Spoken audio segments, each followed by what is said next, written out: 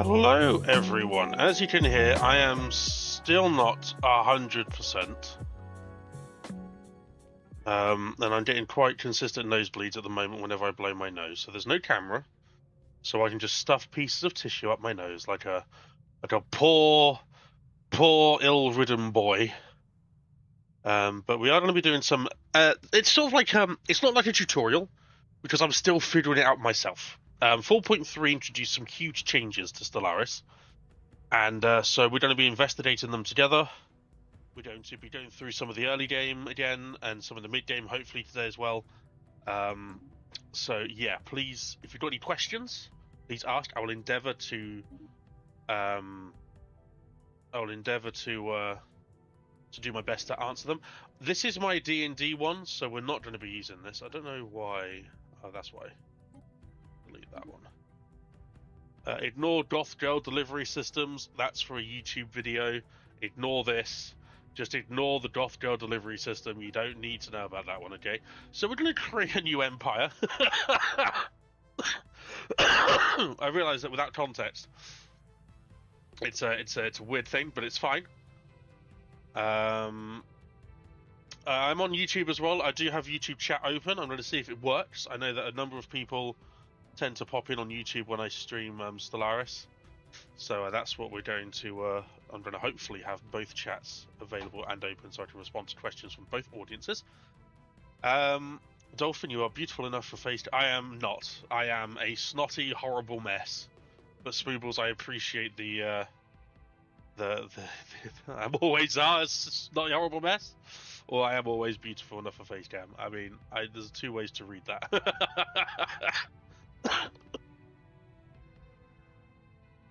Now, oh dear me, bloody hell, it's bad today. Oh, right, we are going to play as we're not going to play Meta Corporation. Well, no, because Meta Corporation's cheating a little bit. Meta Corporations are very, very powerful at the moment. We're not going to play a Devouring Swarm or anything like that either. Let's have a look. We're going to be Aquatic Dolphin, of course, the Swolfin. Ocean Worlds. City will be... I love the Solar Punk city, so we're going to be Solar Punk. And something that looks underwatery. We'll do that. Now, when it comes to setting up your empire, there are multiple ways to go about it. I usually go with vibes. It's whatever you really want to achieve in your playthrough. If you want to min-max, there are plenty of guides out there, so you can min-max to your heart's content. If you want to have the best science by year 20 or 30, if you want to unlock megastructures by year 80, if you want to have all of the best ship stuff or ship lines and all that sort of stuff, there are guides out there. I'm here to tell you that when you're first starting off in Stellaris, none of that matters because you won't know how to use the advantage properly anyway.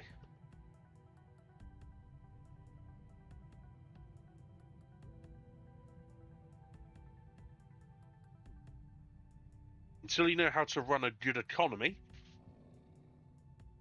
and find and then figure out where you are in your empire, what you need to look out for, that kind of thing, dealing with the pop-ups and the myriad of other factors that lend themselves to being a good run or not. I say good with inverted commas, because every run of Stellaris is good. Even if you end up losing, it does not matter. I love treasure hunters. Zephyrs, welcome in, by the way. I absolutely adore treasure hunters.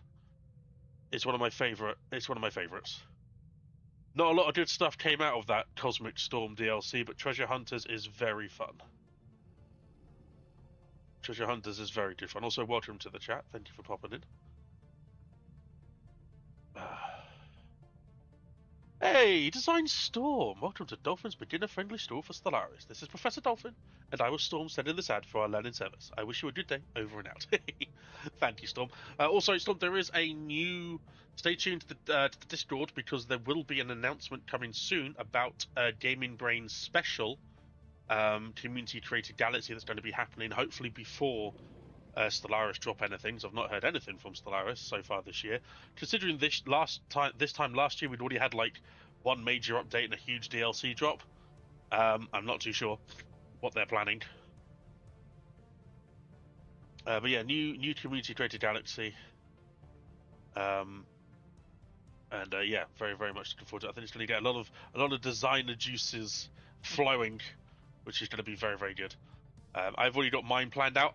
I used all of my money that I gained from streaming last month, all £350 of it, and spent it all on to try and make a very special video to introduce what the theme is, and to introduce my empire, which will be posted on YouTube, on Patreon first, and then on YouTube. I spent a lot of money, all my money last month that I made last month, to try and make the best possible video for you guys. So hopefully, fingers crossed, my idea will come to fruition. But yes, yeah, I'm doing the best I can. But anyway, so yeah, stay tuned for that. So when you're setting up your empire, like I say, just go vibes. Do you want to be an angry militarist? Do you want to have no friends and hate everyone and be a xenophobe? Do you want everyone to like you who's not a xenophobe? So that you can keep a lot of empires happy? Do you want to stay out of the galaxy sort of like main, just be a pacifist and just not get involved with anything and just relax and chill? You can be materialist for your robots, egalitarian if you feel like everyone that beware always those who are despots under the false presumption that their desires and agendas are somehow more imperative than those of their fellows. Society that does not see to the needs and rights of all its members is not a society, it is a crime. Do you want to be an authoritarian? Keep your family in power. One of my favourite ways of playing is spiritualist. I love spiritualist. So yeah, it's entirely up to you. All these civics as well can tailor-make your empire into whatever you want. So for example, if you go fanatic, spiritualists, and xenophile, which are my favourite ways to play, we can then go, okay, how do I want to spice up the flavour of this spiritualist empire? Well, we can go chosen. So it locks all the ascension paths apart from psionic. And you start off with a Shroud Patron. You get Psionic Aura. You get attunement to the Shroud. You get Unity scaling with the Shroud, with your attunement to the Shroud. So lots of cool ways to bolster that spiritualist, psionic, psychic sort of like empire if you want to do that. Alternatively, if you wanted to be if you think your empire is a little bit more dangerous to itself, then you can do cutthroat politics. So it's renowned for its intrigue, power struggles, and shady backroom deals. Cloak and dagger scheming up half the course. Those who survive long enough to learn from the game, however, tend to learn it well. So you get edict upkeep, and you get co-breaking +1, decent faction resource output as well. So all these sort of like flavor texts that give you increased stuff. Okay, so Stellaris is more than just what you see on the large videos. The videos get like hundreds of thousands of views. They're like, I earned this technology by year 30 or year 50, or I achieved this by year 20. That's all well and good if you want to play it that way. But for a lot of people who are beginning, they may look at Stellaris and think, oh, I've always wanted to play an empire or a spacefaring empire that has this, and this. And that may not always be the best way to play the game, but for the new person that's joining, it's what they want to get out of the game that's important. Way more important. Potato. I don't have a favourite potato dish. I'm not a huge fan of potatoes. People, sorry. You can be a death cult. You can be a fire cult if you want to be a pyrotechnic thermophile. If you think your empire has a heroic past. and you put great stock in leadership, then that's there for that. If you think you're like for example, if you're underground, or you think that you've got great, you're very proficient at mining, then you can have mining guilds, planet forgers. Again, just loads of really cool things that add flavor to the Empire. A lot of them are locked behind whatever you choose here and here. For example, for being a pacifist, you won't get warrior culture, for example, or slaver guilds. Technocracy, you would have to be materialist, which is pretty decent, to be fair. And in this day and age of Stellaris, anything extra technology, if you don't have min-max a little bit, trying to get extra tech is very, very good, because they've changed research quite a lot, along with a few other things. So we're probably not going to play my favorite. I do want to play materialist. I do want to be a xenophile. And we'll probably go for warrior, militarist as well. So when you're picking your ethics, you will see that you get bonuses. Okay, these bonuses are empire modifiers, which means everything in your empire is modified by this. People that are they're like the majority of empire xenophile, materialist, militarist, you will get these bonuses. So, for example, with the materialist, you get robot upkeep -10 and research speed +5%. Warrior culture, you get ship fire rate +10%. Xenophiles, you get extra envoys, and you gain trade from jobs, as well as refugee attraction. Now, if you were to go for example, fanatic militarist, your gains essentially double, and it does cost 2. So you can either have 3 blue, or you can only have 1 if you want to. You don't have to take all 3. Use all 3 ethic points. You could just go like that. I'm going to be fanatic militarist, and that's it, or just militarist, or something like that. Or you can take 3. If you want to take fanatic in 1, you have to drop 1. So yeah, it basically gives you double than what you would get if you were just slightly xenophile. I tend to normally play, say, fanatic spiritualist, purely because of the monthly unity and the unit upkeep and the unit cost is reduced. And for me, the way I play, that's how I normally make the most out of my my empire. So we're going to go militarist, xenophile, materialist. That will open up the technocracy, and we are going to be focusing a little bit more on science. Technocracy, when you're first playing, this will seem like a lot of text. And that is perfectly understandable to go, whoa, not selecting this one, that's a lot of text to read, it's a lot to understand. When you break it down into just the values you get from it, you will notice where it says Council Position Senior Science Director. That is a special council position that you can unlock in-game, and when you have a governor or a leader assigned to it, these are the bonuses you are going to get per skill level. So governor's skill level cap out at 10. Most leaders, unless you have traits or events, which we'll go through in a minute, that make your leader last longer,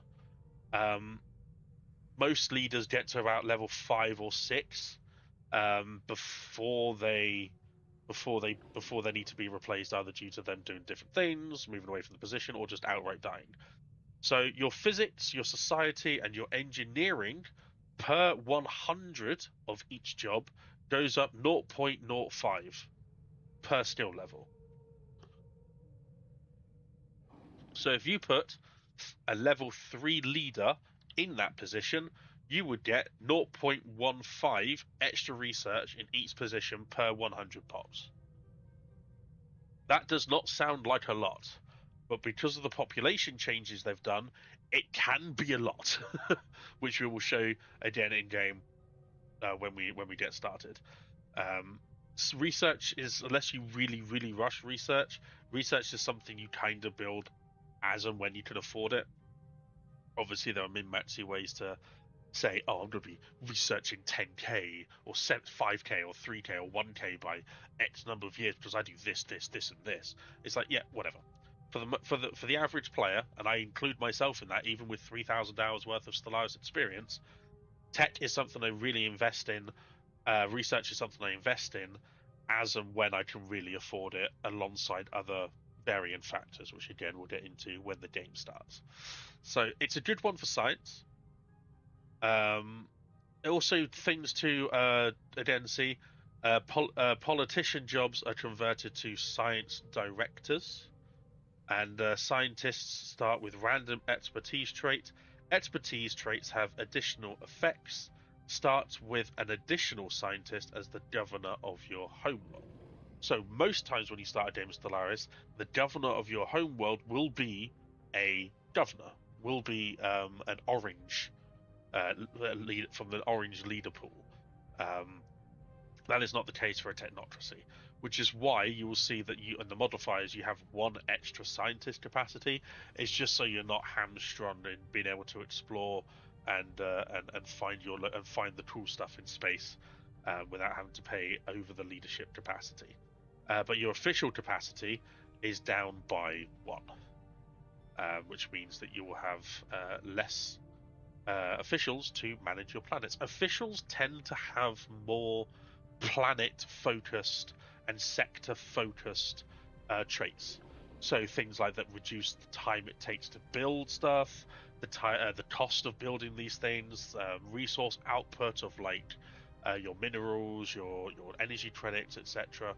Those are where officials shine. It's for the extra science you're taking out as a technocracy, you are making that sacrifice where you will not get as many officials.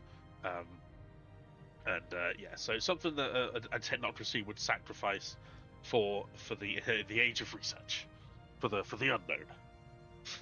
Our second civic, because you get a choice of two, you can pick a third one, and that will be later on when you unlock a certain technology, which hopefully we'll come to. Again, this is all flavor text. We are on an ocean world, so we could be anglers, which we already have the trait aquatic. Oh no, we don't. We can choose the trait aquatic. So we could be anglers. They're cool. You get food from farmers plus 2% and consumer goods from artisans plus 2% as a council position, Minister of the Seas. Pearl divers get you the extra community goods you need in order to make up your empire's sort of like general community good need, but you don't need to build specifically community good based buildings for it. You can just build food, get the food, and get the extra community goods that you need for your empire, which again will go into the more specifics of what each resource does in terms of your empire when we start. I'm thinking Crusader Spirit's a good one. You get ship's weapons damage and ship build speed as a flat 5% as a modifier, and you get the Lord Commander, which gives you increased fire rate and army damage when your leader levels up, which is really good. Distinguished Admiralty sort of goes above and beyond that a little bit. You get ship fire rate of 10%. You get reduced commander upkeep. You get fleet command limit plus 20%. And your naval capacity is 1% every time if you choose that council position. Your naval capacity is plus 1% per leader level, so you can get up to like when you start unlocking more anchorage space and more naval capacity, then this can really make a difference in the late game, especially if you pick up a really good admiral with, and that's not to say that admiral's not going to have extra traits and extra bonuses for that specific position as well. So we're probably going to take Distinguished Admiralty, which again you'll see you have to be a degree of militarist, which we are, so we can select that. This is your authority. Do you want to be democratic, an oligarch, dictatorial, imperial, or a mega corporation? We can't be hive mind or machine because we are neither hive mind nor machine. We are a dolphin, we live in the ocean, and we like technology. So again, this is not only just flavor text, this is also important and what a lot of min-maxers will look at for getting the most out of their desired choice for what they want to achieve. So for example, this empire effect is really cool. Your effective councillor skill is +2. So if my leader is +3, if my leader is level 2, they will be effectively +4. which means that when it comes to Distinguished Admiralty, I'm going to get, if I the Technocracy, if I unlock the Senior Science Director, if I put a level 2 scientist in, they will effectively be operating at level 4, which means my bonus here will be plus 0.20, not 0.10. Okay, not 0.10, but 0.2. It's a significant boon for technology, and especially for the Distinguished Admiralty. Again, we're looking at a naval capacity of plus 4% instead of plus 2. So we're probably going to go for oligarchic. Depending on what you choose, more things might open up as well for you. So if you have an idea if you want to be imperial, or see, if I do medical operation, these are taken out because they are replaced with their own medical versions with slightly different things. If you go democratic, your faction approval as an empire goes up by 10%, which is good for your when your factions drop. I think it's like year 20 or year 10 you get factions, which means you're more likely to keep your ethics, and people that come into your empire as refugees will be less likely to sway your empire one way or the other. Your imperial, your dictatorial is your empire effects. Your recruitable leaders per class is -1, so you get one less per. If you get a choice of 3 scientists, normally you would only have 2. But your ruler experience game is plus 25%, which means that they learn more traits quicker. They get to those destiny traits quicker, and you have more time, hopefully, with these leaders being a higher level than you would without this authority. Imperial, you get resources from jobs plus 10% as capital system. So your capital system, your capital planet, resources from jobs plus 10%. So your capital city will be, you will decide what you want to do with your capital city. Do you want it to pump out more alloys, more unity, more research? You get a flat plus 10% from those jobs. Now it says system because you can build habitats later on, which offer up more opportunity for that. There are special events that may drag planets or teleport planets to your home system. So your system will get a plus 10%. If you decide to build like a ring, I don't know if you can do a ring world in that, but if you decide to build any other structures that give job output, like the habitat stations, then this effect will still apply to it. Your empire, for the ruler, your max influence from power projection, which is the power projection from your fleets. You get an additional 0.25 influence, which can be handy early. Your edict fund plus 5 is, they really need to redo. I usually ignore anything that gives me additional edict fund normally in like the civics and the authority because it really doesn't matter. Plus 5, it is irrelevant. All of your edicts are going to cost you more than your flat cap of unity. It's crazy. They really need to change that. And medical operation, empire effects, you get increased trade from jobs, but your empire size from planets is 50%, and your available envoys goes up by 1 in order to secure those important commercial pacts. And you get the ruler, empire effects per skill level, branch office value plus 2%, and edict fund plus 5. So again, it's fair. Again, I don't know, per leader level, maybe the edict fund would matter, but I still don't think it would. So yeah, I usually go corporate and play very small, very narrow, which mean, or very, they call it tall, which means you have less planets and less stuff, but you maximize the gains of those planets, and do what medicals do best: get commercial pacts, get trade agreements, settle those planets, and increase your holdings and get a lot more stuff back. And get stuff back that you may miss by not having more planets. That's not to say you can't have more planets, it's just going to punish you more with your empire sprawl. So we're going for oligarchic. These two, technocracy and distinguished admiralty, we're going to get increased we're going to get effective councillor skill in both of those. So hopefully when we unlock those two things, we can really start to see those gains. So traits. These are traits for your species. Sorry if I'm dumbing it down too much, or if you've heard all this before, you know this, but I'm just going through it as a beginner, as a very, very, very early beginner, okay? So your traits are species, are locked to your species. So whenever you create a planet, whenever you settle a planet and you select dolphin, you will have a planet being populated mostly by population with these traits.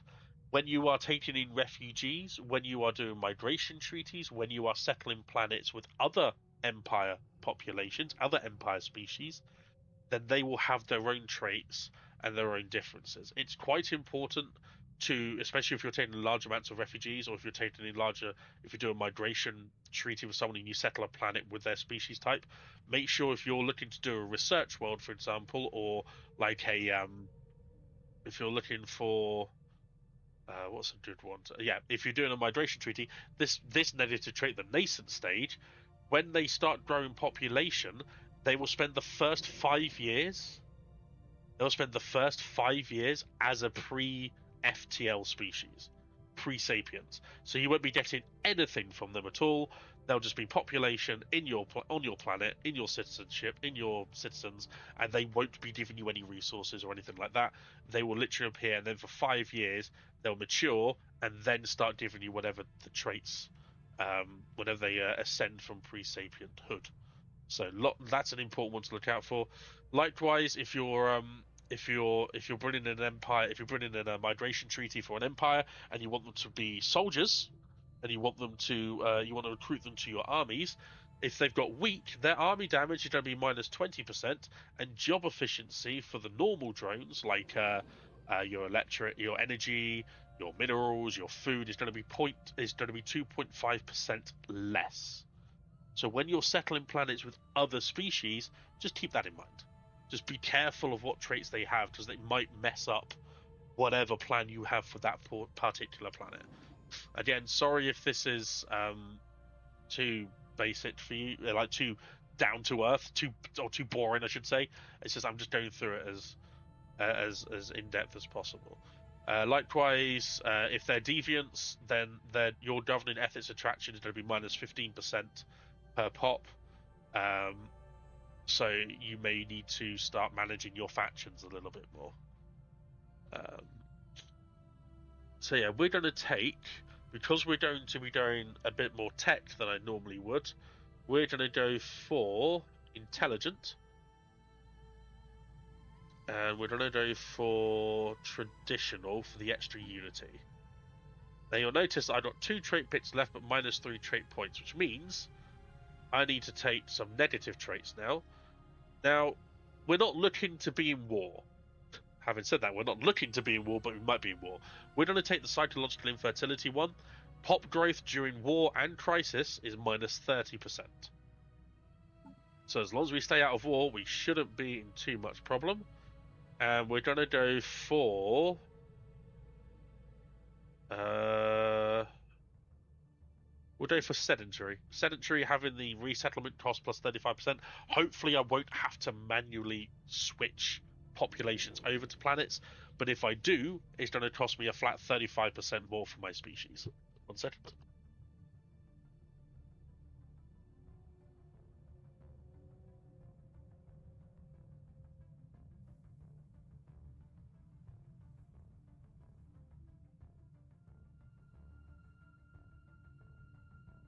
Sorry, I just had to blow my nose.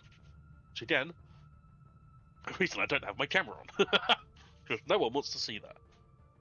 Right.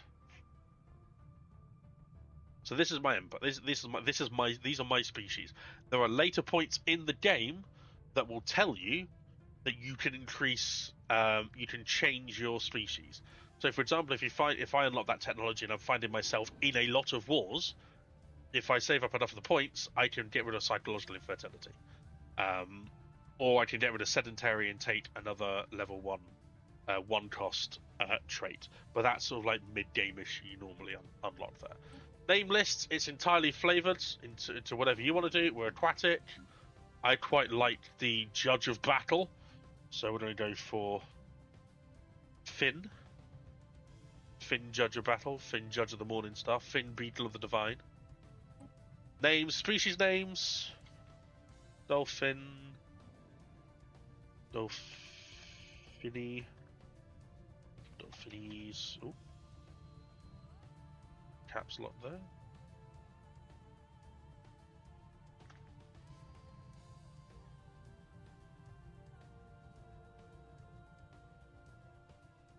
Biography, again, complete flavor text. Write whatever you want in there, whatever you feel like your empire, whatever your origin is. It might help you for your roleplay or for how you want your empire, guide your empire. If you write out a biography for it, so you can refer back to it every now and then. Empire name, Dolphini.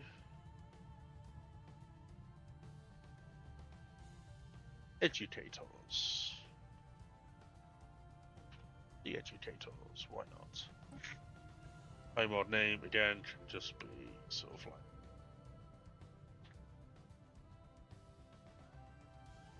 Sticker Soul. So here as well, these I usually don't random, but each system will give you something special. Again, you'd have to look up online what each system gives you. If you just want to have, you know, our system, our actual system, Soul system, will give you, you know, all the moons, all the stars of our solar system, which is really cool. I tend to just go random, which is good fun. City and room, again, completely flavor text, whatever you feel like it is. Same with your flag. Now, there are a couple of things to take into consideration with this. Your primary color will be the primary color that you see on any lights on your ships. So, for example, if I go cybernetic, my primary color is blue. My ship is showing, you know, blue. I tend to go cybernetic because it's the best representation of your flag, I think, in color. So if we went red,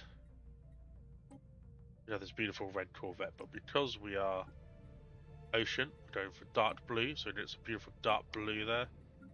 And our secondary color is going to be a nice light blue.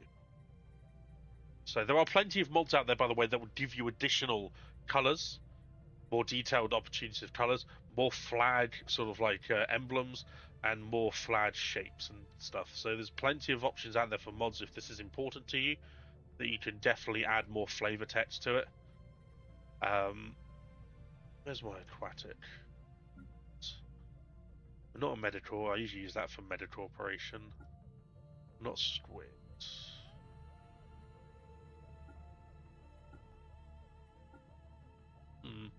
Let's go for the anchor. I've been called worse. Ruler traits. Again, this is your starting ruler, so the ruler that you start off with. Your playthrough. Don't go for deeper blue. I'm going to make him look a bit more regal.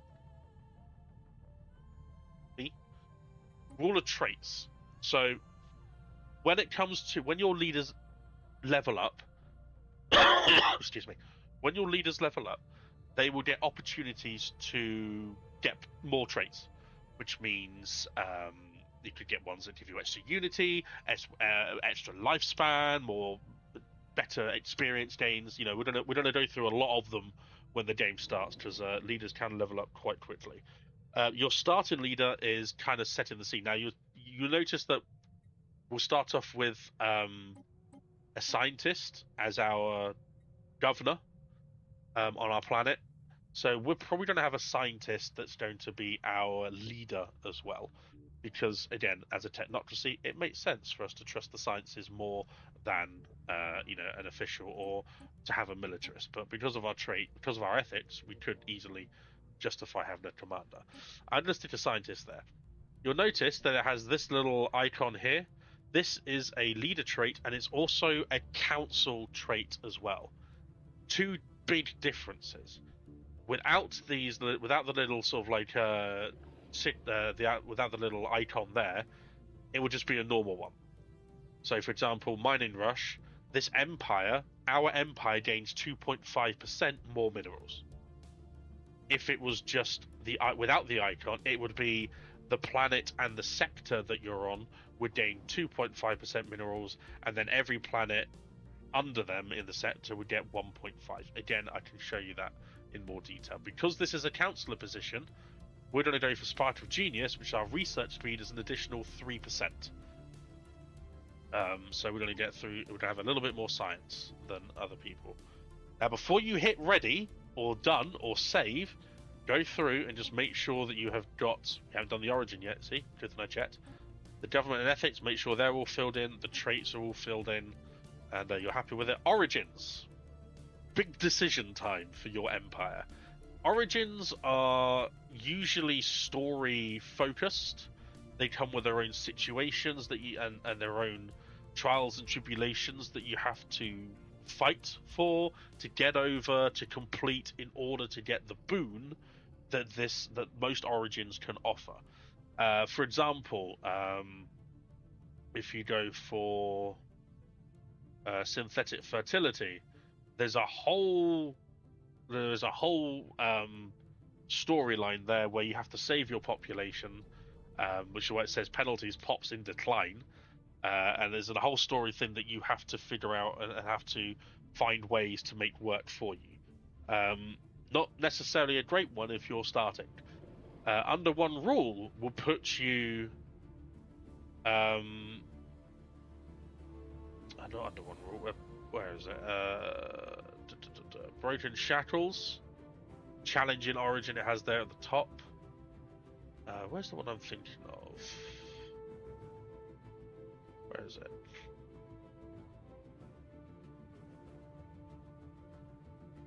Lost Colony, that's the one. Your Lost Colony will spawn an advanced AI in the system that has the same species portrait as you, but not necessarily the same ethics and the same way of seeing things. An advanced AI, scary. Advanced AIs usually spawn into the game year one with an actual empire. Like, they'll have multiple systems, maybe multiple planets. They're going to be advanced in tech, advanced in resource production, advanced in fleet power, and they won't necessarily like you.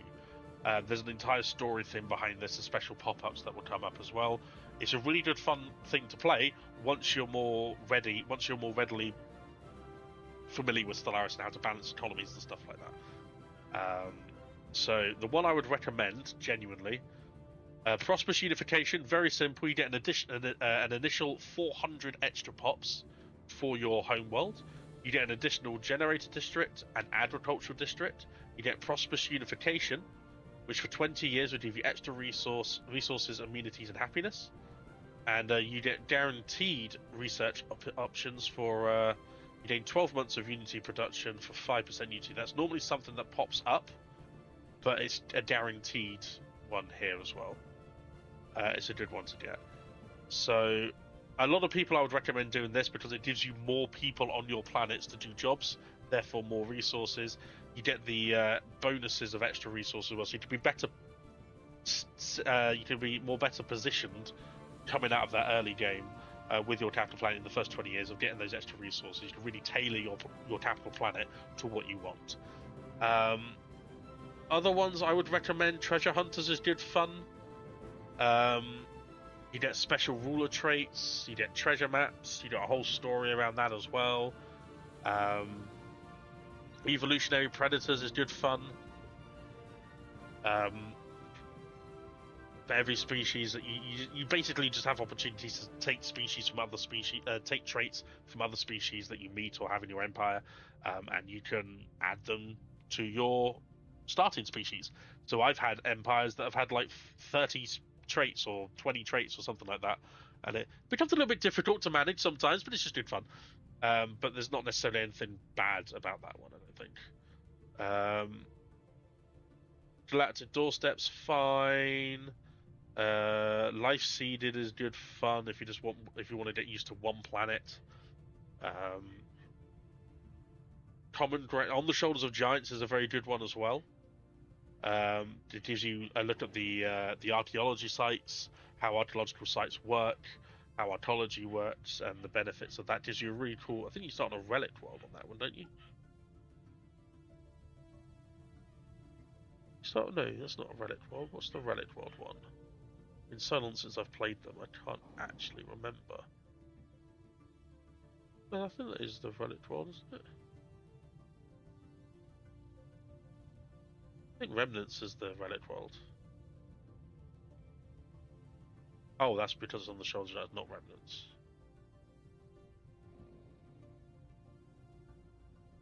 Well, they've changed this and the way it lays out. There you go, Remnants. So you start off with the relic world size 22. You've got Ruined Archaeology, Faculty of Archaea Studies, cool little flavor text, and it's a really cool planet as well. It teaches you about planetary decisions, as and when to unlock blockers, gives you cool tech stuff as well. Your 2 guaranteed habitals, or how many guaranteed habitables you want. Also an extension of the relic one as well, so you find cool things. But yeah, I think we're going to be playing with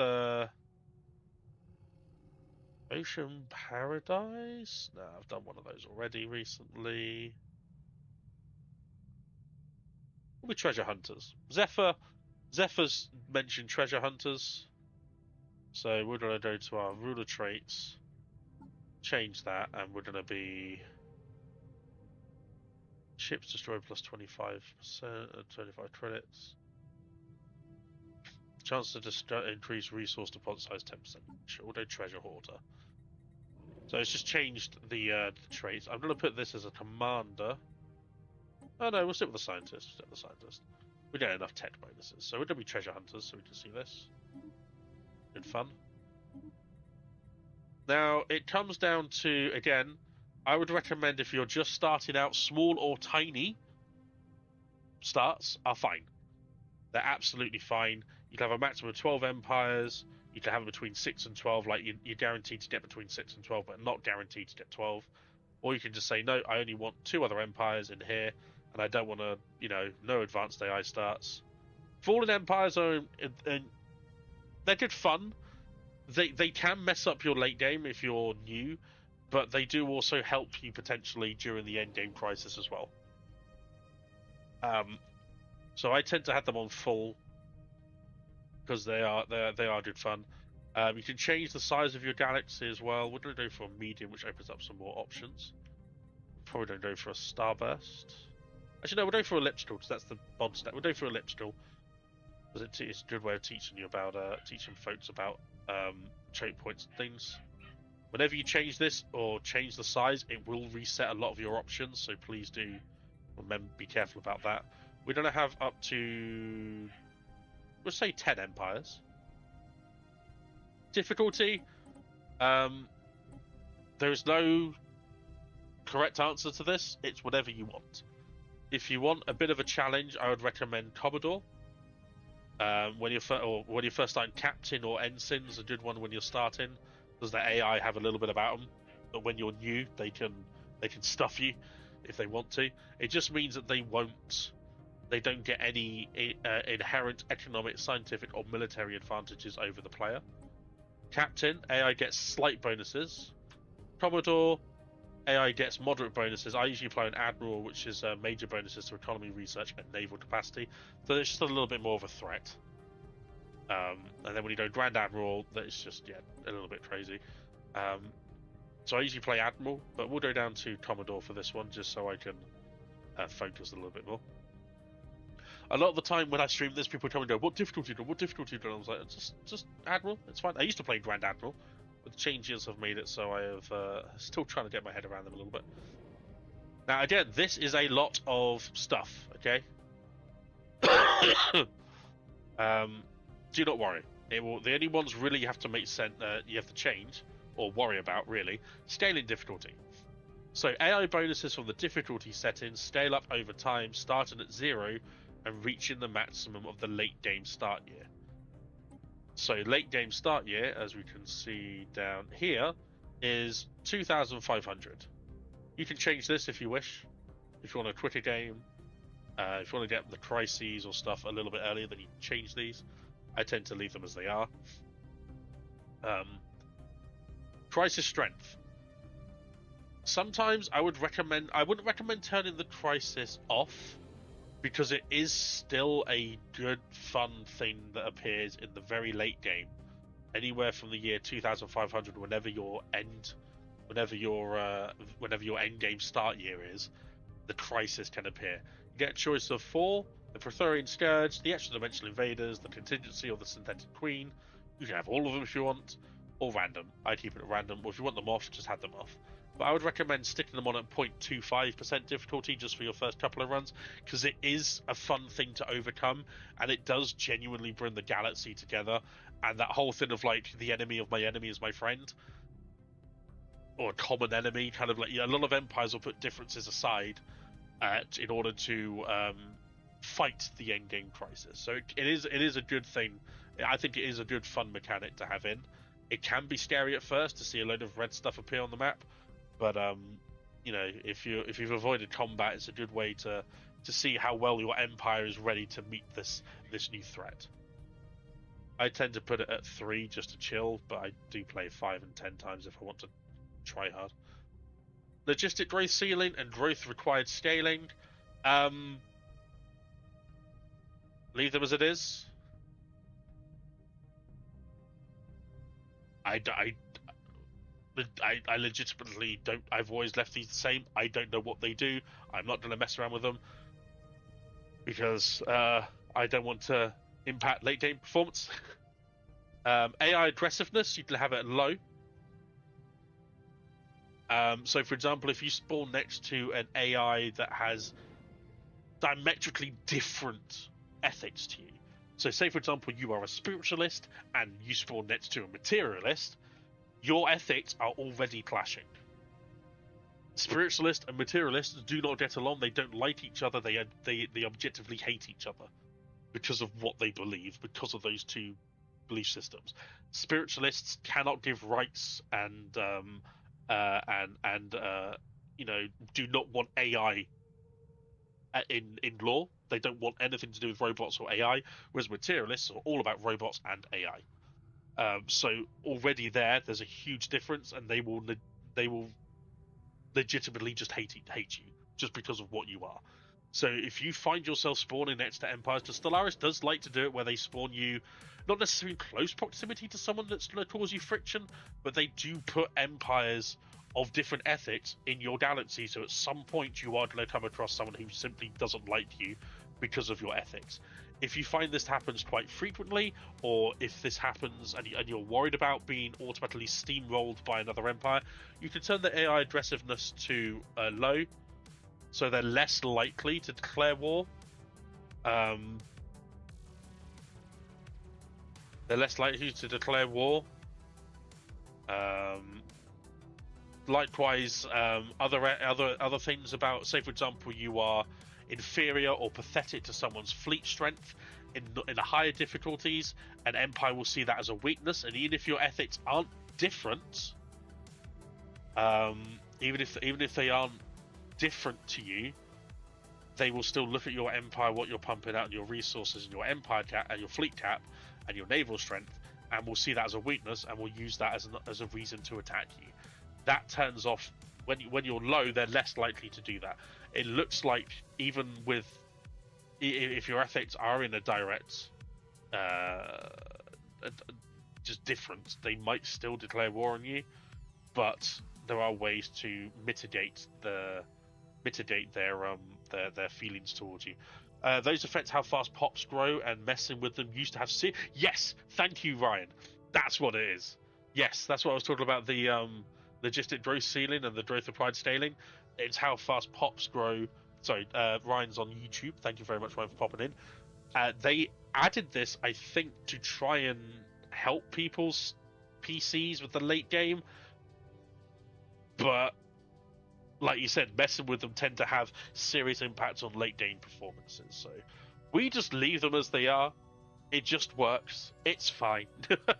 It's okay. Again, you can YouTube. There are plenty of YouTube videos out there, probably of people that know exactly what this does, and based on your PC performance, how you can maximize these. I just tend to just leave it. Technology cost. How quickly do you unlock technology and your traditions? I tend to leave it at ×1, just because it's chill. You can have it where it costs 5 times. So instead of being 30 months, it will take 120 months. I'm currently in a game that I'm playing on Saturdays off stream with a number of other people, where we're playing a 5x technology cost game, and different people are having different results. I won't lie, it's my science isn't great, neither's my tradition. I'm not a phenomenal player. I'm not someone who min-maxes, and I decided to join a min-maxy way of playing Stellaris, where min-maxers thrive. So I'll let you know how I'm getting on with that. Tradition costs as well, with how quickly you unlock with your Unity, how you unlock tradition trees, how you unlock ascension perks and stuff like that. Along with your, I think your lead, maybe your tradition costs with your leaders. It's just traditions. Okay. Hey, Fantasec! It's going very well, thank you. We're just doing a beginner-friendly stream, so if you've got questions and stuff, and I've already had one question answered by chat, so we're all learning. Naval capacity limit, naval limit, and your command limit for your fleets. I tend to leave these the same as well. The most recent update has done a lot to mitigate fleet movements and the the sheer amount of ships that appear in the late game. So that's one part of the game that has been updated that I'm very happy with, because as long as these changes are done to impact performance, and these performances and the performance increases and the lad is less, and they do them in a way which you don't feel any less powerful, then I like it.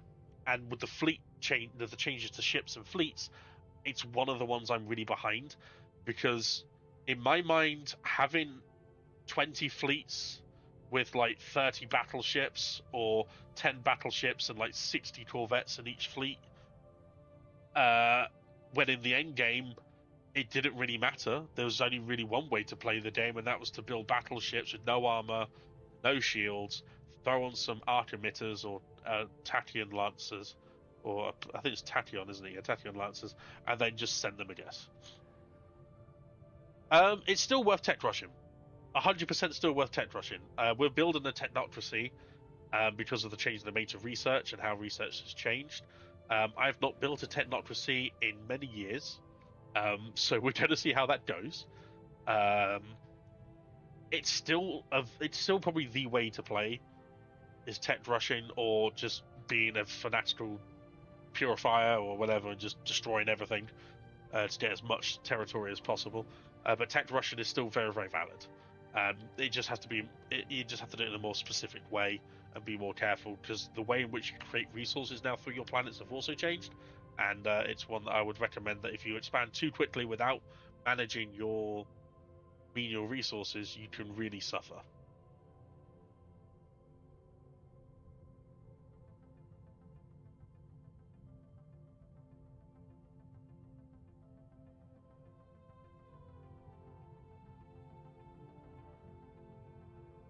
Sorry guys, 1 second, I think someone's at the door.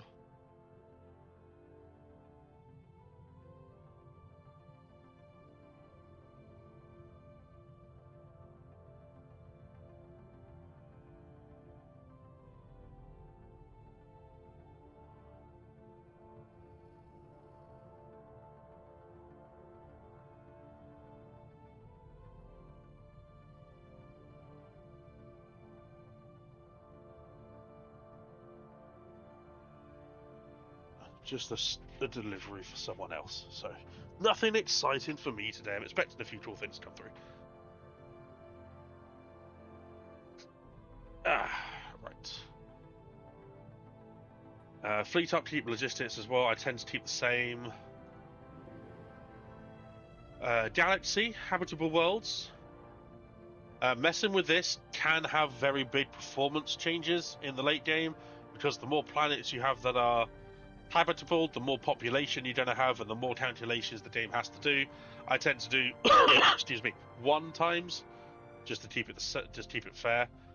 Pre-FTL civilizations and pre-sapients of the galaxy, ones you can interact with, either invade, take over, or bring under your wing and uplift, I tend to leave at 1 as well. Empire placement. If you're playing with friends, there's normally random, clusters, and then clustered players if you're playing with friends. I'd say if you're new and playing with someone, clustered players is a good one to choose, because it means you're guaranteed to start next to your friend.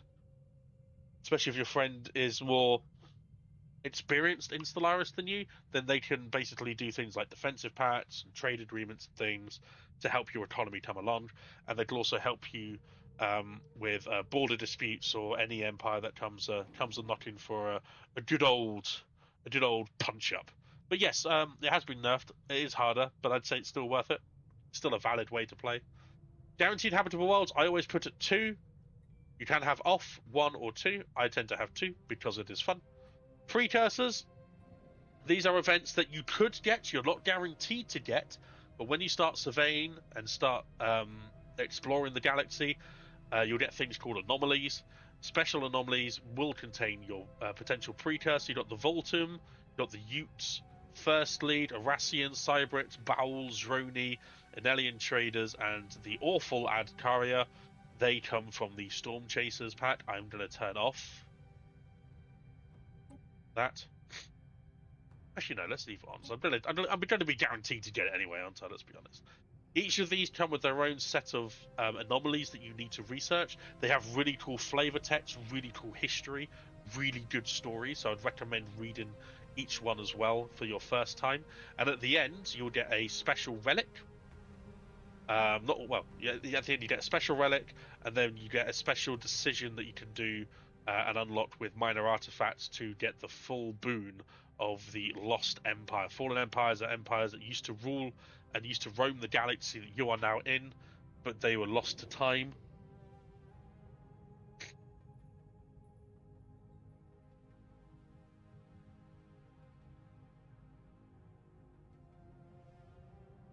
I keep thinking I hear the door damage, but it can't be. They're really cool, and they come up with some really powerful relics and stuff. You also get a lot of minor relics as well, as and when you do as and when you come across the anomaly research as well. Already covered this. Game length, the lower it is, the mid-game start year, you get the Machine Uprising, the Great Khan can occur, as well as the War in Heaven, I think might be a late-game, mid-game thing. They're really cool. The longer you have it, closer, 25 years from the start date, that can start to happen, etc., etc. Same with the late game, with the end game start year, end game crises and the Fallen Empire Awakening can occur, and the galaxy can get very messy very quickly. If you want to extend that, you can extend it up to 3,000. You can have the victory year off, where it's just continuously playing. We did an event where for my subathon, and I will be bringing it back this year, but we're going to be doing it slightly differently. I had a thing where every sub and every donation added time to my subathon, and I will play the same game as Stellaris for I'll play the same game as Stellaris for as long as that subathon continued.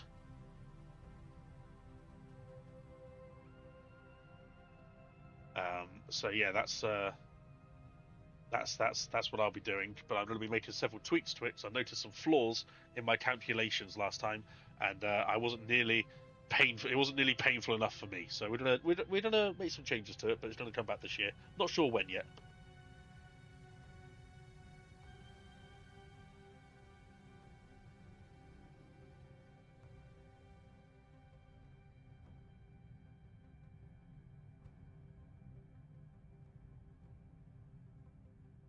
Sorry, just blowing my nose. The reason I don't have my camera on, so I can blow my nose at will. Alright, Marauder Empires. I have as full. They are empires that you can...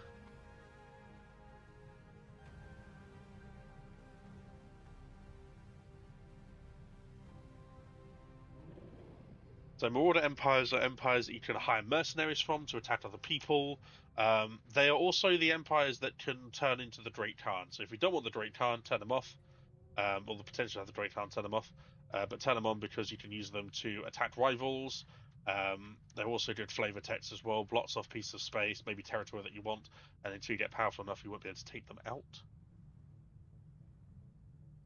Your first planet can be tech, Fantasec. There's nothing wrong with that. A lot of people tend to use it for more your menial resources, your alloys, or your consumer goods, and Unity, because normally most planet boosting events come around Unity. Unity resource output. Nothing wrong with it, but sometimes you'll find planets that simply have better passive bonuses to tech. But yeah, there's nothing wrong with having a capital planet as tech. For me, it's always been my flavor tech. I was like, well, most of my research on outer space is done from like the motherland, as it were, done from my home planet. So yeah, there's nothing wrong with it. So there's no right way to play Stellaris unless you're a min-maxing tryhard. which tech rushing is a min-maxing try-hard thing. So I would recommend looking at a video for anything from 4.3 and how to on the benefits of tech rushing. Otherwise, I would say yes. I'm sure it's still fine. Maybe start moving over some of that tech as and when you find planets with better passives. Maybe. Entirely up to you. Storms. Turn them off. If you have that, whatchamacallit, DLC. I have all of them. I'm very fortunate.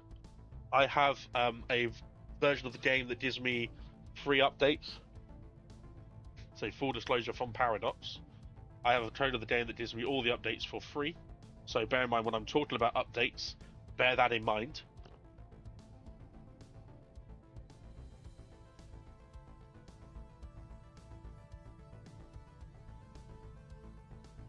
Bloody nose. But I would say storms, when you're first starting to play the game, turn them off.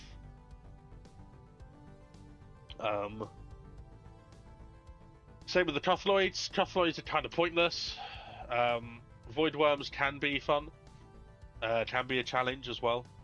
Give you some early things to fight against, and will be a good mid-game thing if they kick off. But storms are just, there's a lot of stuff that happens that's hard to keep track of, and it can be very annoying. They look cool, don't get me wrong, but yeah, they could be very annoying. So I'd recommend turn them off until you're more used to that, you know, reading the spreadsheets that Stellaris likes to throw at you every now and then, and the pop-ups. But yeah, so that's my usual setup. So we're going to go play. I'll put late game for that. Air aggressiveness we'll put normal. Yeah. Now you're going to experience the best bit of Stellaris. For me, the early game is the best bit. You don't know where anyone is. You don't know what's out there. Are there broken metastructures that you can find to repair? Are there cool anomalies? Are you going to find anything really good archaeological dig site-wise? There is literally endless opportunities here for stuff to happen. And it's the coolest thing ever. So we're treasure hunters. Our civilization is defined by its thirst for adventure, discovering long-lost treasures, exploring ancient ruins, and unearthing artifacts from times beyond our own. Such events comprise our most celebrated stories and have inspired our society for generations. So was it a coincidence or fate when our first foray into space produced a call to adventure? A mysterious capsule of unknown provenance was discovered orbiting our planet. Within it, an encrypted chart to the stars. After years of hard work, we now have the technology to decipher this map and chart a course to the unexplored. As we cast off towards the galactic frontier, we are united in our determination to embark on the greatest and most daunting expedition we have ever faced. That is the flavor test for treasure hunters. Begin! Game will start. Pause. Do not be afraid to pause. If you've got lots of pop-ups like this, pause the game. If you want to survey the map like this, see where you're starting, pause the game. Initial opening systems, pause the game. Take as much time as you need. You should never be afraid to pause. You should never be afraid to take your time to read when you first start as well. I will skip through a number of things because I've played it for 3,000 hours. I kind of know which paths to take when it comes to anomalies and archaeological dig sites and stuff, and what tech I'm looking for. But really do take your time just to take it all in, because when you first play, this can be somewhat daunting. And to be honest, even after 3,000 hours, it still is quite daunting, not knowing what's out there and what's around the corner. So, when you first start, as with every update that has come before this, as with every game-changing mechanic that has come before this and will no doubt come after this, take your scientist and find your choke points. Choke points are things like this, for example. There's only one way. There's one way into this area from up here, and that is through this system. I need to find out where these hyperlanes connect to, and where their choke points are as well. Hyperlanes are your ship's ways of getting to places. So my science ship, if you go into the system, for example, you can click on Cothium, this system here, system that we're going to go to. We can see, because of our because we have a little bit of vision into our neighboring systems, we can see that we have a 16 ocean world. Ocean worlds are what we want. We want them because we can colonize them with decent habitability, and we can put our population on there to grow and do more stuff. No passive bonuses that we can see yet. Sometimes that will, sometimes bonuses to planets will arise from simply surveying them, but that's the only time you'll really see. Sometimes you'll see planetary modifiers on there as well. So we're going to take our scientists. You can move here, which means it will move there and not do anything. Surveying the system will survey every single, and if you click on the science ship, click on the system, you will see it's going to survey and investigate every single planetary body, significant moon or anything like that. Along with that, once it's fully surveyed, you can then move your construction ship in, build a nice little star base, and whatever resources that system provides, you can start to gather those resources. So we're going to let that scientist go here. Now, this is my personal thing to do. You don't have to do this. It's just what I do. Go to the market, your internal market. Just buy a load of minerals. I've got plenty of food, got plenty of energy. Getting 62. And that gives you enough minerals to build something on my main planet. What did I just select? This is your internal market. There's no galactic market yet. This is your internal market. So you can do monthly trades, which happen at the every month. So I could go buy minerals. That's my trade. Minerals we can see here buying at the moment is 1.37 because we bought a bulk of minerals already, which means that's going to cost me 13.7 trade to buy 10 minerals a month. My trade will go down to 15. That's fine. Trade is now a resource. Trade used to be building into your energy credits, if I remember correctly, and a way to work out where pirates are going to pop up. It's been so long. I think trade used to build into your energy credits, but now trade is actually a resource, which means that any trade that you stockpile, you can use to spend on any of these resources that are going to pop up as well over the course of your game.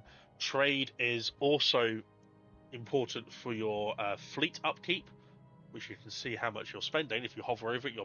My monthly gain is 86. I'm producing 86 trade. However, I am only gaining 28.92 per month. That is because I have, from my trade policy, I'm consuming 57.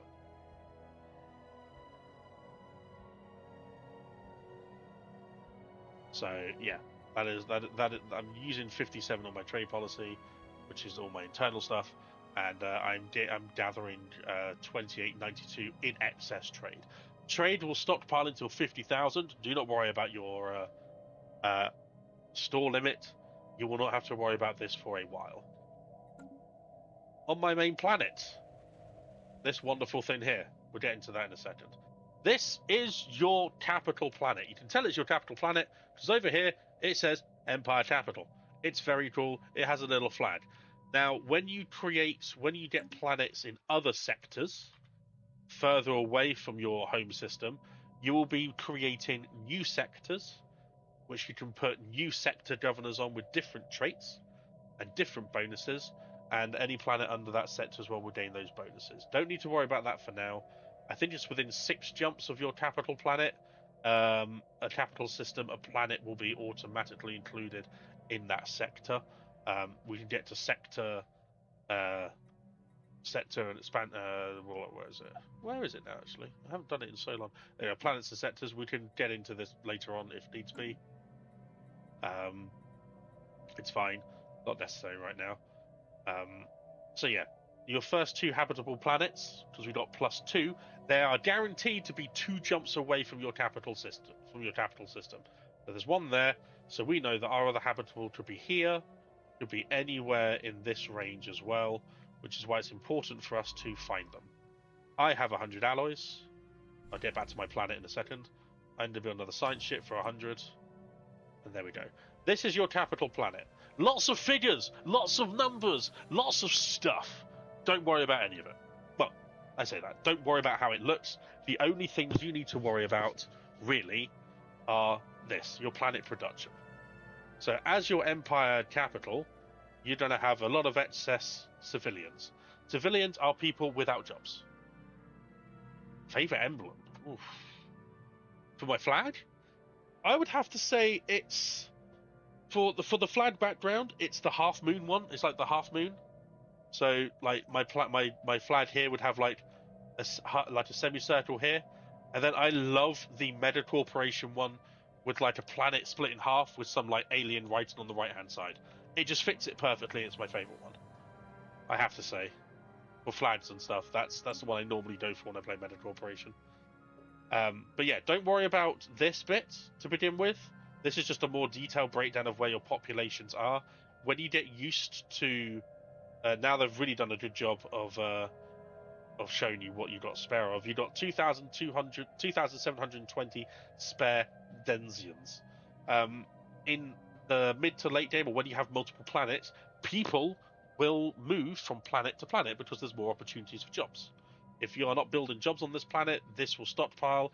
If you've got other planets with empty jobs, those people will emigrate to those planets to get work, basically. So for now, we have 1,700 civilians not really doing anything. They do generate their own stuff. They generate the trade, the bulk trade that we have at the moment. So we don't want to use them all up too quickly until we can keep our trade afloat on its own.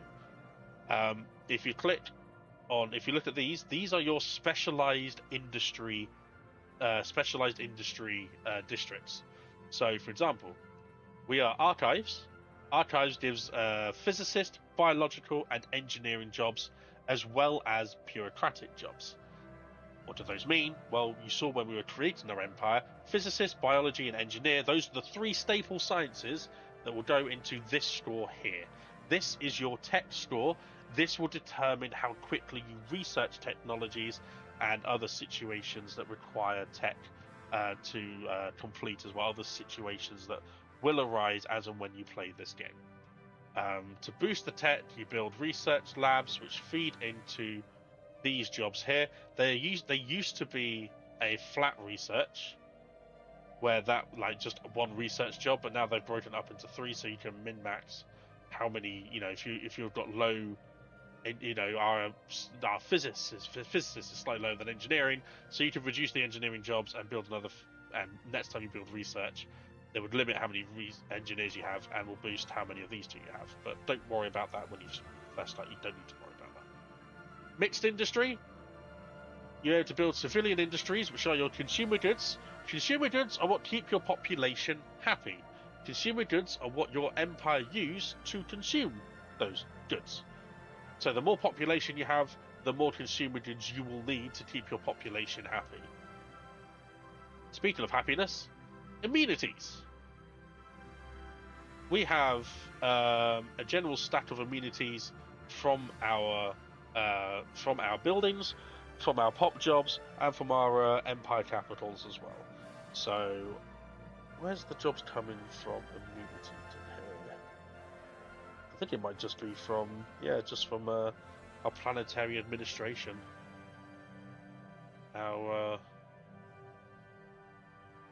It could just be from this, yeah. Cool. Yeah, there you go. I think it's just from our amenities from civilians. So these are all things you have to take into consideration when you first open up. Like, what am I wanting to do? Well, we're a technocracy, so clearly the urge is to build science. But with every building, there comes an upkeep of 2 energy credits. That may not sound like a lot to begin with, but you start plonking down multiple research buildings, and the upkeep and the costs and the upkeep can increase quite quickly without you realizing. Likewise with mixed industry, the upkeep for this one civilian industry is 11 minerals. If I was to build another one, it will be another, effectively 12 minerals upkeep. So that would be from 19 plus 7.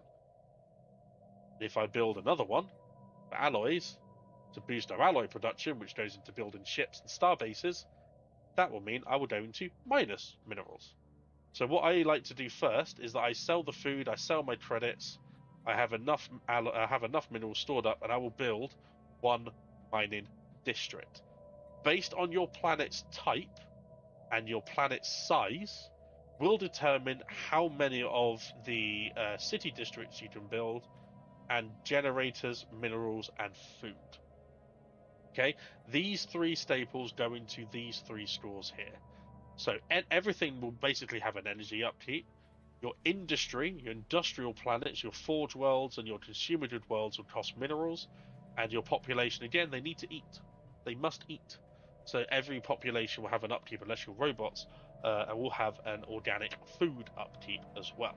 So the more populations, the more food you need, the more research industries and the more bureaucratic industries, the more energy credits you need. So make sure that on your base planet, I would say, make sure that you just keep an eye on these and plan what you want to do for the future. Knowing the upkeep costs of your buildings will be key to knowing how to prepare for them. Just because you see a lot of empty slots here does not mean you should build immediately onto them. As tempting as it may be to try and get ahead in some areas, it will put you in a deficit in others.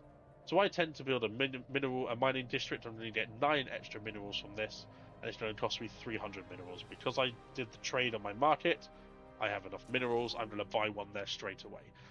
Notice how it says miner jobs 400. We have 2,700 denizens on this planet. That will automatically go to 2.3. Because that's going to open up 400 mining jobs, which will instantly be filled by people who want to work in the mining industry, because they're not doing anything at the moment. They're just civilians. So that will go down to 2.3. You buy here, you build here. That's 400 technician jobs. Again, 400 will go from there. You want to build research? That's going to be 180 jobs. That'll be 180 from there into that straight away. So you can lose a lot of your civilians, which will be crucial for you populating other planets, doing armies and stuff. So just bear in mind, plan what you want to do. If you don't have the waiting population, that's fine. Your population will grow. You've just got to be patient. You just got to wait for your population to grow and for the jobs to be filled. Right now we have 0 available jobs, 2.7 thousand people waiting. I can afford a mining district. I'm going to put a mining district. It's 240 days. So it's going to take 240 days exactly, and then the jobs will start. You'll get the resources from the jobs at month's end. Hey, Eridan, how's it going, buddy? Welcome in. This is our ancient capsule analysis for our treasure hunter origin. You get whatever origin you choose or whatever precursors you get. You will have special windows like this. You may have a lot pop up at a time, and you may end up like spacing windows out. But yeah, it's just important to keep a tab on it. If you're ever unsure, your situation log. Ledger of situations amended. Oh, I forgot to change the voice. I hate this one, but never mind. I'll change it later if I want to. So you've got the mysterious chart. After discovering a mysterious map, the stars on which we embarked our greatest adventure, who knows what lies at the end of the celestial chart and what dangers we may face. So we can research this in 13 months for physics research. Now, top here, you may recognize this symbol. This is our physics research. This is your empire's way of increasing resources, unlocking new technology for ships, for planets, for star bases, everything to improve your people's way of life, everything to make your empire bigger and better and more powerful lies in research. Now, you will notice that it's going to cost us 1,500. We're only making 55. Going to take some time, but science will go up as when we build more buildings and do. I'll show you what the systems can give you as well. So what am I looking to do? Well, if I'm going to do flavor, if I'm doing the roleplay, if I'm doing the flavor text, obviously Field Dynamics Center is probably the best way to go, because we get guaranteed we can increase our physics score in this section here. Not too good. My energy ward is just blowing up because the void spot. No, I'm sorry, Eridan. No. Oh, that's harsh. I'm sorry, man. Take it back. Beat back the void scum. Those floating turds. So look here. You got blue laser. Blue laser is a ship thing. Now, your ships in fleet management under ship designer, it's perfectly fine to leave them on auto. Auto generate designs will usually do it based on new technologies that you research. So when if you research this technology here for blue lasers or for your fusion power, for your power output to your ships will then have a little upgrade icon here. This will be yellow and available to be clicked on. You would click it and it would upgrade your ships automatically to the best possible design. When you first start out in Stellaris, having auto-generate on so you don't need to worry about ship-specific designs and ship maintenance and min-matching your fleets or anything like that, or changing them specifically, auto-generate usually gets you by quite easily on the lower difficulties. Even the medium difficulties, actually, it's absolutely fine to leave on, so you don't necessarily have to worry about that. Obviously, if you want to, if you have in your mind, well, I watched The Expanse and I love the idea of the PDP, sort of like machine guns and the missiles, then absolutely go to your ship designer and you can just have like two nuclear missiles and a mass driver, for example, for your kinetic guns. Each thing will give you a lot of stats to look at. The most important one is at the very bottom where it says 100% shield penetration, and this one says shield damage and armor damage. So at the moment, these guns will struggle to won't struggle necessarily to get through the shields, but they will struggle to get through armor. So if you come across against heavily armored ships, then these, even at the higher levels when you unlock the upgrades, will struggle. These will have shield penetration, so they'll do standard damage to armor and stuff, but they do 100% shield penetration, which means they'll go through shields. So if you come across against shielded enemies with low armor but high shields, then these are very, very destructive. I like the red laser. It does less shield damage, but it does high armor, it does extra armor and extra hull damage. I tend to put these in with one nuke, so I get the shield penetration, and I can get through their armor and their hull as well. Just struggles to get through the shields initially. Power. Each ship will have power. Power can be changed by adding different modules. So the reactor booster, for example, is an accessory. I call it an accessory. I know it's something different. Auxiliary sort of like thing. So it gives you extra 20% power, but it will cost an extra 5 alloys per ship. I tend to take it off because we don't need the extra power. If you wanted to put an extra shield on, you just still have plus 5 power, but if you try and put an extra deflector on, it'll say minus 10, which if you wanted to, you could boost with the reactor. I tend to leave armor, shield 1, armor 2. A lot of your early enemies, like things that you come into contact later, tend to do higher armor damage than shield damage, so I tend to put a little bit more armor on, or the other way around, whichever one it is. So yeah, I tend to leave it like that. Turn auto generate designs off, save, and it will replace the Underworld Sovereign with this setup. All of these will be able to be upgraded through technology. Everything here, everything here. Even the different styles of weapons you can put on can change, and the different classes of ship will be unlocked as and when you do technology as well. But like I say, at the start, you don't necessarily have to worry about it. Auto-generate designs is more than enough to get you through the early and mid-game. Only when you encounter endgame crises or powerful empires like fallen empires who may become awakened, or the Khan, you may need to Google what the best design is, just so you give yourself a fighting chance. So, we discussed where tech can appear and how tech can increase things. Now it's time to select one. This is a really good set, if I'm being honest. Getting the increased technicians, are energy credits. Like I say, if you're hovering over each one, it'll tell you roughly. It'll tell you what the production is, what the build and it unlocks is, and what the flat benefit is. So, for example, this is empire-wide. Everything is a flat 5% increase in technician jobs, which if you go to the economy is here. So 5%, may not sound like a lot, one extra 1.5 technician output to begin with, but as and when you build your worlds and create more stuff, that flat 5% does add up very quickly. Fusion reactor and blue laser, we covered these already in our fleet management. This would upgrade this laser and it will upgrade your power. I tend to go for fusion pretty quickly because the more power I can generate, the more, when I upgrade these, every upgrade will cost more power to use. If you don't have a better reactor, then you simply won't be able to use the upgraded weapons.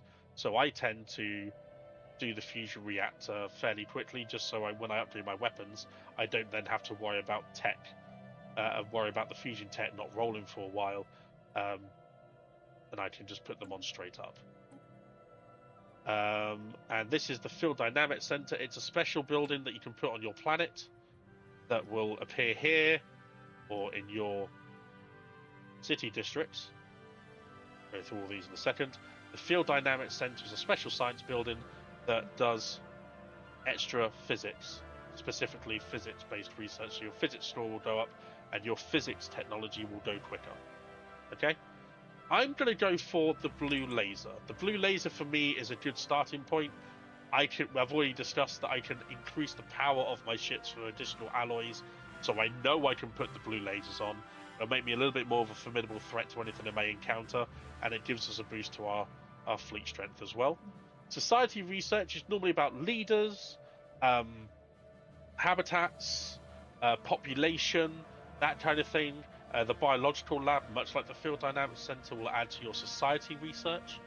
So you do the green technologies, the society technologies a little bit quicker. I tend to go for things that increase pop growth speed. That's a nice one to have pop straight away. Food, we're doing okay with, and we still have districts available to build. So biological, not really an issue at the moment. We're going to be getting our tech up through normal buildings to begin with.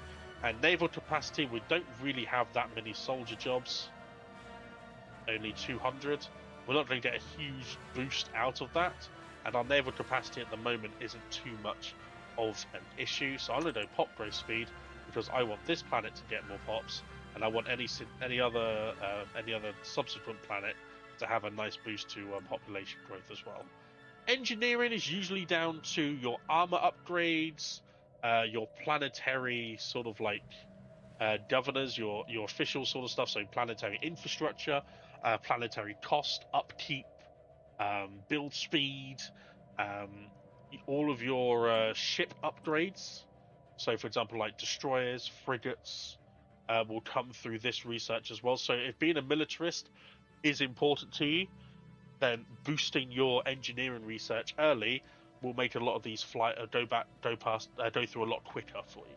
So you can get better ships. Also, in the later game, it's important for metastructural stuff. The more engineering research you have means that you're quicker in getting those big sort of like metastructure stuff that really do help your economy late game. But for now, it comes down to, again, I've got a really good selection here to choose from. I can give myself the materials workshop, which again, Field Dynamics and the Xenobiological Center.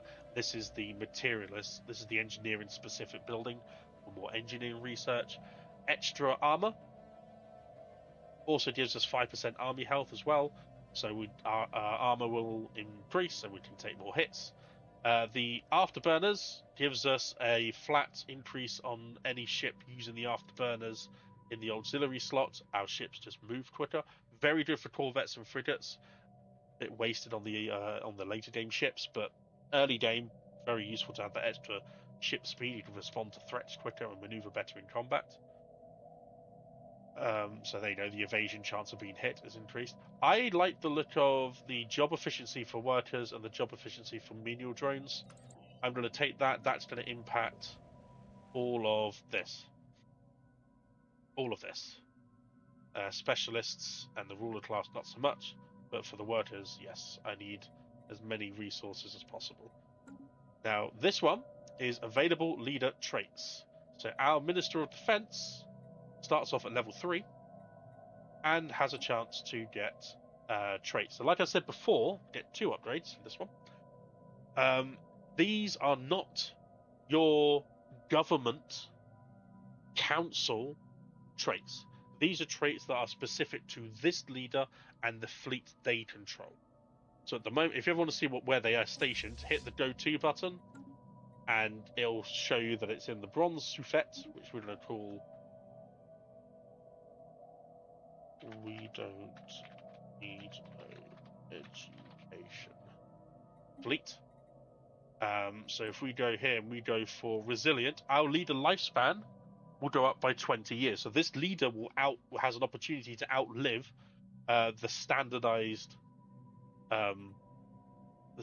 age, which I don't know where. I think the standard age is about 70 or 80 for these. I don't know. And Cautious, it's a commander class, ship's weapons range plus 20%, and combat disengagement chance plus 5%. So the combat disengagement chances, instead of being destroyed by the enemy, it will just simply jump away to safety before it's destroyed. So it's an extra 5% chance of that. Ship's weapons range, we only have corvettes, but our range here for the nuclear missiles is 0 to 100, so that'll go up to 0 to 120, I believe. I'm going to take the Cautious one. Now, it's our Minister of Defense. We now have 2 council traits to pick from, both very good. Naval capacity plus 5% probably won't give us too much of a huge boost to begin with, but Warlike, ship's weapons damage, and army damage plus 5%. Yes, so that's gone up to 210. Again, not a huge bonus, but it will go up as and when we can find that trait again, Warlike, get a level 2 version of that, and it goes up to plus 10%. And I think there's a third version as well that goes up to plus 30%, I think, or plus 25%. So yeah, if you're ever unsure what your leaders are capable of, go to your leaders tab here, and you get a breakdown. Also important to keep track of these 3 numbers as well. Officials, you got 1 out of 2. Commanders, 1 out of 3. Scientists, 3 out of 4. If I hire 2 more scientists, we're going to be paying over the normal cap of paying for leaders. And my Minister of State is not doing anything because our scientist here, that's a very good scientist. Physics research from jobs plus 10%. And EDIT upkeep, and that is society research from job. I might have switched those 2 around. So our Minister of State ain't got nothing to do at the moment. That might change because I'm going to pop this scientist in the new science ship as and when it's created. If it's orange, it means they're waiting to be assigned. Ruling means it's our governor, which we go to our government tab on the left. You can see here.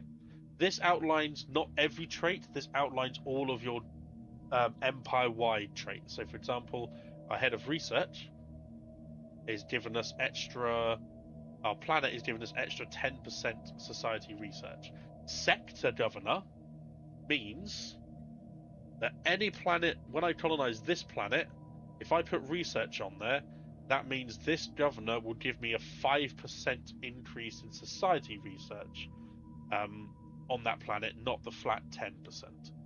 Only the planet they're ruling from, only the governor effects from my capital will get the 10%. The empire effects is the research speed, military theory plus 15%, and chance for military theory research options plus 20%. They're things like weapons and ship upgrades and stuff. If I go here, so this gives us particles and particles research-based options. I want that more than military at the moment. Plus, we also get the charismatic trait here, leader upkeep, EDIT upkeep minus 7.5% and EDIT funds. So there is no penalty for switching over your governors. If you see in this case, actually, I do want more physics-based research, and I want the EDIT fund to begin with, simply click yes. The leader changes. You get that started. You get that if you change the leader at the start of the month, you just wait until next month for that to kick in. Also, now if we go to here, our head of research is here. So again, once we get our extra science ship, that will count. I'll switch those two leaders around. This is something that Paradox added in for early game tech. So, for example, when you hire a scientist, you get 10 exploration reward points. Exploration reward points give you access to guaranteed. They give you access to They give you these guaranteed technologies. When I say guaranteed, it means that when you go into your tech, if you scroll down, if they're highlighted in like a yellow gold outline, it means that that option is always going to be available for you. Even if I take this, finish this, the next time it comes around to deciding what tech I want, that gold outline one will still be there for you to take. So we're going to let it run. Keep an eye on this. Keeping it on normal speed, going slower is entirely up to you. We've got a new science ship. To add a scientist to a new science ship, it's very simple. Click on the science ship, or use this tab here to see which science ship is doing nothing. So you double click on it and it'll take you to it. Empty leader, click on it. Now this leader is currently governing Finis. Again, there's no fee that you need to pay to move a scientist from a planet to a science ship and vice versa. You just click on them. They're now touring this science ship. You're going to go over there. And you're going to go through here.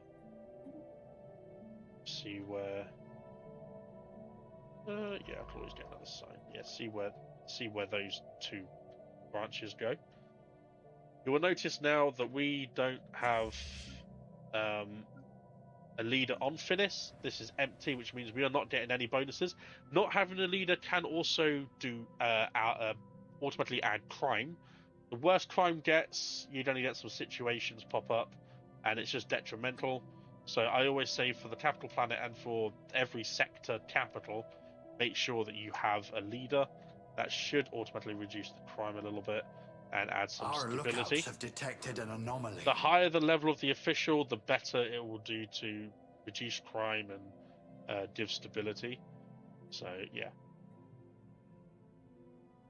there you go. It's gone down to 1.7 in line with that. I don't know where the 2.7 came from. So it's going down to 1.3k pops. So we're just going to build slowly. Having the extra pop growth speed passing 57 months, etc. will be good. We will add some more science. Our trade, we have enough to buy another 100, 200. So now you're just setting the foundation of what you want your empire to be. Anomalous space-time continuum ahead. That annoying voice means that you found an anomaly. Anomalies at the beginning can be and should be ignored, even your precursor ones when you find it. This one is a level 6. My scientist is only level 1. If I decide to take it on with this scientist, it's going to be 1,080 days. That is 1,080 days of exploration that I have missed and surveying that I have missed out on. The benefits of the anomaly, for example, if you get science, if you get a flat science boost to one of your researchers, if you get something from it, it scales with how late, or it scales with how your empire. So the later you leave it, the more research and more outcomes from those deposits you will get. That'll be more beneficial to you. But for now, we are looking for choke points. We're looking for potential threats. We're not going to waste time by surveying something that's going to take essentially, like 4 years of in-game time to sort out. Let your scientists level up. Let your scientists get the experience from surveying and exploring, and then come back to it as and when your scientist is more comfortable. So we saw that we had an extra scientist available. We're going to build us another science ship. Probably investing too much in my science ship upkeep at the moment. Actually, no, we'll count that. Ledger of situations amended. Our first steps into the void beyond Finis were driven not just by a curiosity or conquest, but by necessity. The biosphere of Finis has rapidly changed, with scientists warning of a potential mass extinction event, a cyclical purging of life inherent to planetary existence in the cosmos. A research plan has been developed to study planets rendered uninhabitable by major astronomical incidents, and by reconstructing these events, we hope to avoid a similar fate for Finis and the Dolphini race. So begins the mass extinction through the ages event There is chain. new information in the situation log. That is in here. So you will have this event will take you around your local area to survey these planets, or just to bring your science ship to these systems in order to complete the chain. Some are quite far away, some are not. So it's something that you will most likely do just by accident as you find these places, as you survey. This is your amenities level. It is down at the moment, which can impact crime and can impact stability. Once we've finished research labs, because our housing's not exactly fantastic either, two ways you can go about it. Luxury residences will give you a flat output of 1,500 amenities and 1,500 housing, which is probably the easiest way to deal with it. Otherwise, you can build hollow theaters. They consume consumer goods, and not only do you get 2,500 amenities, you also get 1 extra unity a month as well. So we'll probably do that. We don't want to have to deal with crime too much. A system has been charted. Unity is this. This goes into your traditions. Traditions shape the very fabric of your empire, and again, just more flavor for your empire as well, but with some very, very good bonuses. So, what do we have? We've got adaptability, aptitude, archivism, commerce, diplomacy, discovery, domestication, domination, enmity, expansion, fortification, harmony, politics, prosperity, statecraft, subterfuge, supremacy, and then the psionics, purities. Those are the ascension for your species. They change the very nature of what your species are. When you first start out, like I say, you want to focus on your resources, and you want to focus on your sort of like exploration, should we say. So there's a couple of really good options for you to start early. If you're ever unsure of what they do, hover over it and it will tell you. So domination, for example, will give you monthly influence when you take this one. It will give you better housing and science director jobs standing with tier. It will give you council experience gain and extra edict fund. This unlocks the unity from enforcers and word to pop resource output as well. And when you finish them all, it will give you empire size from pops minus 5%, gives you a new federation type and ascension perks +1 as well. Now, that's not going to be good for me straight away. It's not the one I'm thinking of that I want to take. It's good eventually for my science director jobs. That's good. But for now, I'm focusing on these resources here. So you could take commerce. Commerce will give you a reduction in upkeep for your traders. Your traders were going to be, at the end of it, will be more effective by 10%. Plus all these extra bonuses. So trade from living standards, amenities are increased with traders as well. If you've got city districts with commercial nexus and trade buildings, you get extra trade as well.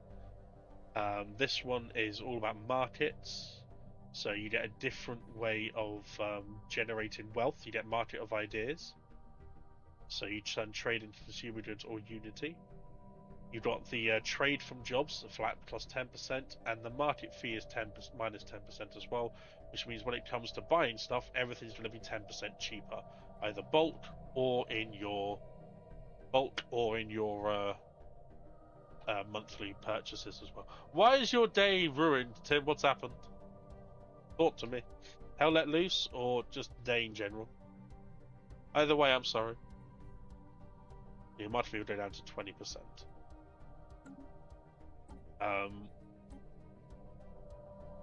The one that I'm thinking of, though, will be prosperity. You get mining stations increased by 20%. You also get infrastructure upkeep, so everything on your planets will cost 10% less. Resources from jobs will go up by 5%, which again doesn't sound like much, but over time it will be good. Upkeep from jobs, more importantly, is also going to be minus 5%. Your planetary infrastructure costs, so the flat costs for building these buildings, will be less as well.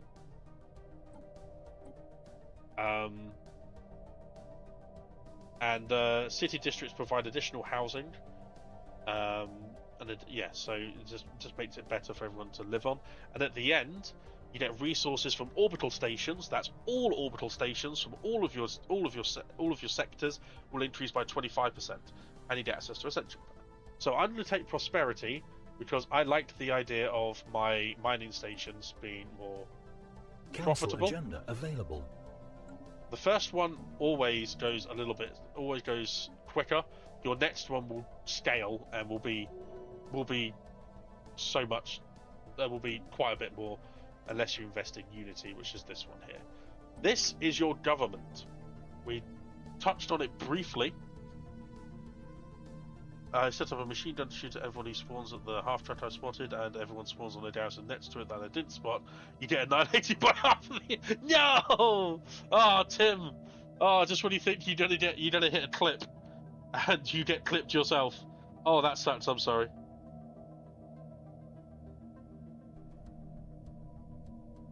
Not 1 second.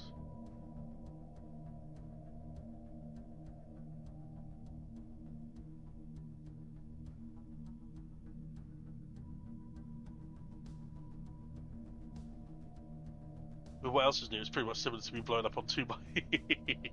That needs to be clipped. I'm going to clip it. I'm going to count that as in your clip of the month, because that is so good. Right. So yeah, sorry, your government. So we touched on it briefly. What your councillor positions do. We saw when we were setting up our empire. So our head of research per skill level. So our skill level at the moment is 1. Would they get 2% extra research speed? Our director general is given us plus 5% council experience gain, an extra 5 edict fund. Our Minister of Defence is giving us a flat upkeep reduction on our ships, our armies, and our star bases. That per level, that will be increased obviously as they go. So at the moment it's 6% because they're level 3.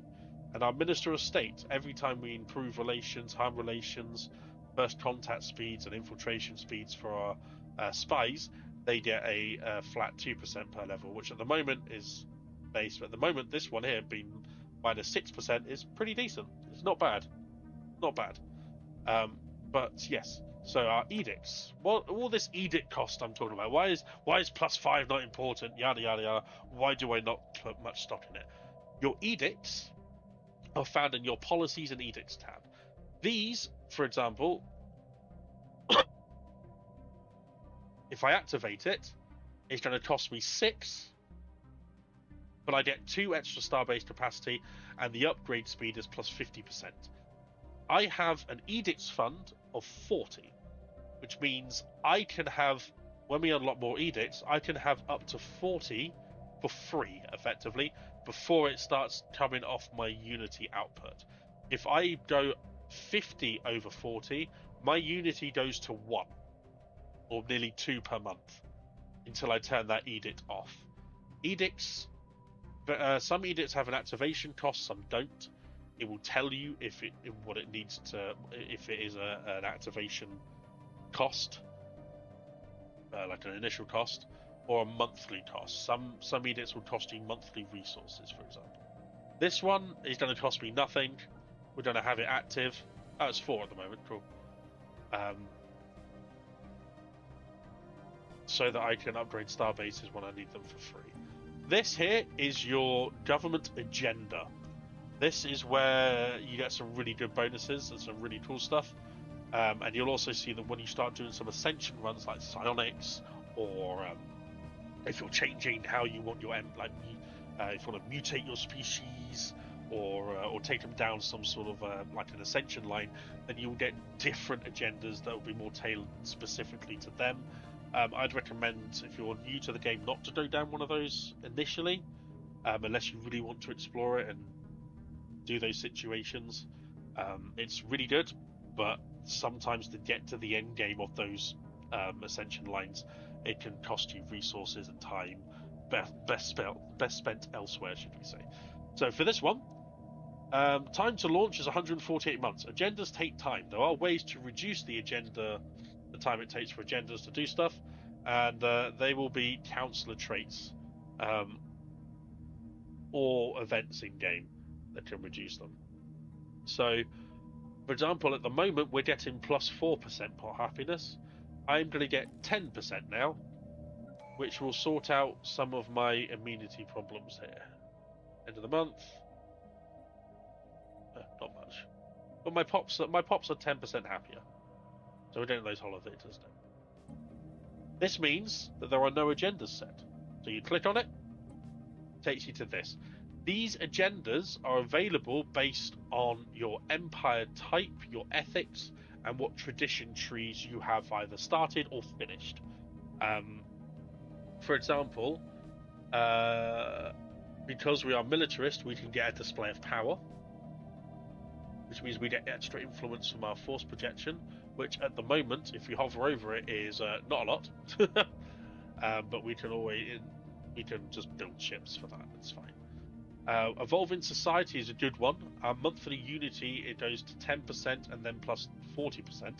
What I mean is the initial modifier. So for the 148 months it takes for that agenda to get ready, you will get 10% monthly unity. And then when you initialize it, you will get the 40%. So that's 148 months. This one is 148 months as well. It's the councillor slot. You'll see here that we have one councillor. We have a council expand the council slot. We can then employ another leader with more council traits to a position. That would be one that we would do from our civics. We would expand the council and take one of those civic-based councillor slots, which we can do later on. Favoured society is a good one. Specialist pop resource output is plus 5%. And then the launched modifier for every other planet is 5%. For our capital planet, Finniss, you get 20% for 10 years, which is really good. Open arms, if you are trying to, if you get extra trade, you get monthly trade, and you will increase your people's attraction to being xenophiles, which is like friendly, open sort of species, friendly, open sort of like species. More likely that populations that grow into my species will be more likely to be xenophiles rather than militarist or materialist. Sounds good, but it can mess up some of your ethics later on. But it can give you opportunities to shift your empire in a different direction if you so choose. Progressive growth. If we have robots, then we get extra assembly speed. We also get the artificial workforce tech, which means we get robot assembly plants and robot workers. That will happen in time. But if you really want to force through the materialist agenda and robots, then you can do so with the progressive growth one. And then you've got the reorganization of council. So if you've got multiple council positions you've unlocked, but you want to change them, then you can reorganize the council. You will be asked, everything will go blank, and then you'll be asked to select which council positions you want opened, and you will have to expand the last slot again. For now, we are going to go for evolving society for our increase in unity. So our unity is now plus 14. May not sound like much, but it has knocked off a couple of months of our next one. As you go through your tradition tree, each time you finish one will give you one option here. There are events that give you flat unity output, there are events that give you increased unity, and there are councillor positions that give you increased unity as well. So if you are looking to focus one or the other, then just look out for that. Our science is up to 60. Our head of research has another option here. So do we want to have extra edict fund? Not really, there's no real reason for that. As we saw, we only have one edict available at the moment. So we're going to go for leader experience gain of 20%. to get them hopefully pop another experience upgrade quicker. Our Director General's level 2. So this is our special trait that we took at the start for the Treasure Hunter's origin. On completing a survey, chance to increase resource deposit size plus 20% is really good. So when you complete a survey, you have a chance of increasing the system output or the resources available by 20%. So we're going to take that for that specific scientist, which is, I believe, was that our Director General? Yeah, it was our Director General. This is the first sort of like pop-up that you normally get, and again, it's just reading some flavor text, but most importantly, just being careful to read the options available to you. So the Habitable Worlds survey chain, it will give you a reward for completing it. Normally, I think it's like 8 planets you have to survey. They're not 8 specific planets, they're just 8 planets you have to survey. So if you see any red planets that you can't colonize because you're not very habitable, it doesn't matter. Just doing the survey will add 1 to the chain. Or you can get a flat output of 158 unity, which means we need an additional 232. Giving us 158 will reduce the wait time by at least, I'd say, what? Probably reduce it to about 6 months, 7 months, something like that. So that could be good. But I'd say we are going to do it because I want the rewards at the end. So hopefully these holo theaters will be populated immediately. They'll give us 200 entertainer jobs, and that's going to sort out the happiness on our planet, which we shall wait for. Just so I can show you. Wait for the end of the month to pop. End of the month has popped. Everything's green. Crime is 0. 72% stability. They have cinemas now. They have holo cinemas. That's great. Housing's not looking too bad. Have detected an anomaly. Again, that's another level 6 one, I think.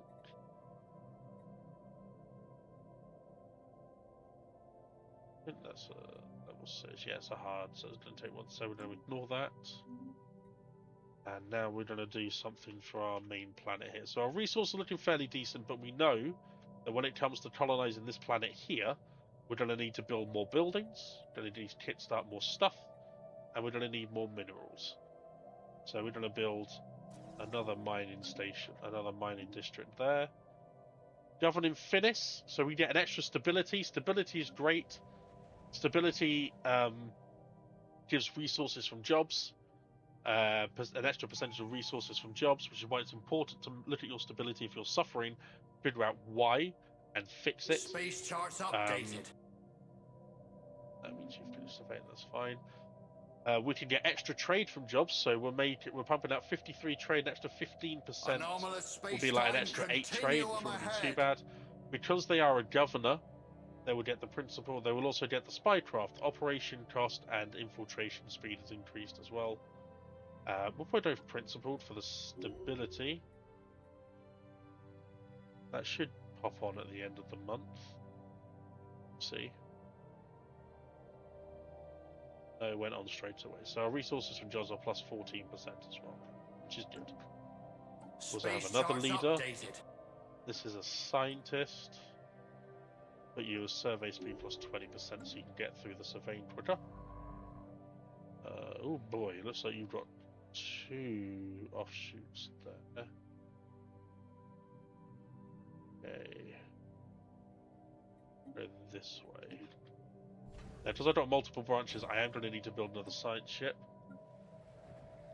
Which means I am going to invest first in civilian industries, because our consumer goods are not making a lot of them.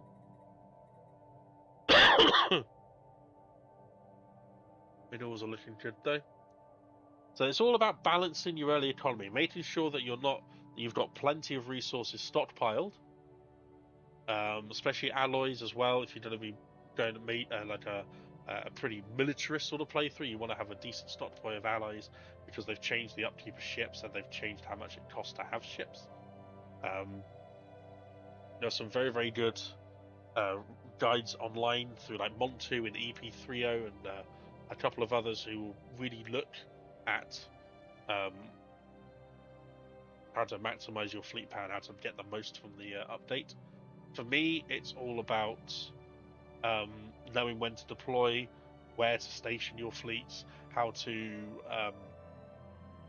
make the most of the impact of your fleets entering enemy airspace, enemy space for the first time. No air in space, not at all. So we're going to get an extra 14. We've invested in our minerals, so we won't take too much of a hit to our minerals. We've got enough trade, we've got enough intellectual booty credits to sell if we need to. This is our tech that's finished. Our workers will increase. Efficiency for mineral drones will increase. Our army damage will increase. What have we here? And now you get a new technology. They are randomly generated. Those 4 options I had at the start might not be the 4 options that you get. When there are ways to sort of like manipulate what builds you want. So if you want metastructural engineering, there's certain things you have to get to level 20, like level up first. Hello, Yoko-chans, welcome in. Bro, how to fucking win a war? So, that's a YouTube question. So to win a war, it depends what you want, what sort of war you go into, what sort of war you are looking to complete. If it's a conquest war, then you will need to claim a significant you'll need to claim planets or claim systems of the enemy, go to war, and then secure those systems and planets. The war score is determined by how many ships you've lost and how many planets and systems that you've lost.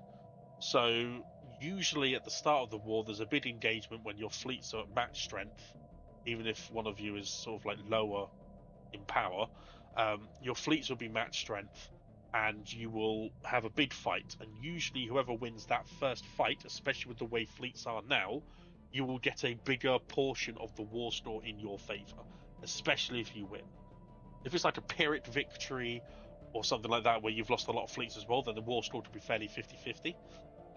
But normally, taking systems, occupying enemy planets, even if you haven't claimed them, will be the quickest and most assured way of winning that war. When it comes to white peacing, or like suing for peace, if you've taken enough systems and planets and won enough naval engagements, then the AI will be more likely to accept a white peace offer and just accept those claimed worlds and systems as a loss. And then they'll be more likely to say, yes, fine, we want peace, we don't want to fight anymore, just take what you've claimed and go. Any systems that you occupy, any planets that you occupy that you haven't claimed will be returned to the defending empire. But the best way to win is to simply just take over as much of the stuff and occupy as much of their stuff as possible. Now, if they are in a federation or a defensive pact, your war goals will become exponentially more complicated, because not only occupying the enemy territory, the claim systems and the initial empire space may not be enough to get that white peace or to get your victory.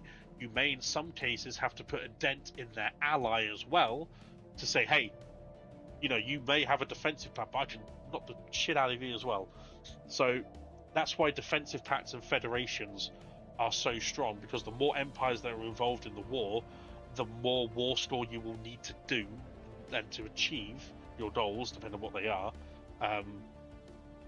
will just increase. Especially for for them to surrender, or for you to claim the victory. The more people involved on the defending side, it's just going to be harder. So a lot of the time, I like to claim a few systems and the odd planet here and there, go to war with them, knowing that they don't have a defensive pact, and rather than trying to take it all at once, I just do an attritional war.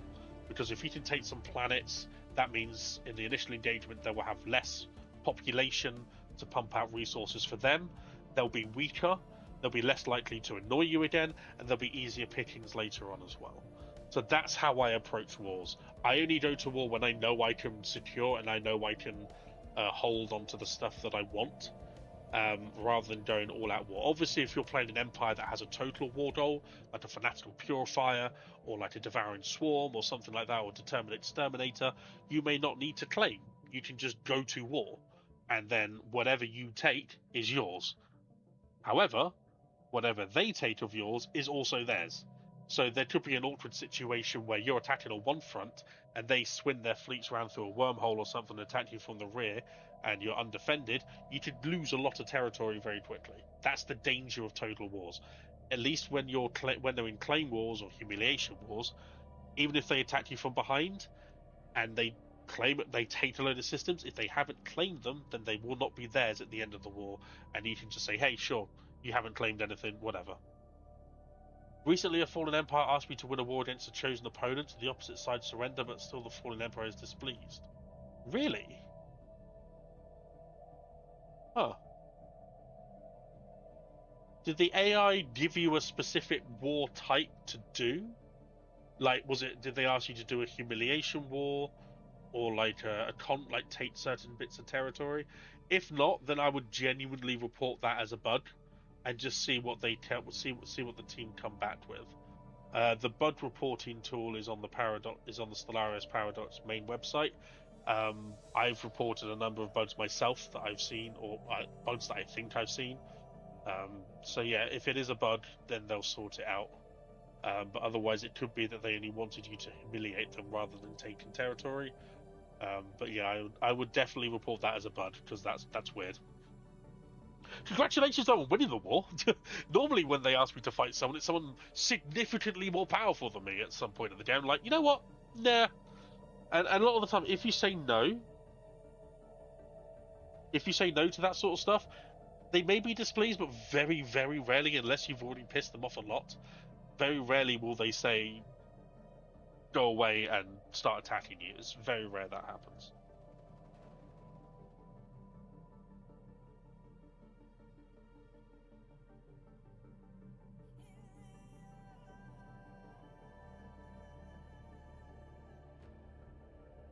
Right. If you're new to the stream, welcome. My name is Dolphin Dive Pro. I've played 3,000 hours of Stellaris. I'm still not great. I'm still learning. I play mostly for fun, but I can at least give you a brief, a look at how the game works at a fundamental level, if not a min-maxy level. Plenty of people out there who do min-maxy stuff. So for us at the moment, carrier operations unlock basic strike craft. They go on starbase modules and ship modules. They're very good for boosting your starbase defense early, in terms of numbers, and they're good for early cruisers and battleship builds as well. However, I'm going to look at increasing my mining thing again, which gives me extra mining districts on my planets, and just extra minerals. We're working on our consumer goods. I already conquered the system I claim, but the outputs. In that case, buddy, I would recommend writing a bug report and a ticket, because that's weird. That's weird. That is weird. That shouldn't happen, I don't think. Unless they gave you a specific war type or war goal type, then yeah, I would suggest putting in a ticket. So we've hired another scientist to go off in this direction, because I need to know what's over in this direction. Our leaders are now full for scientists. If I hire another scientist, we're going to struggle. Scientists also cost unity, so at the moment I'm really suffering for going through my tradition trees. So after my civilian industries is built, I might well build an administrative office that will give me at least some unity back. Yeah, we can afford that. We're going to throw that on there. So that one, that pop-up there was a specialist resource. Volatile motes Research complete. are in this strategic resources.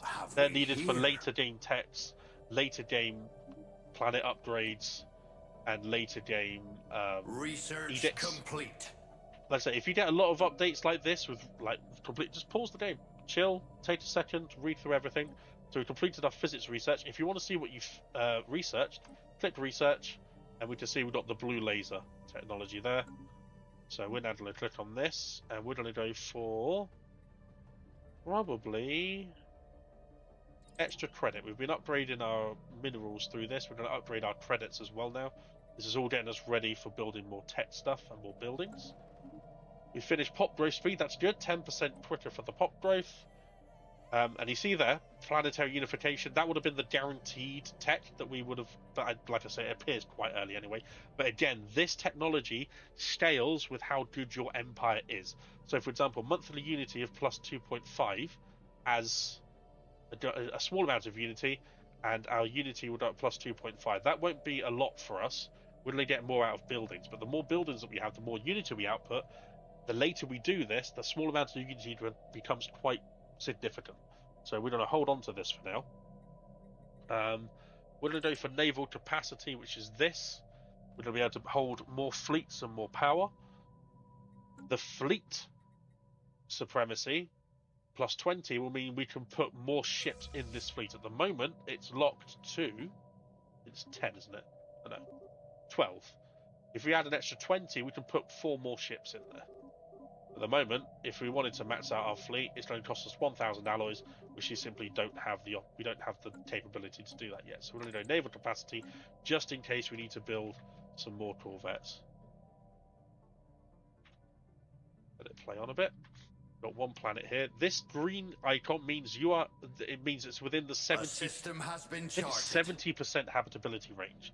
70 to 100% is the what you really need to avoid having too many detrimental effects to upkeep. You can colonize Arctic worlds and other worlds that are not your favorite habitability, but you're going to take significant penalties to upkeep and resource output, where it's just not reasonable. Do I also need to attack my enemy ally too? My opponent joined some federation. I don't think so. If they were willing to surrender, or if you completed your war goal, then I don't think you need to do anything else. If you can win the war, like status quo peace where you've won, or like have them surrender, then I think it's just a bud. I do. I don't think you need to attack. I think just by winning the war, I think if you come out of it with extra stuff, then and completing your claims, I don't see what the issue is. Upgrading ships would cost alloys based on what needs to be upgraded. So in our fleet, a system has been we're going to be upgrading to level 2 blue lasers. And that's it.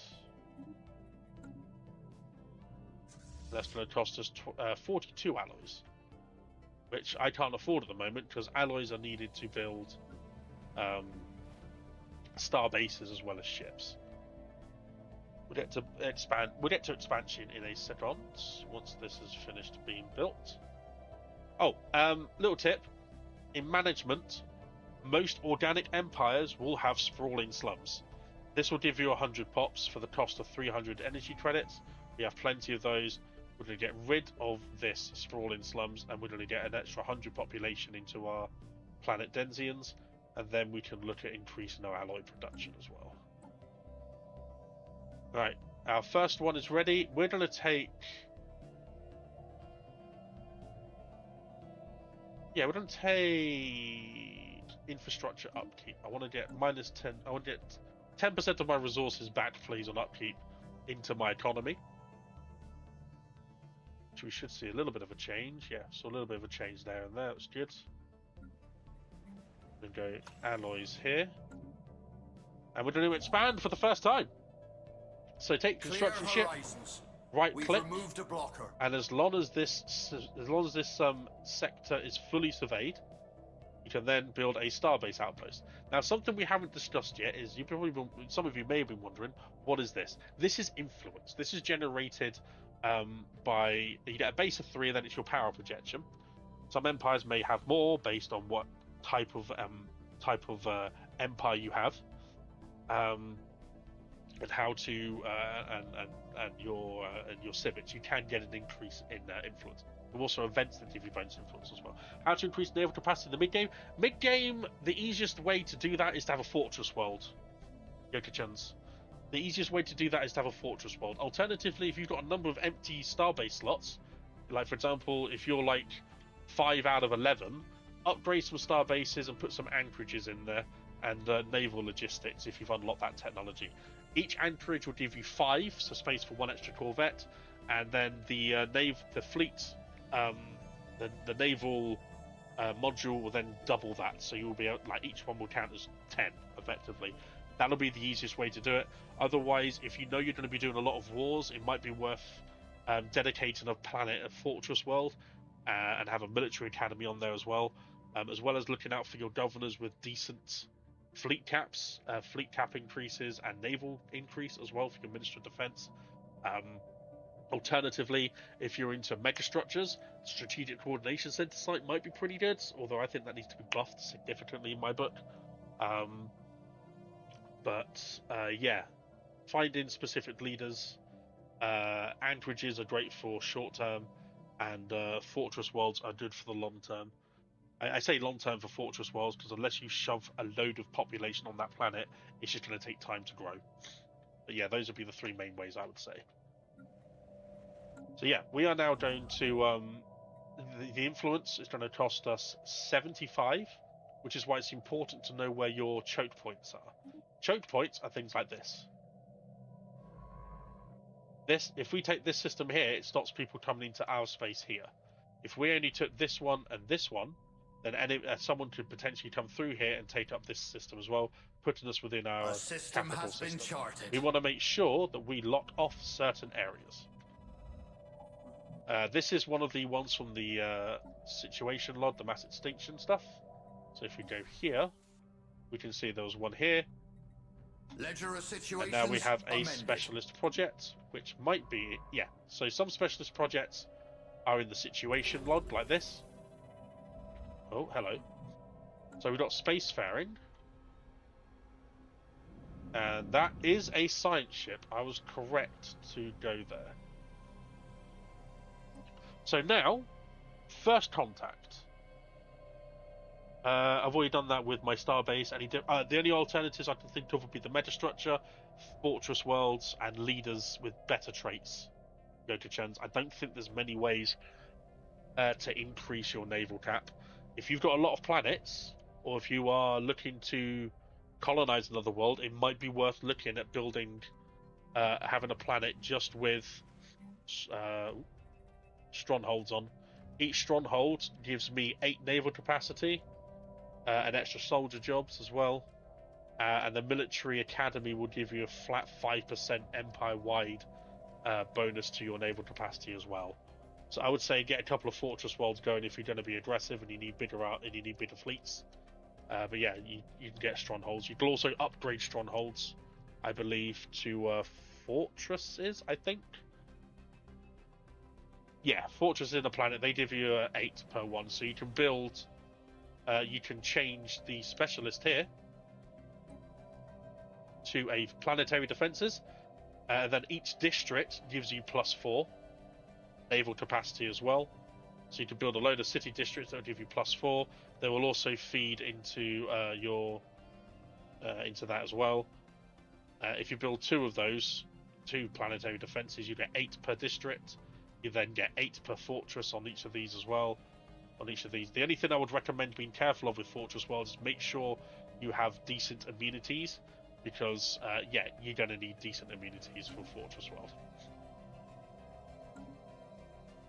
For your first contact, it's entirely up to you how you want to do this. You can embrace the bonds of new life, which would give us increase in xeno diplomacy, which is the one I would normally go to. You get embassy complex, corporate embassy, and disinformation centers. You can prepare to confront potential threats, which gives us an increased fleet command limit size of 20, which we don't really want. And zero-G laboratories are resources produced from research stations plus 10%, which is fine, but at the moment we don't have any research stations really. So I would say at the moment it's xeno diplomacy. I want people to like me. That being said, right now I need to cancel this and just go straight here and then go there, because I want this. I want to make sure that I get this state. I want to get this this space here. Your first contact list looks like this. It will tell you where you met in the media system here. Envoys, you normally get 2. I've got 3 because of my civics. There are ways to increase envoys as well through technologies, through structures and things like that. Envoys are the unappreciated heroes of Stellaris, the unseen forces that move things to your your vision, I would say. Envoys are important for a myriad of things, but at the start of the game, they are imperative and integral to you knowing who you're talking to. So at the moment, we are making first contact with the media system, and they get a code name Kappa at the moment. So you get 3 to choose from. They have names. They don't get traits. You just accept it, and then this situation now is progressing. Because we have the proactive and the Minister of State gives us a flat 8%, we save a few days. You also get a better breakthrough chance as well. So at the moment we have a 0% chance. This will go up each time this bar goes up. You'll see how we do. Not great. Nothing there. It's just going to take time. Check back to it. It will give you a notification every time the situation progresses. So you don't need to worry too much about it. Leader, head of research, give us the agenda speed. Thank you very much. Because that now goes to here. The agenda speed will be sped up. Starbase is being built. Once the starbase is being built, it means other empires cannot build in this space. Stronger. And you can now start to harvest these resources.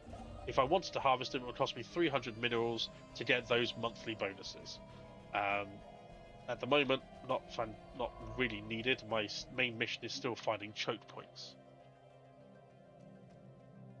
So we've got quite a few things over here as well that we will need to go into. It's imperative and important to know where you need to go, because you have low influence. You don't get very few ways of really increasing your influence to meaningful levels. Hey, Maulers, welcome in. Thank you very much for popping in. This is a beginner-friendly look at Stellaris. So if you are interested, please do ask questions. Roma, so for Roma number 1 gives us 20% survey speed. This one will give us 35%. So increase our survey speed. Capital Planet, still making Denzians. We're getting +5 Dolphini per month. So that will go up 5 every month. We are looking fairly decent at the moment. Minerals I can buy using the trade. We can sell some resources. Our alloys are now looking fairly decent. A system has been charted. We're going to build that there straight away. You're going to go there. And then there. Up that way first to make sure that's not. I think that might loot. Oh! Ahoy there! Spaceborne life forms ahead! I found their capital world. And they have a mother trucking space dragon. Oh boy. No, don't go this way. Please be friendly. I want them to be friendly now. If they attack me with a space dragon, I know they won't have it under control yet. But if I go to war with them, I have to deal with like a 20k we grow trait, ever stronger. which is not great. Space charts updated. Oh yeah, we want that as well. And that's an Arctic world. Okay. As and when that first contact progresses, I will know what that empire is, and then we can prepare for it. But right now, research complete. It's going to cost us 250 alloys, which we don't have much of. I really want to get into that. I want to get a defensive starbase up and running just in case. Extra minerals, thank you very much. So, a couple of really decent options. Mineral purification. Increased mining output on planets also gives us the ability to unlock this. So this will open up more opportunities to get minerals without having districts being used up, which is really good. This one will unlock a new ship type of a frigate and give us space torpedoes, better combat computers. You get a planetary ring as well, and a different starbase module, which is going to be really good for the defensive one we're going for. Another the materials workshop has popped up again and increased coil down. We're going to go for space torpedoes because I want to have a very good defensive starbase, just in case.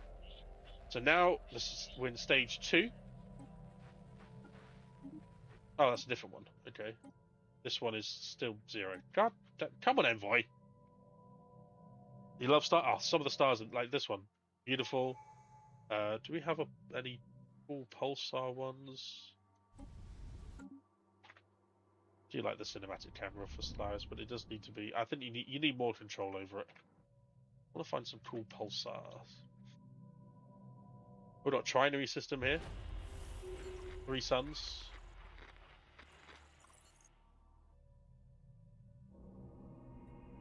A random pop-up gives us 40 unity, thank you. So Kappa aliens. An intriguing discovery. Mysterious signal traffic lists the system's 3rd planet. Arctic planet, home to the several large alien settlements. Translation is carried on. So you cannot close borders to species you do not know. Space charts updated. So they're free to roam into my space wherever they want at the moment, which is slightly annoying. Okay, minerals are still looking fine. We're going to take upkeep from jobs minus 5%. So that means our industry is going to be, yes, we get a couple of minerals back from that, some back from that. We grow ever stronger. That is going to be one of the curators, and it is... Hey! It's the science one's nice. So our starbase has been upgraded. An upgraded starbase gives you options to... can I remove all colony from a colonized planet? I can't manage a lot of the planets at the moment. Usually give away the colonized planet system to my ally. So if you do that, you lose a lot of population. So what we're saying, Yuka-chan, about you maybe making a fortress world is that maybe if you've got a planet that you've recently colonized, or a planet with a lot of population on, or even like a habitat or something, I would say never get rid of a colonized planet. If it's one you've taken from an enemy or from an opponent, then the stability and the crime is usually going to be a little bit difficult. I would normally distribute amenities, build some luxury district, luxury like some luxury what are they called? Luxury residences, because that gives you a decent output of amenities and housing, and assign a governor to them, and then the crime and the stability will go.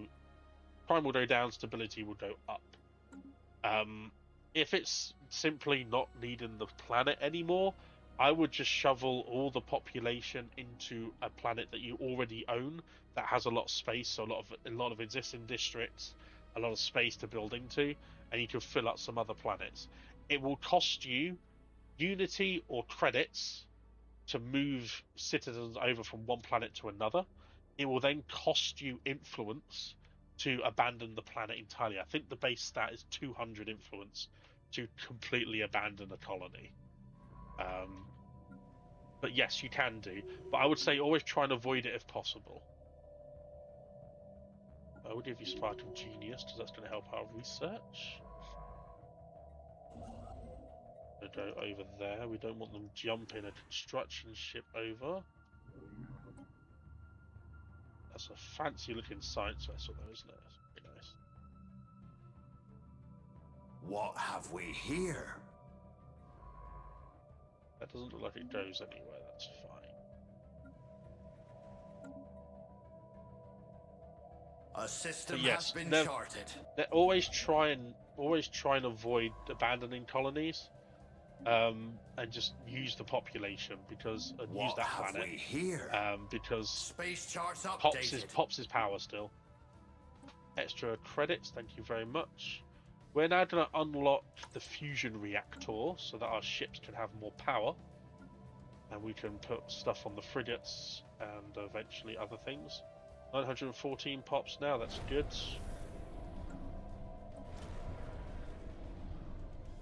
Space charts updated. Okay, so that's addressing that first contact. We grow ever stronger. I am going to spend 400 minerals on this planet. So we get on this system, we get 12 minerals, 2 credits, and 1 ally, which is really good.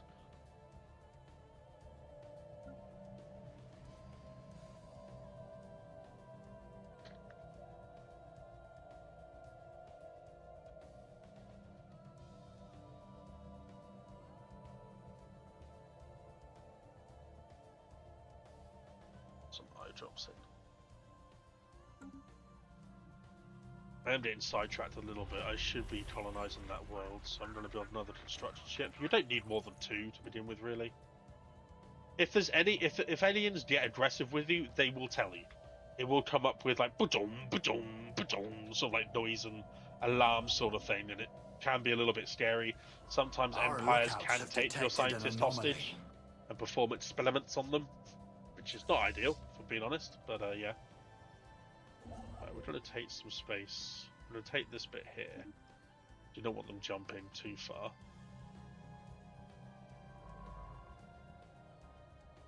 And then I want you to come back and finish off these. That's usually a good sign.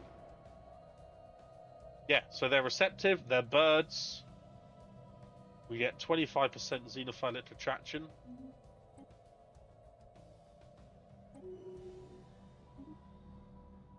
Okay, so this is a good one. So governing Finis, our main planet, we can get increased output for technicians of 5%, so we get an extra like 1.3, or planetary infrastructure upkeep minus 20%. Yeah, that's going to give me way more benefits than it is with that small flat cap of Anomalous see, we're getting space-time continuum ahead. getting stuff back. Also means now that when we colonize that new planet, that planet will have a 10% reduction in upkeep and 10% increase in the planetary build speed. Intellectual booty. Naval capacities increase, so now at 15 out of 83. See, now this is the one I was talking about. The golden one means that if I take the xenobiological lab, next time it comes around to doing diplomacy, doing a research, that's always going to be an option. That is always going to be an option. We get an extra envoy, an extra 100 science direct jobs. That's pretty good. I think I'm going to go for... So that's already got some progress, but that's still going to take like 135 months. I'm going to take the biological lab and then hopefully increase our science. Right. Something to note on the outliner. Science ship's going zzz. That means that science ship is doing nothing. It is doing nothing for your empire. I believe that doesn't go anywhere. I think that just locks off. Exploring does not mean surveying. Exploring will open up the next line. They have trust. Good. Okay, that's really good. I'm really hoping it's these ones. We grow ever stronger. We're going to continue going this way as well. Because I want to make sure no one sneaks through this way. Yeah, that doesn't go anywhere. Cool. Okay. Get your ass down here. Space charts updated. And survey. Now, like I said, I'm still finding my choke points. I want to get to there. Potentially there later on, if I can. Luckily, I got here first. Otherwise, this species could have completely locked me off from up here. I'll be forced down here. These are archaeological dig sites. You need scientists to do them. They get really cool bonuses, but they also come with risks as well. You can lose scientists. You can maim scientists. You can sometimes have them killed as well. Why did I take this system with 3 completely 0% habitable worlds? Because in Stellaris you can terraform. It costs credits, it costs time, but it's well worth doing in a system with 3 of the same, especially one with a 25 and a 16 and 11. Very good. If I do a migration treaty with an empire that I meet, then I can also maybe have their species, like we spoke about the in the empire creation. Maybe I can have their species, if they're decent with decent traits, to populate those planets, and yeah, give me some new available options. 10 years, 11 years, the factions have founded. Factions can be found in the government tab, which is this. You go to factions. This is where your approval is based on what they are. So at the moment, the militarist has the lowest approval. The Alien Justice League, which is Xenophile and Egalitarian, has 64%, but the Materialist one is at 85%. So we don't want the militarist authoritarian one gaining too much power, too much influence, so we're going to monitor that. This is a breakdown of all your population and where they align on this scale and the support. These are the issues. So for example, for the technological progress, I need AI allowed, which I do, the ruler of their ethic, which we have, represented on the council, which they are, and no restrictions, which is a policy, which is no restrictions on research restrictions. So dangerous technology research options minus 100% chance for rare technology research minus 20%. But because there's no restrictions, they're happy. Because they're happy, we're getting their full effect, which is yay! 2 unity! Booyah! Huge gains! Obviously, the more population you have in that faction that support it, the more unity you pump out.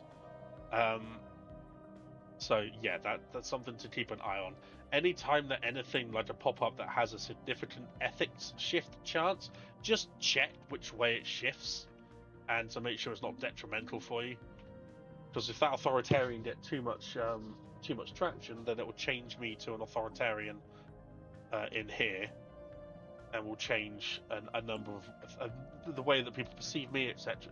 Empires perceive me, etc. And bonuses. So just keep an eye on it, just in case.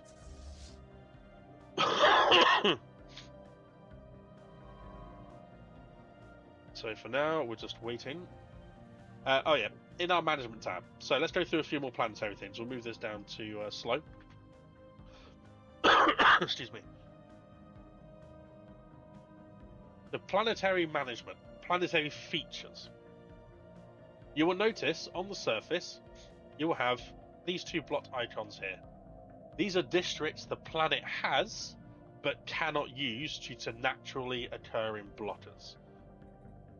There are also manufactured blockers that can cause problems, but on the whole, it comes down to just naturally occurring blockers. Ledger of situations amended. For example, in this one, it's an industrial wasteland.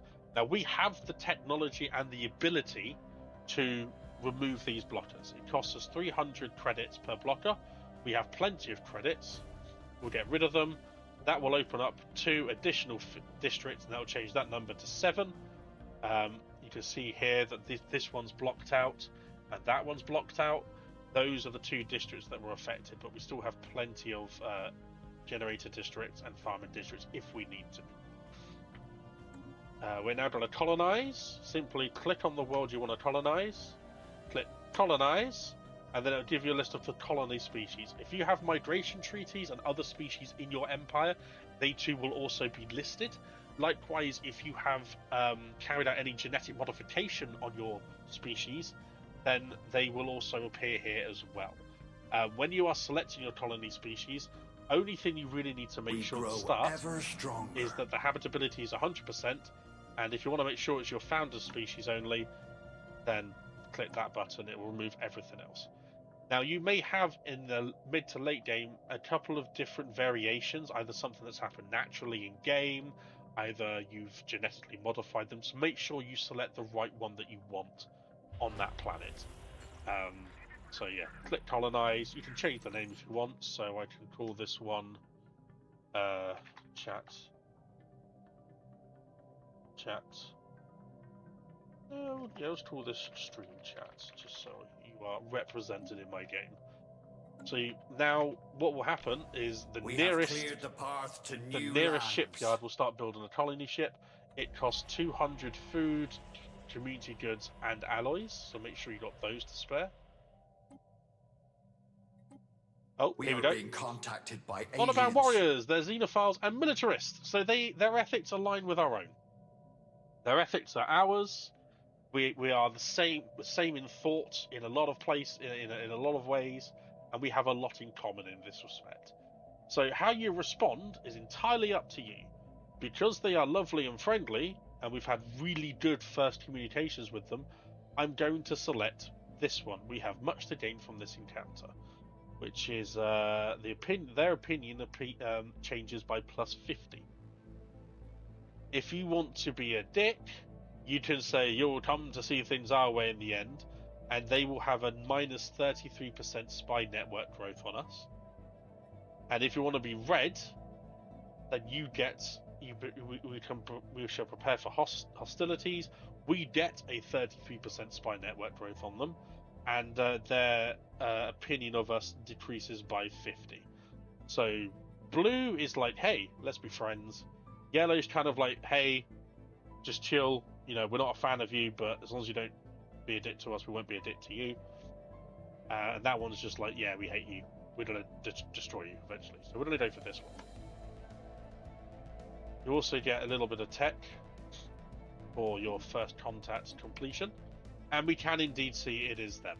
So they have armies of 28, fleet of 254, but most importantly, they have a great big space daddy. Oh yeah. This thing is cool, and I already know what origin there is. It's called Airby Dragons. And now comes to the diplomacy side of Stellaris. How do you want to interact with other empires? What's your goal for interacting with other empires? There's another racial world. Well, there is another racial world. We want to go that way eventually. We'll get those built up. Get that there. We still have enough influence. It's fine. So empires will reach out to you for cool over time based on their relationship with you. So if you ever want to know what relationship status is, you click on this, and then you can see. So for some reason they are harming our relations, and I don't know why. Maybe it's because they are. I don't know why. That's a bit strange. Yeah, we can counter that by improving relations, and that will hopefully counteract that. They want an embassy. We shall agree. It could be that they're not too sure, but if you're ever unsure, you can see that last month it changed plus 30. The more information you have on this empire in the espionage tab, the more information you have, the more stuff you can see here. So even though they're unknown origin, it's pretty obvious that they have a dragon. So it's Here Be Dragons. So they started off with the dragon origin. So if we attacked them, I know that dragon is going to destroy us.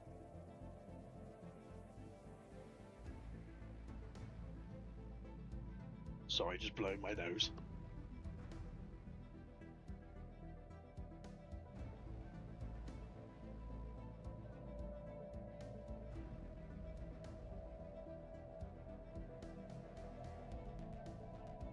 That's better. So I know, for example, for a fact because of my years of playing Stellaris, if I were to attack this empire, that dragon will come to their defense. However, I know at the moment, this early on, if they attacked me, that dragon is not yet under their control. And, yeah. So, yeah, that's fine. Why they're harming relations, I don't know, but we can do our best to... There are ways in which to manipulate it a little bit to where they're not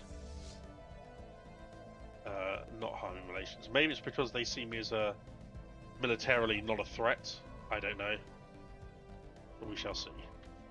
So at the moment, this construction ship doesn't really want to go elsewhere. Do we have closed borders? No. They haven't closed borders either. So now it's -2. That's 95 consecutive streams. You, sir, are insane.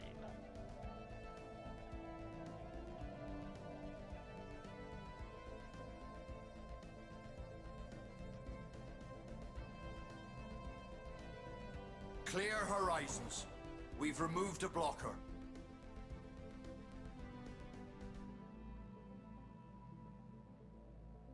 I found it difficult a few times to maintain, but you've done extremely well. That I am very that's That deserves a round of applause in chat, definitely. So we know these are void worms. When you complete a first contact on like an alien fauna, you get a couple of options. You can go fascinating creatures, and you get a special project called Void Worm Research, and you get some influence. Or you can go easy prey. You do 33% damage extra to void worms, and plus 1,000 food for every void worm fleet destroyed. You also gain 36 influence. I know that void worms are bastards, so we're going to take the easy prey. We are being contacted and by that's aliens. where they are. Cool. So I thought it was. Any radar research? Yes. Give us some research update. Give us some aid to our research. Survey speed plus, thank you. We'll see where we are with the missile technology. 7 months. I'll be able to boost this starbase power quite significantly. Okay, it seems to be ebbing and flowing. So I would like to maybe get some intel on why they hate us so much.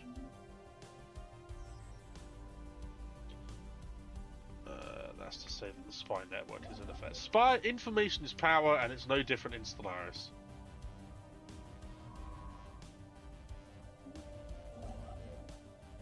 Got some extra influence, so you can go that way.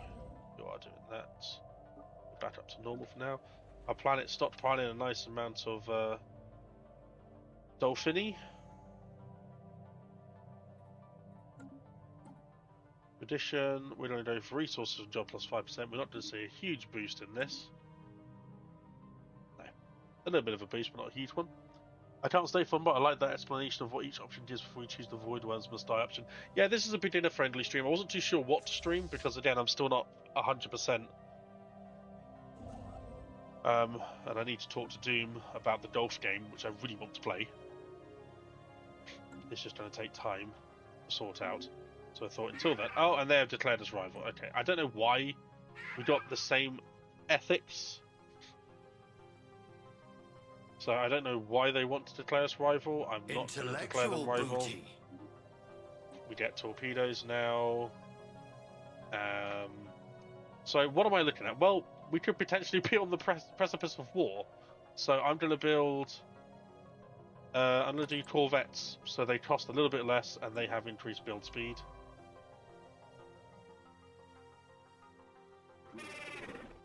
They haven't closed borders to us yet, and I don't know... Honor-bound warriors are weird. Go to my fleet, ship designer, frigates. Yeah, we'll keep the laser. We grow ever stronger. Take those off.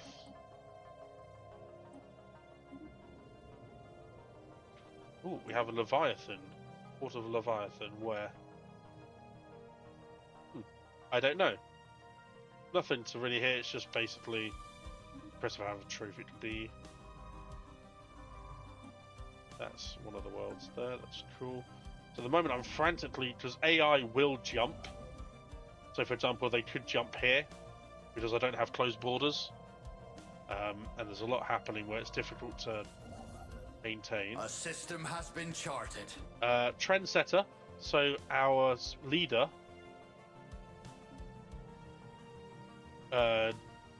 Killit Pills has become a trendsetter among the general population. Everything from her style to her method of speech has attracted a sizable following. Her reach extends across all socioeconomic strata, but she has proven particularly popular among the youth. We have no reason not to support this. You get monthly unity for 5 years, and immunities from jobs for plus 15 for 5 years. If you ever want to know what boosts your empire currently have, you simply click on this tab, and you can see here we've got stylish trends. We have research speed of plus 5% for 9 years. Void Worm Hunters is permanent. Alien appreciation is going to end in 7 years. So whenever you get a boon to your empire, modifier, or relations, you can check them out here as well. So, do we want to do more militarist attractions? Well, not necessarily, because we saw that in our factions, we don't really want to... We're not hitting a lot of the mark with these guys. We don't have a local rivalry, we don't have a conquest, we don't have oppressive subjugation policy, Leviathan Slayer, naval capacity usage, etc. So we're not going to get much from that. Embracing diversity, Xenophilic promoted, modify for 20 years. Xenophile ethics attraction, we're already doing pretty well on that. We're missing a few. We're missing Enclaves Incorporated means having one of these in our empire space. We're not federated, and we don't have the benevolent subjugation policy. At the moment, we're probably going to go for materialists ethics attraction, giving us some science output as well. When you get a science like plus 250, it just goes into this. Council agenda ready. Just cool. Right, we're going to get 40% unity now, instead of just a flat 10%. That's gone up to 29. Cool. Now we're going to expand the council, it's only going to take 112 months. Space charts Got updated. another Technology secured. one there. We're doing that. You're moving there. We're getting a better idea of where we stand size-wise and space-wise. Physics research. We can do extra survey speed plus 25%, or we can get improved deflectors. Again, because we're now thinking we might be at war, I'm going to go for the improved deflectors. Ledger of situations amended. Right, so star bases. Star bases you can upgrade, and they go into your star base capacity. Your capacity increases with the amount of space that you have star bases in. So, for example, when I start taking this stuff down here, we might unlock. I can't remember exactly what it is. Where is it? Own systems. There we go. So the more owned systems we have, the more star bases that we can upgrade. So this is a outpost. Outposts do not count towards that. Outposts are just ways of you claiming space. Upgrading them, like we have automatically, we started off with here, and we have here, they are ways in which we can start defining what we want this front line to be. So we know for a fact that they are rivaling us. Even though they're plus that. They are superior in fleet power. Because they have 446 and a freaking dragon. We're not too far behind. We have the alloys if we wanted to, and I can buy alloys with the trade that we've got to significantly improve our fleets, which is what I'm thinking of doing. But right now, I think building some torpedo bays and Stargate uplink. So what do the torpedoes do? They were unlocked to us when we did the when we researched space torpedoes. It gave us that. It gave us the Starbase module torpedo battery, ship hull points, armor hit points. It does extra damage to it. So at the moment, our upgraded Starbase is 750 power. That is going to significantly increase when we put in some defensive capabilities.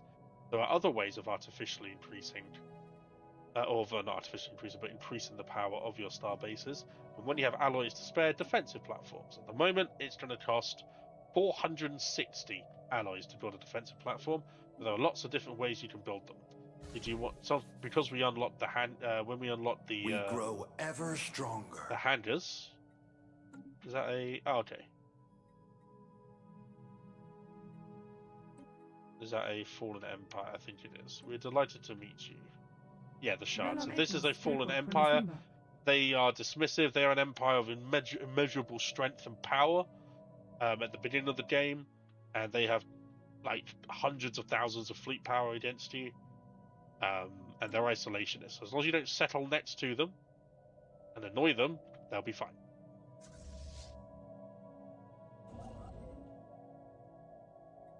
I have a feeling I'm going to be attacked very, very shortly, so I will... Space charts updated.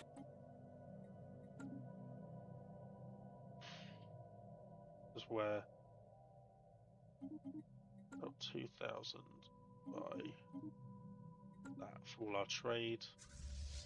So we can then have 1,000 alloys.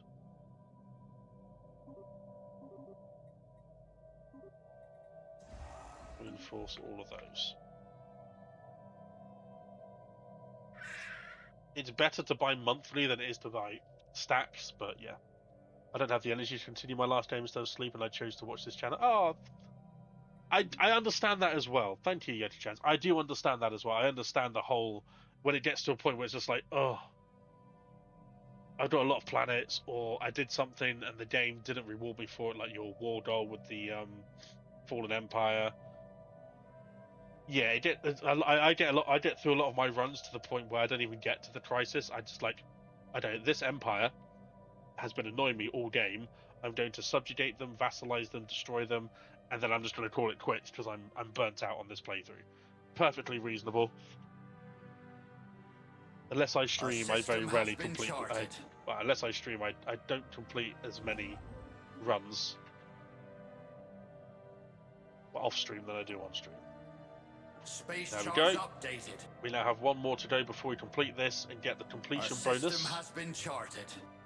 And we get our first ascension perk. Our Unity's not looking too bad at the moment. Right, so this is a veteran upgrade perk. Veteran upgrade perks are really cool. So our Minister of Defense is also the Admiral of our fleet, which means they're able to get all of these. You can choose all of these and they will be relevant. Strategist, military ship build speed plus 10% while they're the Minister of Defense. You've got Commissioner, which is a planet. When they're a planet governor, they get stability per soldier for 100% of. They get stability of +1 per 100 soldier jobs, and the sector gets half of that per 100 soldier jobs. General, if they are a command in an army, they do extra army damage, but also as a on fleets, you do damage versus star bases and orbital bombardment damage as well, which is cool. But the one most people go for when they are commanding a fleet, it's extra 5% ship damage, 5% fire rate, and combat disengagement chance, which again is the chance of the ship jumping away to safety rather than being destroyed by the enemy. This is the one that most people will have, because yeah, it just gives you those upgraded ship fire rates. Oh, it's 1 AM at your place. Oh wow, where in the world do you live then? You don't have to answer, obviously, if you don't feel comfortable. But where in the world are you from then? Because I've given up trying to work it. I've given up thinking that all of my viewers are like from England or from like just nearby neighbouring countries. Most of my audience are sort of like Scandinavia, European, Eastern European, some Americans. That's the beauty about these sorts of games. They're popular all over the place. I get so many cool people from many cool places. Yeah, Admiral, get a little boost of power. Our fleet's now 517.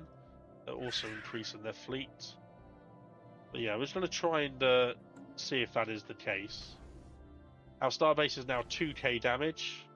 That target uplink computer that I put in there as well is going to do ship's weapons range of 50 and the weapons range on the starbase modifier, which means if I have a defensive fleet in here, their ship's range is going to be plus 50%.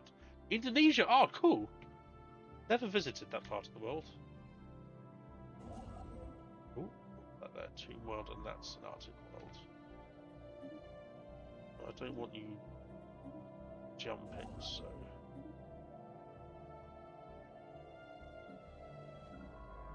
So you've done everything here, that's cool, so you can just fill in the blanks here, see if there's anything interesting. You are close to finishing that, so you'll put that there. Capital's looking good. Not really running low on anything apart from alloys, really. I'll plunge some alloys on there. If you're carefree, chance to find more anomalies for us to discover, to unlock the secrets of for the boosts as well. We're going to jump into here, take that, and then.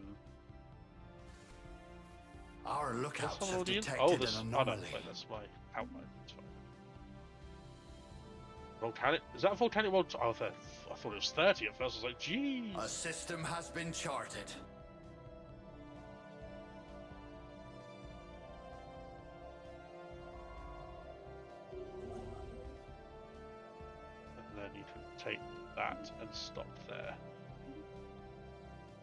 Head of research. Same sort of thing here as well. As an explorer, if they are the leader of if they're managing a science ship, which they are, they get survey sensor +1, which means they can see one system further ahead, see if there's any danger. They get an extra 10% survey speed and an extra 10% of discovering anomalies. Scholar is anomaly research speed +10%, archaeology +10%, and astral rift exploration speed of +10%. If we get to astral rifts, probably in the next couple of streams, we can look at them there. Analysis, really good. Really good if you have a tech planet. So, for example, on this one here, if we were pumping out big tech numbers, if I didn't mind my scientist retiring to a planet, I can make them an analyst, govern this world, and they'll get a flat 10% increase to research. At the moment, it's not really worth it because they're already my head of research and giving me an extra. Have a look. An extra what level are you now? Level 4. An extra 8% research speed. However, statistician gives us an additional 5% research speed as long as they are on the council. It's a no-brainer. Get that a little bit of extra research speed. Any boost to research is good right now. As you can see, we are not tech rushing. We are just grow ever stronger. Chilling. That means our starbase is finished. It's 2K. It will destroy that fleet of 631. Space charts updated. And we have our fleet now at 760, which we can upgrade 3 ships for 60 alloys, which we shall do. We're going to be making extra alloys as well to hopefully further grow ever stronger. Bolster our fleet.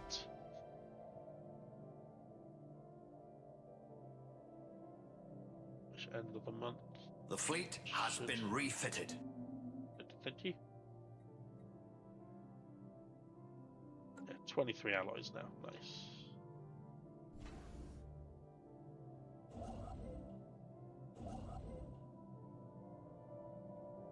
Edo Maulers, if you're still here. Beautiful sort of black hole.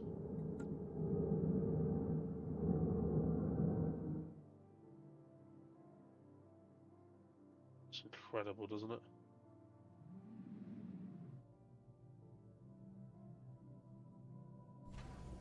Oh, what? I'm just building another structure.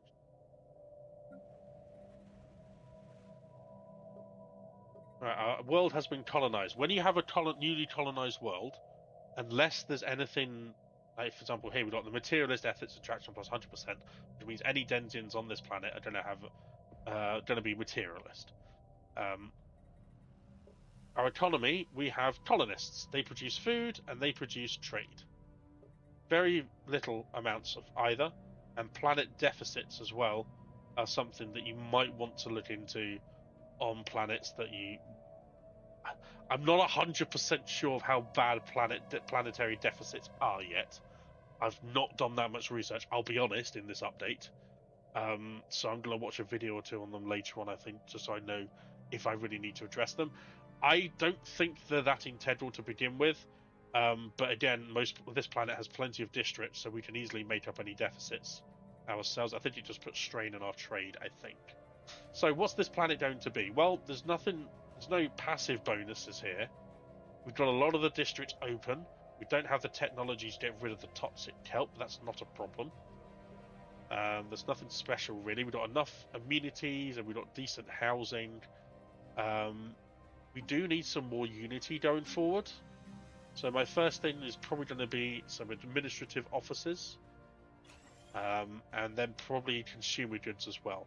You will notice that we do not have any Denzians on this planet.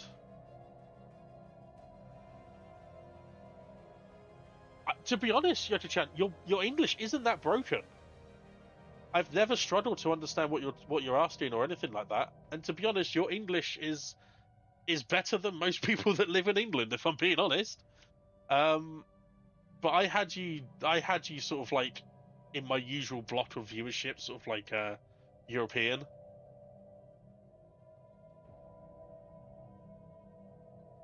like European-ish.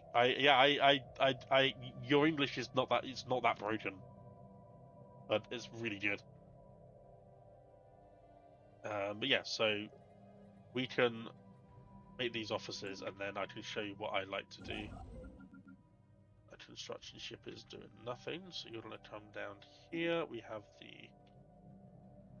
Actually, no, wait. Build that there so we can get the faction approval for that. Public Works Division, we get an additional 100 housing, which is really good for our new one. We're not low on housing now at all. Well, we are on this one, but we can sort that out. We now have an Ascension perk. Ascension perks are really big buffs and boosts to your empire. You will have the ability to unlock 7. You will get 7 through available through doing your traditions, which you will hear, and you will have another one when you finish some technology research later on. For now, you hit the empty Ascension perk slot, and you are met with a whole load of stuff. Now, I'm not going to tell you which ones to choose, which ones you shouldn't choose, which ones are good, which ones are bad. It is entirely up to you. Whatever you want your empire to be is really, again, Ascension perks just adds a little bit more flavor and some more stuff into your empire's numbers to really drive home what you want to do. So Lord of War, for example, gives you extra enclave capacities. You can make a military enclave by basically giving a fleet autonomy and like using it as a guild, where you can rent fleets, you can improve the fleet, you get money if another empire rents the fleet from you. So yeah, it's pretty decent. Buying mercenary enclaves and mercenary enclaves are usually the way to win early wars if you really want to min-match your playstyle, because you can put minimal amount of resources into it and get powerful fleets that you can use whenever you want. So yeah, I'd say it's pretty decent if you want to min-match the aggressive side of things. That's another thing you can do, Yeti-chan, to boost your... It won't boost your naval capacity, because it will add to your naval capacity when you're renting a fleet. But if you want a decent fleet with decent power that you can just rent for like a few thousand credits at a time, then yeah, you can cancel the contract anytime as well with them, which is pretty cool. Interstellar Dominion, Starbase influence cost minus 20%, claim cost minus 20%, and empire size from systems minus 25. Your empire size dictates how much stuff costs going forward. So your edict cost and upkeep, your empire costs and upkeep are all determined by your empire size. This needs a rework, in my opinion. I usually tell people to completely ignore this, because if you can make decent economy, then you won't really recognize a lot. You won't really feel the pressures of your empire size if you have a strong economy. It really isn't that much to worry about. I'm from the UK.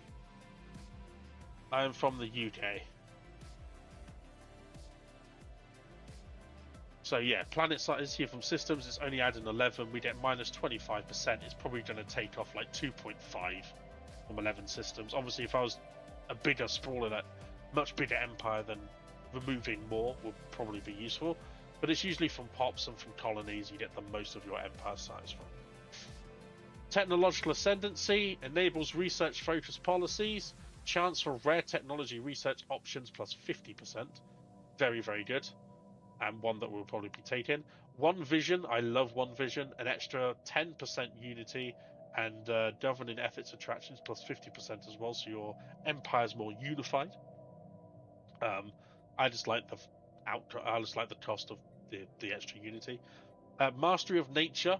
So say, for example, you've used up all your districts here, and you have multiple planets with no more available districts, and you've got no other way of making artificial districts or inflating that number in any way, then you can take Mastery of Nature, and you will get an option in your decisions, or it'll cost you some influence and some credits, influence and credits, and you get 2 additional match districts. You can do that once per planet. It's really good. Late game. Match resource districts on planetary features plus 50% as well, and chance of blocker clearing research options plus times 4. Imperial prerogative, empire size from planets minus 25%. So pretty good. I think that means colonies. Yeah, it says it means colonies. So you get 25% reduction, which will reduce that by by 11, I think. 11 or 12.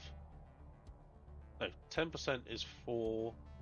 So yeah, you get like 8 less empire size, which is like, again, if you're playing very wide, then it might be a good one to take. More importantly for us, we would get 2 official capacity. Pretty important since we only have 2, because we had the -1 at the start. Executive Vigor, Edict Fund plus 100, and more importantly, your agenda speed is plus 15%, so you get more agendas through quicker. Transcendent Learning, Leader Experience gains 25%, so they learn stuff quicker, they get upgrade quicker and get level up on more traits. They also have minus 15% upkeep, so that would free up a lot, some more unity for us. And our scientist capacity would be plus 2 as well, which is pretty good. Shared Destiny. Now, if you are vassalizing people, and you are looking to maximize what your vassals do, for example, being a Stellarium, or you want to be a Prospectorum, or something like that, then this is the one for you. If you've got lots of vassals, it takes a lot less time for them to convert to their specialization. You get 2 additional envoys, and you get the subject exempt from divided patronage, plus 1 as well, which means you have more subjects that won't be annoyed that you've got other vassals. Because sometimes they don't like the fact they're not special, and they're not the only vassal. Whereas this would that'll make it like 2 empires, for example, that won't mind that you are dividing your time. It impacts the loyalty and other mechanics that we get to explore. So for now, I will be taking Technological Ascendancy.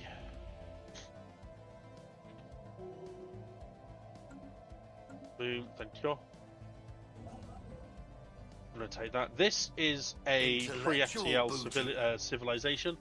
Pre-FTLs come in a very different age. This was an industrial age. They can get to early space age, then get to early atomic age. And eventually they may well, if they survive a number of roles and factors in their development, they may well too take to the stars one day. I would like to take, even though we've got the tile blocker here, I don't really want to clear those tiles yet. We'll increase our fleet command limit, might be useful actually for that for this potential conflict here.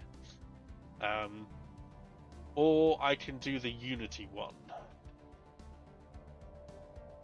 Yeah, I'm going to go for the Unity one plus 22 Unity. You did see also that we had this one, Xenolinguistics, which we got from doing the first contact. That gives us plus 20% first contact speed. Also gives us Renowned Leaders, which is an opportunity to appear. But of course, it's gold. It will always be an option to take if we want to. I personally like getting Paragons and decent and fun leaders like that. So you can go down here now. Start to... You can backtrack and start building the stuff. All our scientists are busy. Good. So how's their relations with us now? They're still rival, but they're plus. It's good. Espionage. We can carry out various operations. Gathering information will increase this, but reduce our... will reduce the amount that we can do. Secure. It costs us 10 to do that. It's got a difficulty of 4, which is hell, because we don't have any modifiers to our... We grow ever stronger. We don't have any modifiers to our... bloody hell. Oh, it's the Infinity Orb machine. A system cool. has been charted. That's a fun thing.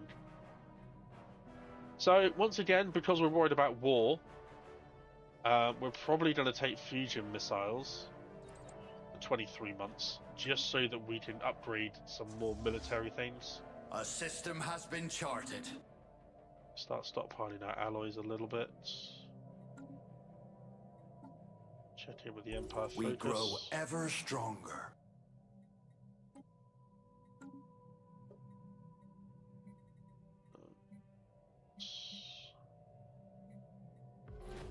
What's the negative effect of having large empire size? So large empire size, it just basically means it's a strain on your cost of technologies and edicts and stuff. So, for example, the reason why I say they need to be looking at it is because in our government, so you see how that's gone to a cost of 9 now when it was 6? That's because of our empire size. Our empire size is going to cost more unity and eat into our edicts fund. Land of opportunity, don't really care about that one yet. But like when I get capacity subsidies, that increases the upkeep of our technicians, but also it'll also increase the energy output, but it's also a lot of it. By the time it's unlocked, it's so expensive. It goes over your edict capacity. Welcome in, James. Yes, I would do. I would love to do defensive platforms, but they're so expensive. They're very, very expensive. So at the moment, I would rather do a couple of frigates for another frigate for 189 and upgrade my strength.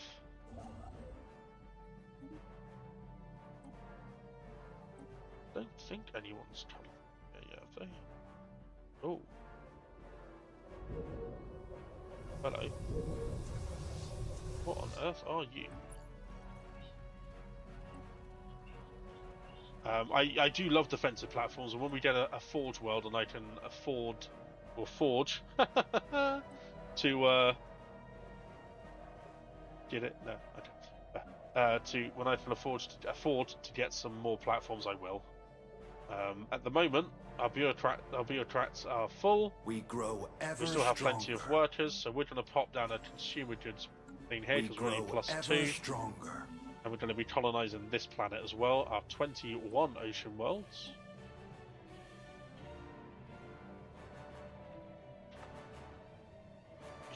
Chat. I'll move the other one to...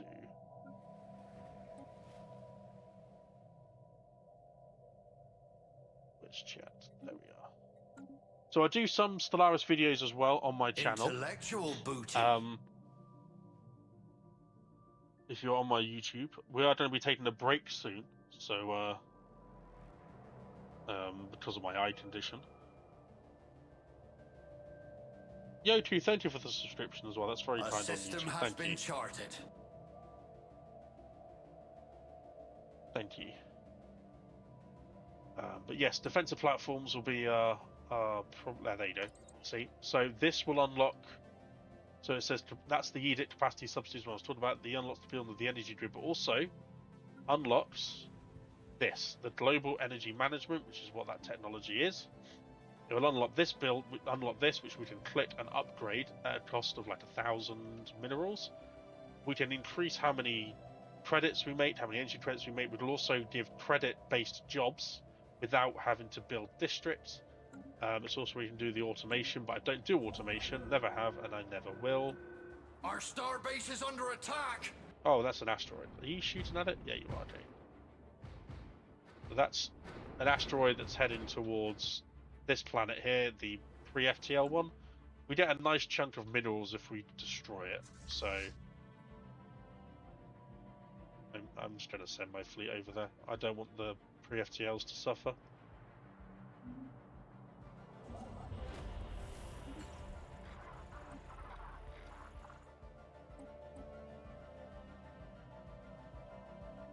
Yeah, it's a good tech. It's a good tech. There are civics, I think, or like origins that start with it open. It's just like, wow.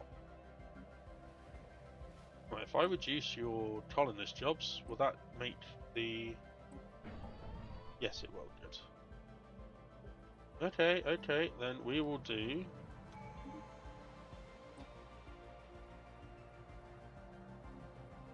luxury residences, and I'll deploy those just to make you a little bit happier. It's fine. Now we get a different tradition tree. We can select, so we've done prosperity. Now, because we are under threat, I think these guys are just going to be constant up and down, up and down, up and down, up and down. And I don't want to declare rivalry. So I don't want all of my fleet to be on the border the entire time, and I want to have a deterrent from them attacking me. So there is one tradition tree that is one of my favourites to take. That is fortification. Fortification, you get additional 2 starbase capacity on the outset and starbase upgrade speed of plus 50%. When and the first one that you get, defensive starbases and defensive platforms have their hull points and damage increased by 33%. So we're going to adopt Council it. agenda available. In 52 months, this starbase is going to go from a 2k to about a 4k starbase. Space charts updated. 3.5k starbase. It is very good. We're going to come back into these mining stations. We'll build in there, can we? We There's no grow starbase ever in there stronger. yet. That's good. Colonizing, colonizing, colonizing. You are We different grow ever species. stronger. I'm running out of influence now, but I got the choke points where I want mainly. This doesn't go anywhere. I don't think that goes anywhere either. That's just space we can unlock later. Probably a good thing I did send the fleet.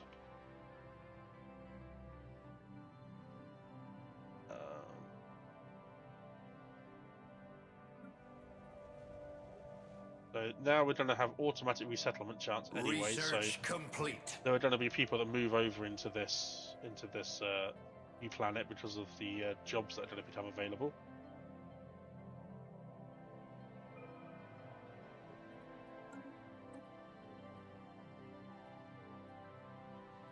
Now we're going to go for the xenolinguistics. Now we want to see those paragons.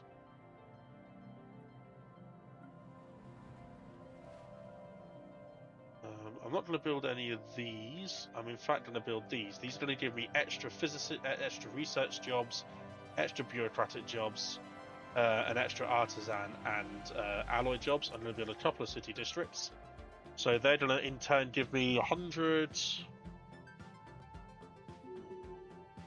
200 jobs per district. So it'll be 400 jobs away from that. Aha! We are a democracy. No, an oligarchy, sorry. So every 20 years there will be an election.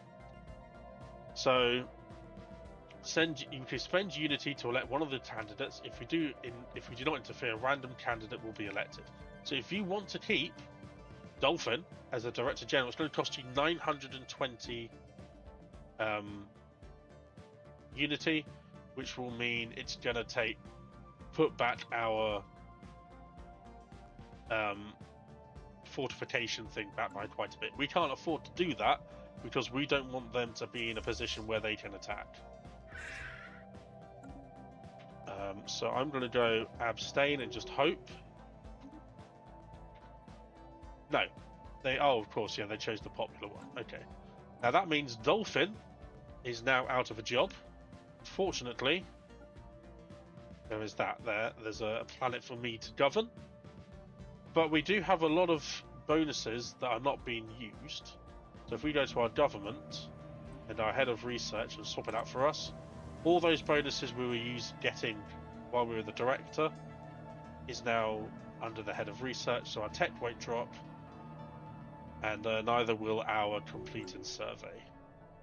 Decent amount of minerals for destroying the asteroids. Outpost.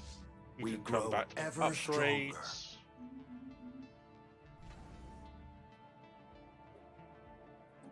So it's all about balancing what you want and what you want to know. I think we got there just in time, didn't we? You were a construction ship. Yeah, you were. Cheeky. Start building all the things. Actually, no, before you do anything, go there. Start filling in some gaps for me.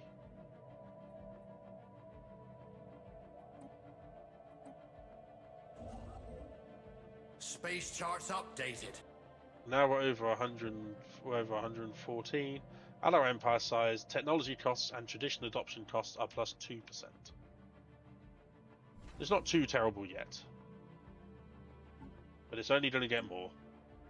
Again, if you can manage, that's why I think they need to changed that because at the moment it's pretty much meaningless. Right, everyone's happy, everyone's cool, stability back up, everyone's good. Got 41 civilians to play around with. We're probably gonna go for this. Luckily you got that Trinity in time, it's a good arc furnace system. Oh, the Trino, yeah, I mean I got a couple. Have I got a couple? No, I haven't. Probably going to be like, what, 16 deposits, 14 deposits in there? Maybe 9 or 10. Intellectual booty. Head of research, of course, is going to be extra research speed. The Fasodian Imperium, Xenophile, militarist, but exactly the same as us. They cannot not like us. We've been very lucky. Again, more. Can we be friends with you? Receptive. They're cordial. Yeah, we've got quite a few friends in this part of the galaxy. That's great for us. Also build a star base there too, as it appears to be an empire. They seem to be friendly for now.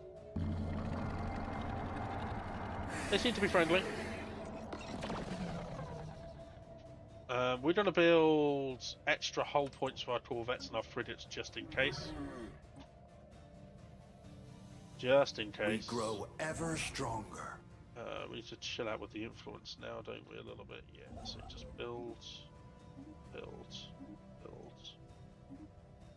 and build. Research complete.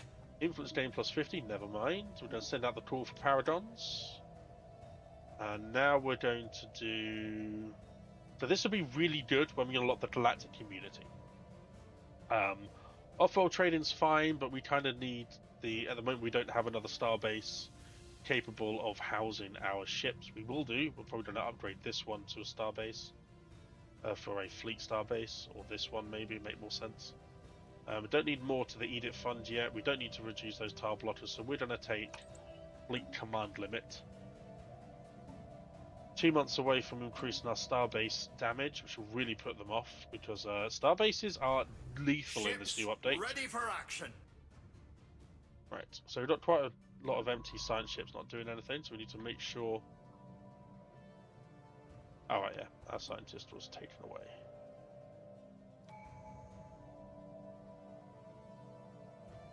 Okay, so I don't really want to put myself... Oh no, we can put me there. And actually no, I need that for the stability. So what are you? You're not doing anything at the moment.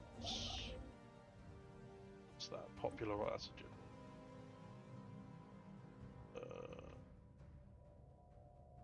I'd rather take that system. Now our star base is going to be extra damaging. There you go, 2.7. When we get Starhold, that'll go up. Defensive platforms, like James suggested in the YouTube chat, will be an idea to do later. Start doing some anomalies now, I think.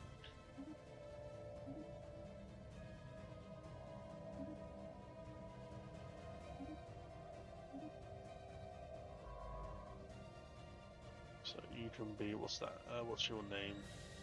Well,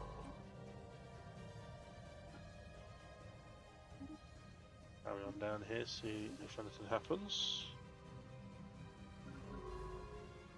Fine. Yes, I would love to carry on our deal. So 585 credits now, we can afford that. Goodbye. That's what I was saying. It's so important to get to your choke points, because if we didn't get here, then we would have been really scuppered for the expansion side of our empire. Ooh, gives us extra stuff on there. The fortification starbase cost be reduced by half. Yeah, it's phenomenal as well for citadels. It's really good just in general for like upgrading this one. Now it only cost me 250. Oh, no, it is cost me 250 anyway, yeah. Right. Colonizing that planet. Don't have any other planets I can see we can colonize into. We're going down this way first to see what's Assuming that's all going to link up with an empire down here. I don't believe we're going to have all of this space as well. That would just be insane.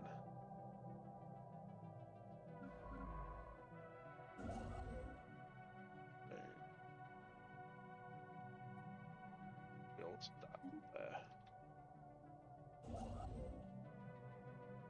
What are you? Oh, you're the Shroud people. Such a cool looking space rock. A 33k. It's 33k. Psionic shield's really worth it then, huh? Council agenda ready. To call home. We've got a new council slot now. We We're grow probably ever stronger. going to go for this one. Because I like the idea of having extra scientists, extra research per level. So because of that, we're now getting... we have extra councillors still +2 as well. Commander starting still +2, that's right.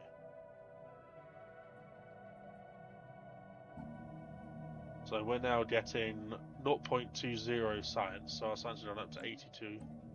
And we're probably going to go for...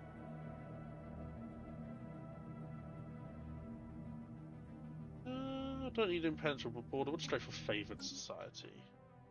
No, I play very, very rarely with mods. Ledger of situations For me, the challenge of vanilla Stellaris is still very much... Technology secure. I'm still getting enough of Stellaris without mods. We're going to go for field dynamics and put it off for a while now. Now upgrade this to 900 minerals. So this is our energy generation special. Oh dear. I don't think I want to get rid of my leader. Commander no, that's my Minister of Defense. No. We'll just put up with the agenda speed plus 10% for 10 years, I guess.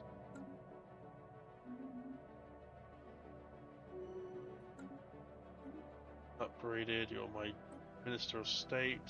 So again, same thing, veteran for the official. You got a delegate, which is diplomatic plus 5% in the galactic community, which hasn't popped yet, which we'll get to when it does. And Federation cohesion as well, which is really good. Industrialists, which is the one I'm probably going to use. On my planet, I will get 5% specialist pop resource output, and the population will lose 10% less amenities. Ambassador, as a councillor, trust growth plus 5%, and an advisor, upkeep from population is minus 5%, and trade from jobs plus 5%. So pretty decent, but because I'm on my capital planet, it has to be industrialist. Sometimes when there's a negative event or a negative trait, just one has to take it on. Yeah, exactly. Sometimes Stellaris just likes to beat you up, just because it likes to remind you who's boss here. I'm going to put a medical center on this one, because that will contribute to increased population. Research complete. Use that one. We're going to go for Fleet Academy and Naval Logistics Office. That means our ships will be launched with more experience. So that's a result of the anomaly. We get 2 extra society research A there. system has been charted.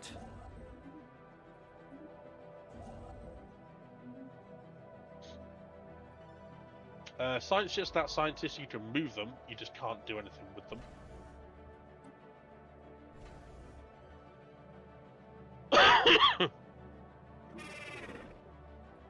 So they are pedestrian now, so that means that operation difficulty is 1 less. So it's only hell, but 1 less hell. But we passively gain infiltration level, so we now know diplomacy, economy, technology, and military is low. So this is not necessarily to be trusted. They are not harming relations anymore, and they are friendly. Yay! Go me. And they want a formal research agreement. So this is where the diplomacy starts to bear some fruit. We can learn 3 physics, 1 society, and 3 engineering, and we can share 3, 3, and 4. So our technology is a little bit better across all spheres. But yeah, so they get a little bit more out of that deal, but we can take any research deal anyone that we can. So we'll say yes. End of rivalry. Thank you very much. They are now friends. They'll say a form of defensive pact. With us. I'm going to say no if they ask for a defensive pact. Commercial pact, yes, that'll increase trade. When you do a commercial pact with a meta corporation, be careful, because now they can build stuff on your planets. What are you? Are you Arctic? Do we have any Arctic worlds? We have Alpine and Arctic, yes. Yes, we will take you. I find pot growth can be a severe bottleneck, so medical centres and cloning facilities are important, as well as robotic empires as well. Well, with honor-bound warriors, you just need to show them that there's the defensive pact. No, thank you. I don't want a defensive pact with you. That will hurt them slightly, but they'll be fine. Now we can see with our espionage, we can now see what it is they didn't like about us. It seemed to be just the border friction that they didn't like. Yeah, it seemed to be just the border friction, which is fair. I'm still on expansionist, so that's gonna border friction plus 100%. But we get extra colony speeds and stuff. However, because now we have friendly alien birds, we can colonize with said friendly alien birds. They are organic, they're very strong, nomadic, conservationist. So that's not too bad. Remember, Pops is still power. Pops is still king. That's a 50% of the Alpine because they're minus 10% habitability. Just patience. You don't necessarily have to go to war. Plus, as well, James, you may not have noticed this, they kind of have a space dragon. So if I had gone to war with them, I would have completely lost. This thing would have annihilated everything that I owned, and then some. So, yeah, always best to know potential enemies. A special project is finished. Hey, we got 3 raiders. Lovely. Space charts updated. We're going to put shipyards on this because now we're going to build ships from this, which means we can get rid of this shipyard and we can build a colony ship there. That's fair. We'll move these onto there. Engineering research. We're going to unlock synthetic crystal plants, although we don't really have any in our systems. Being able to produce them to upgrade stuff and do cool things is always important.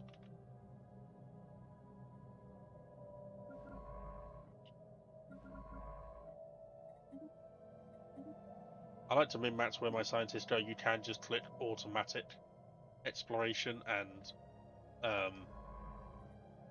anomaly research, but I like to min-max them a little bit.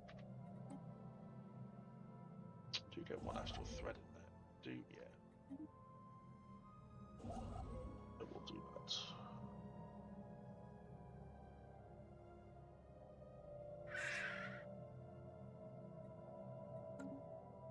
So our commercial pact is giving us 10.57 trade, which is lovely. So now we've just got lots of gaps to fill in. Looks like this one down here does connect with... We're already at war with someone. Oh dear. So trade deals are a really good way of just get that. If they've got friendly, you can usually trade with the AI pretty well. If you want to know if something's a good trade or not, you can go trade. Give them 1,000 trade. That means you got 45 acceptance to play with. If I go alloys, for example, they will not want to give me alloys. A, we're not good enough friends for that, and B, they're at war, so they're less likely to give us alloys. If I go, not specialist, but if I go food maybe, they're likely to give me food. Kind of want minerals though. So if we go 600 minerals, that means there's going to be 21, like, hey, thank you very much, you gave us a very good deal. Also what you can do is communications, which means they'll put you in communication with anyone that they have, anyone that they know as well. Our Director General is going to be a statistician as well. We've got 2 councillors now with statistician, so our research is going pretty good. The Imperium of Quad Block, they are authoritarian militarist spiritualist. Okay, they won't like us. That's fair. Again, this is all really cool flavor text. I just now look at what the thing gives me, and then,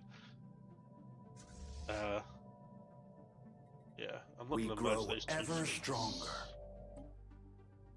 So this is now shipyard. We're also going to put in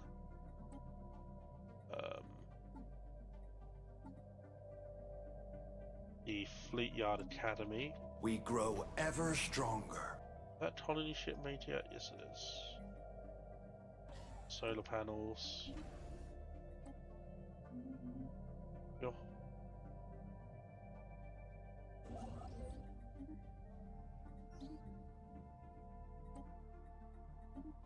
That's a good system.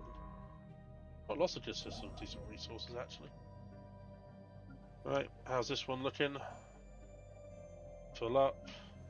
It's all about patience. These new planets is all about patience.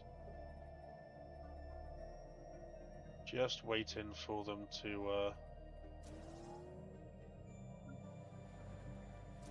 filter through. Just because you got lots of available things and specializations and districts doesn't mean you have to build them. That's my first biggest mistake when I first started playing Stellaris.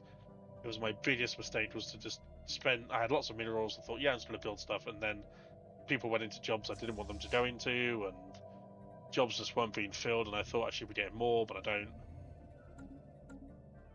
We grow ever stronger. I think that was our precursor. That was our mass extinction. Okay, cool.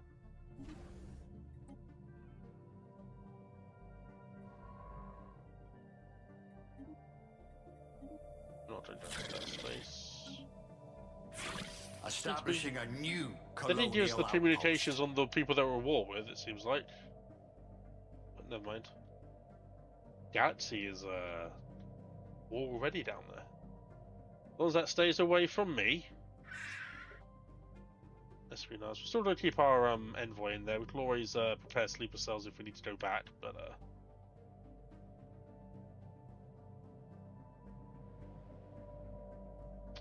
close. If we had some favors. Every now and then you'll get updates from the people that you are We grow ever stronger. observation posts over, so again more flavor text, but it also gives you cool insights and you get to blocks of research every now and then. Ever also gives you an idea of where that planet's heading, so if you did want to interfere you can probably guide them away from destruction if you wanted to, or if you wanted to take advantage of the chaos you can say, okay, I choose to invade now. Thank you very much. You can't be trusted to look after yourselves. I'm stepping in. Intellectual booty. Pure Dynamics, Dyson Swarm, or Moats. Lots of good stuff. So this is again an upgrade to our fusion reactor on our ships. Planetary FTL inhibitors. So right now, if this empire did decide to go to war and they wanted to smack me up, they could simply fly if they wanted to, if they were able to. They could min-max their way outside of the range of my starbase and circumvent it and go straight through. FTL inhibitors prevents FTL drives of hostile fleets, which means that while this station is mine, they cannot faster than light travel down hyperlanes and get out. They would have to fight the starbase. Even if they mistakenly jumped in and then thought, oh, that's too powerful, they wouldn't be able to jump back out until that starbase is not mine anymore. So it's a really good way of keeping your front lines without enemy fleets or ships maneuvering past. Cold fusion reactor again, more power, more powerful weapons, upgraded weapons, new weapons. You can be able to use them without fear of using too much power, fear of being out of power. Again, we've got the research complexes, which means we can upgrade our research. So we can upgrade these buildings here into better research facilities, pumping out more science and even more science jobs. And this one is much like the crystals. These are moat harvesting traps. Now we do have, I think, do we not have the one moat? No, I don't have the single. I thought we had one moat we could not. So yeah, there's no point going for that yet. If it was the synthetic moats where we can create them in-house, then yes. Like this one, it's a building. This is just the ability to harvest them from the natural. Oh no, there's one there. We've got one little moat there. So for 51 months, we'll get one moat. Not really worth it. I'm going to go for the Dyson Swarm. I'm going to go for the Dyson Swarm. Dyson Swarm is a really good way of getting energy credits. Then Gresham Pack, that's fine. All of these packs I'm doing, by the way, cost influence. If you have low influence, you will not be able to... Ooh, ouch. You will not be able to... you'll be negative influence. You won't be able to hold that many packs. So always make sure you have enough influence before you start doing commercial packs, migration treaties, anything like that. Oh, no. Ledger of situations amended. Oh, we got the ad carrier. Really? I thought I already had my precursor. No, I knew I should have turned. I told you. I said it, didn't I? If I didn't turn it off, I get it. I told you at the start. Oh my god, that's so annoying. That is so. I Not so literally now, said. Was it? God. Damn it! Why are you losing health? What's going on?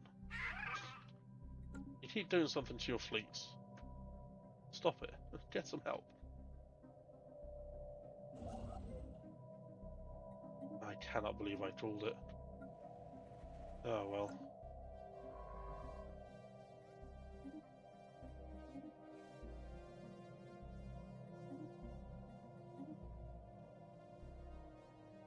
Ugh.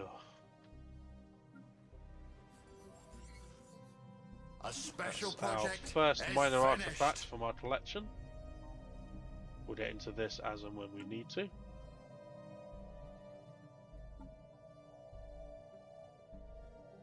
Oh yeah, I need to do the treasure hunting thing.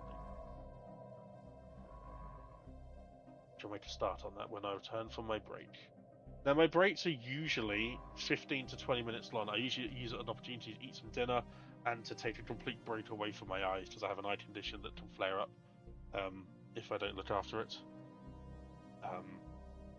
So we're going to take a save.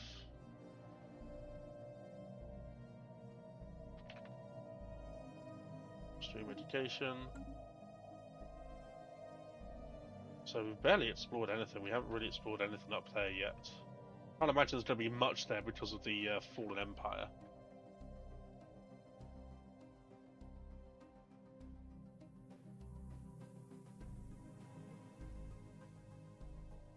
I'm just going to fade into. I don't have any graph. I do have a graphic. I'm just going to download from my artist.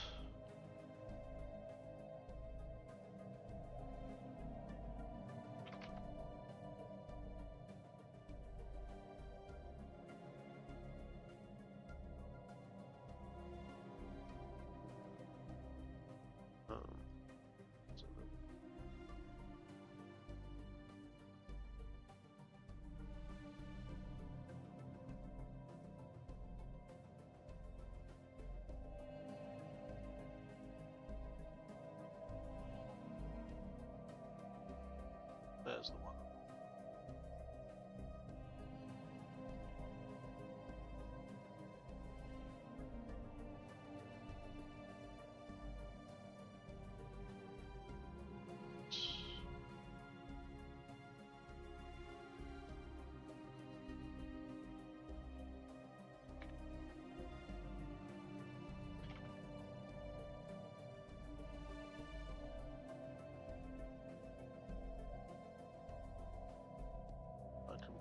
straight.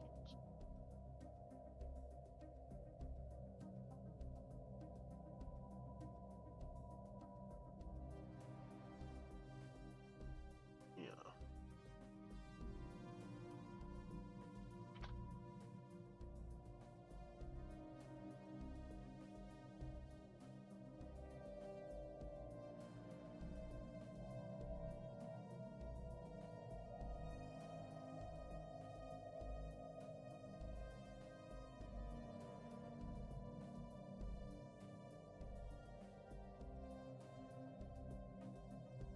Only one thing I can use for my break, and that is my little mascot Dusty. Right, okay, so 15-20 minutes from now we will be back.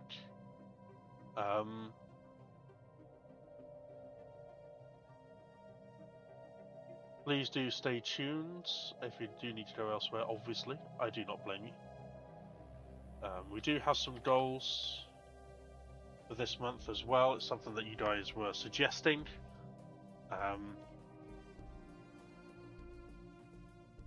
It's for Pokemon streams, because I'm a big fan of Pokemon. You see, we've got plenty of cards to open as well. Hopefully, due to Doom's generosity, at the end of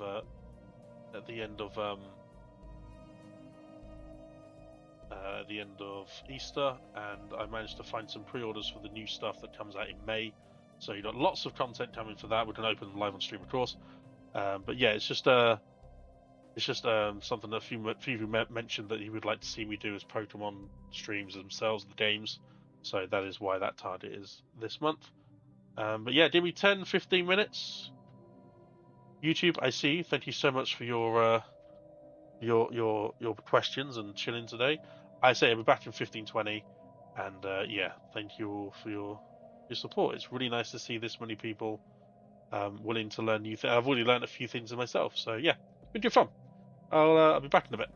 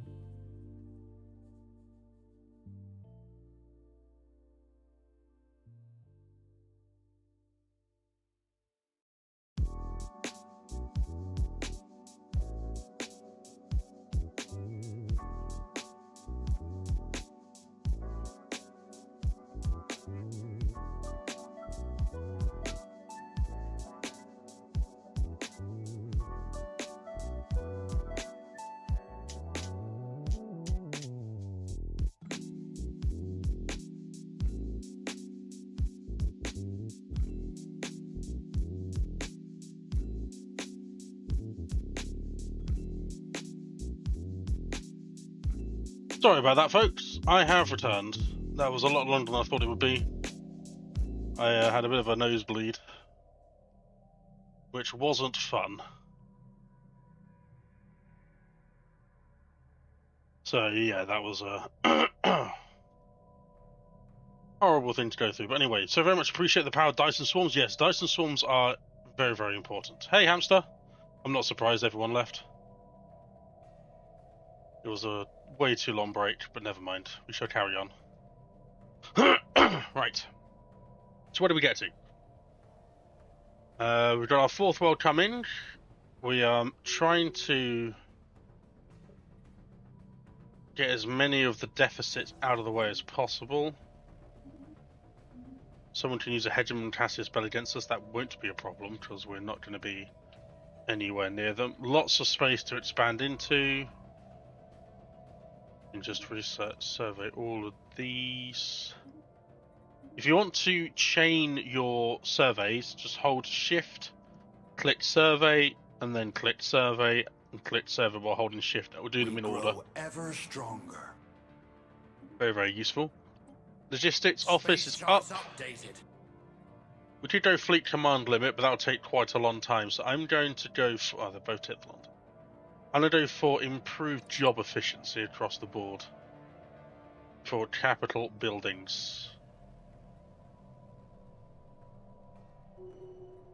Always good to have another upgrade. Maniacal's a good one. Our Director of Science is going to be Maniacal. It's going to give us extra research speed alongside the veteran perk they've already got.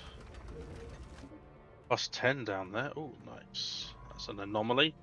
So anomalies can give you really cool things. But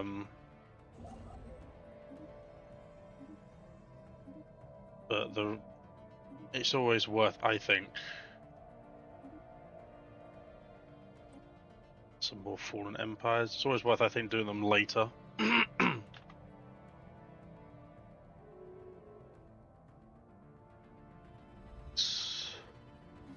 Another minor artifact. Wormholes are cool. Wormholes take you to where the wormhole exits, but you won't know where that is.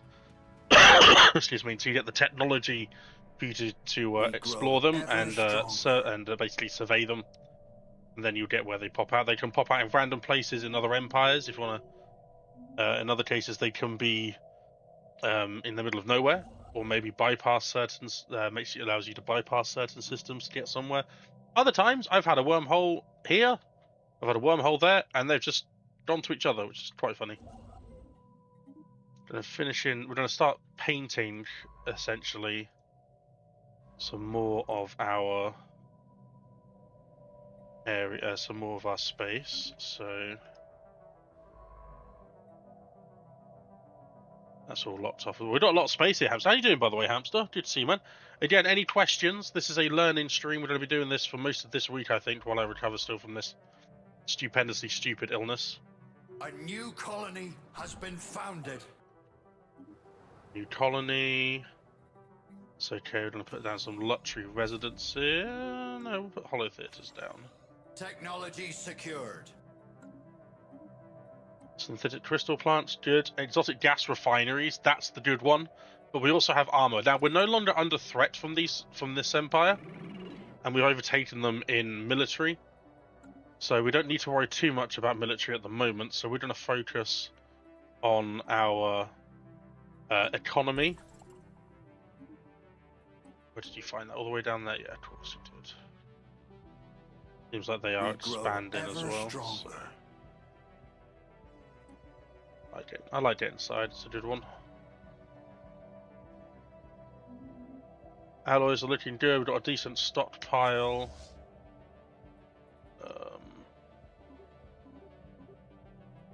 We'll just reinforce our fleet to its full capacity. That's going to go over our naval cap. That's not a good idea. I think we can do 2 corvettes, can't we? Yeah. We'll do 2 corvettes. Starbase ability upgrade cost minus 50% and capacity plus 2. Wonderful. Now we can look at getting. It's now only 125 to upgrade. That's the one that James was saying is really good for upgrading to the higher end starbases in the late game. Really, really useful. We're going to upgrade 3 because we can hold 11 now thanks to the expansion. We'll upgrade another actually, just because we can. We're going to throw in some anchorages for some early naval cap, just so we can have one full fleet.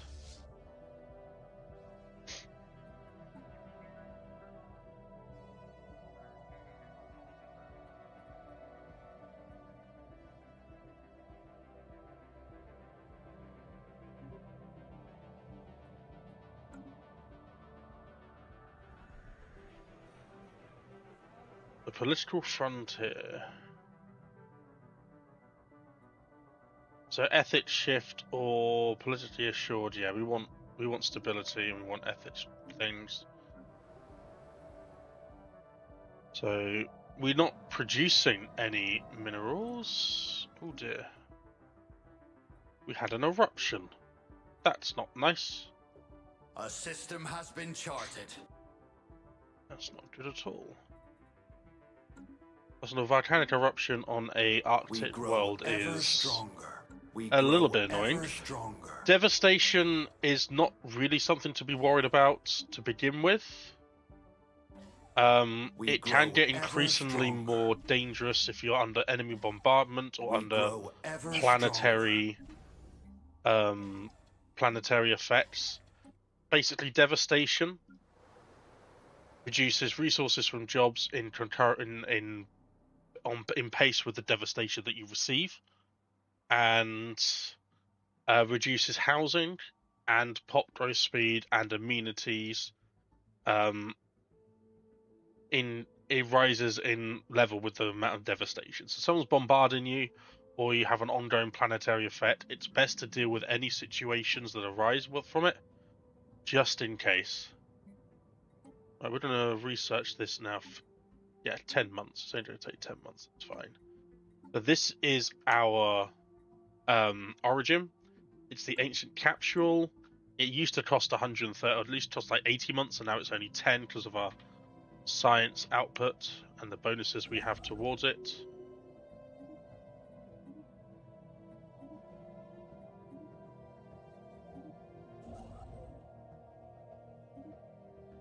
You are a scientist, so we're going to make you a scholar. I don't want you. This is a paragon. Actually, naval capacity plus 5. Oh, that's the naval one. No, I can't really afford you right now. My unity is way too low because of my Empire scroll. Right. Administration, you're going to continue there, and then once you're full, you're going to be on the put a medical building on top of you. Like I say, you just need to be patient. Like this one is growing really nicely. You can upgrade it from a reassembled ship shelter into a planetary administration once you've hit 1,500 pops.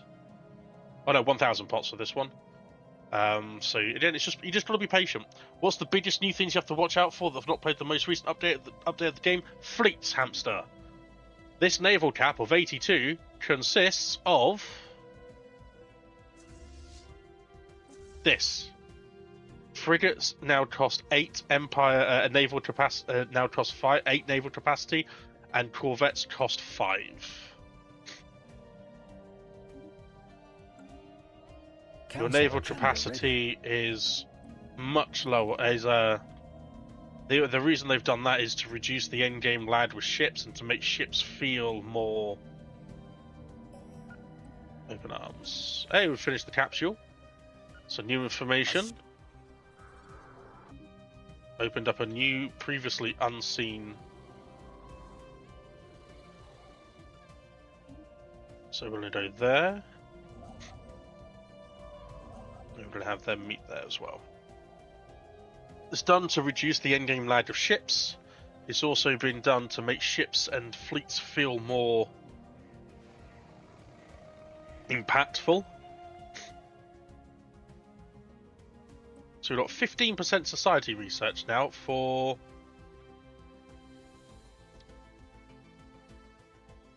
on this, I think just forever. Yeah.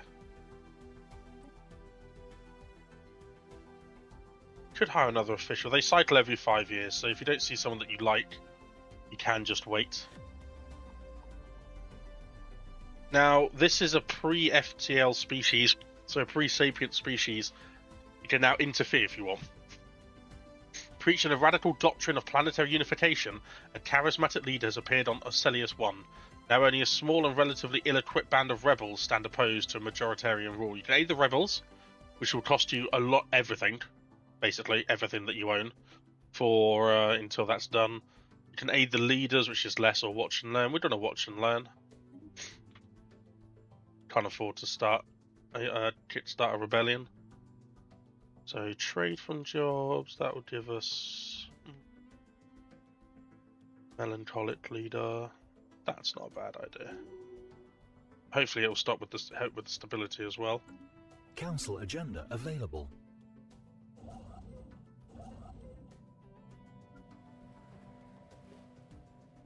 Yep. Civilians too.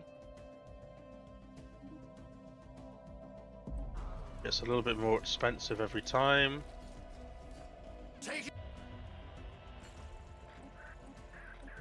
So this is all story. Ledger of situations amended. Right, so they have 999 fleet power, frigate and a raider. Not that powerful, too powerful. Oh, they are going to continue. We grow ever stronger. Taking evasive action. Our science ship Please be don't under die. attack. Okay, good. We're going to unlock destroyers. Taking evasive. What is happening? Oh, that's our defensive starbase. Yeah, okay, you can go there. We grow ever stronger. Ledger of situations. Okay, now we just have to wait for our science ship to come back. We grow ever stronger. Ugh. Fine. And you see, just by building those 4-star bases and upgrading them, we've now got 147 naval capacity. So if we wanted to, we could set up another fleet, or add some ships to our raider fleet. I don't really want to do that though.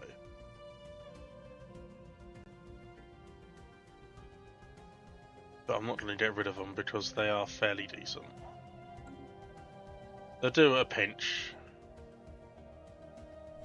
A system has been charted. Alright, okay, you're back. No dramas.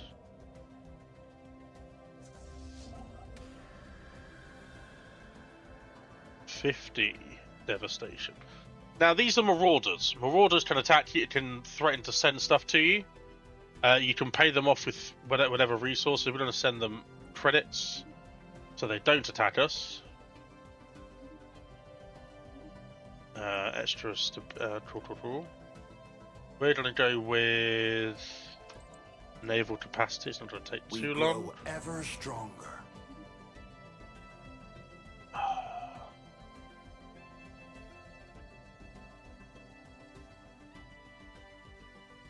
So you can't quite tell, but there's only one hyperlane in that way, so.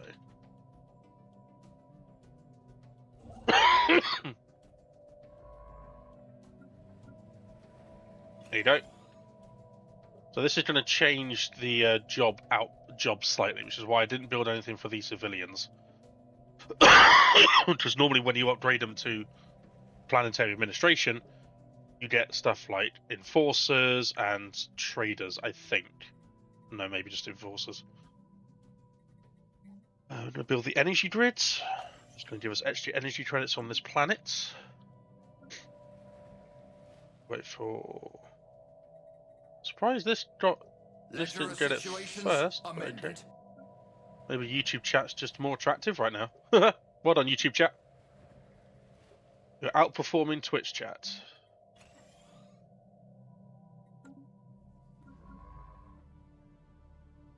We grow ever stronger. Okay, so why can we not... Oh, you're suspicious to us. Okay, well maybe it's best to...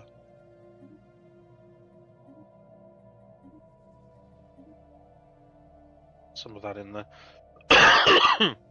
Sorry for the coughing. Dyson Storm available in 8 months. It's going to cost us alloys, but it will help our energy credits. We need to keep an eye on our minerals. Are looking fine, so this will probably be. This will probably be a heavy industry. This will be a forge world. This will be a forge world. I need alloys ASAP. Crikey, how much? 63 devastate. That's when you need to worry about. That's where the housing goes down. Everything goes down. Oof. So you can invade pre-FTLs if you're like a xenophobe or a type of authority that would allow that. I tend to use them for the science output. So the observation is getting us, I think it's like 8. It used to be 8.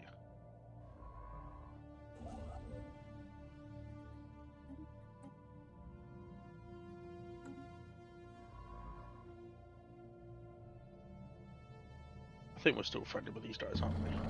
Cordial, yes. Offer trade deal. What do we have most of? Energy credits. Technology Give me secured. 2,000 of those. Dyson Swarms ready. So extra technicians again. And we can upgrade the energy grids. We can do resources from research stations, which will give us 10% on all the resource that you see here. Observation stations also give those insight. Yes, they do. Yes, they do, Hamster. Very good point. Yes, they do. I want listening posts. So we still get. That's what the shooty noises have been with the uprising and stuff. It's just they have expanded quickly. Holy moly! Secure this black hole for us would be lovely.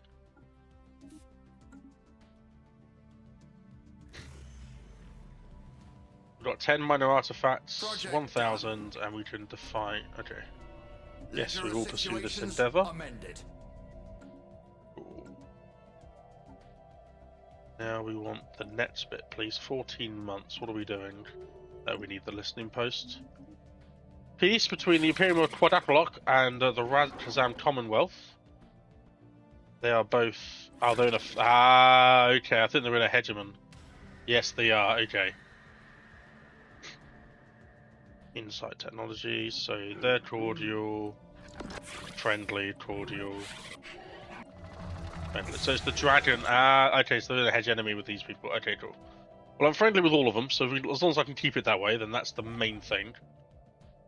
You can see here, planets, the Kazam Commonwealth and the United Regime took one planet each, and they took 5 systems between the two of them, and the Defender took 2 systems. If you press F, you can find the name of any system. So you can find my own planet, for example.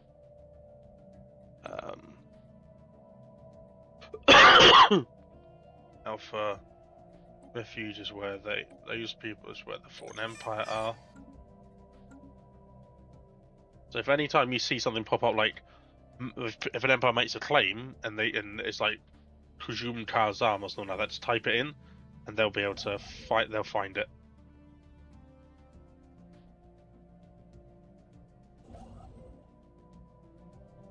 Wow, I really did just. Splurge all my influence. Never mind. Kind of panicked a little bit. Won't lie.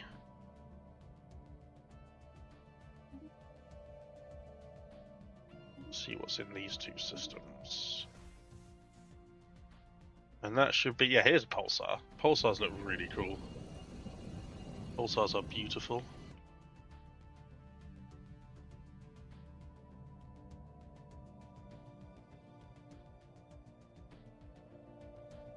Oh. There we go. I knew Twitch chat would catch up. So now we can upgrade that as well. And like I said, the economy, you get the 100 enforcer jobs. We've still got 11 civilians left, so we can still look at starting this. I think we're going to make this a Unity world to begin with. Well, Unity and research. Destroyers, nice. Starholds, beautiful. That's exactly what we need. Destroyers are more powerful. They can hold better weapons. So, for example, frigates and corvettes are small. Destroyers, you can hold medium weapons. And so we're going to put lasers and missiles. Get rid of this. Make sure that's all upgraded as well. Perfect. So, if you've got any questions about the game, please do ask. We're here to teach as best we can. Project done. Not so special now, was They it? close borders to us. Technology Yes, so we secured. can close borders to them. They're harming relations. You're just genuinely not very nice people, aren't you? Society, we're going to go for... Ooh, damage to rivals to be pretty good. We're going to go for extra food. We're not struggling for food, but you never know, you could end up struggling for food very... things can change very quickly in Stellaris. One war, and it could all be over. We'll upgrade this. Command limit, amazing. That's a trait specific to this commander. We can now hold an extra 50 ships, which we will absolutely do. Destroyers are going to be quite expensive, but we can afford it. Yeah. We'll reinforce that, see where we are with the old naval capacity. Finally do that.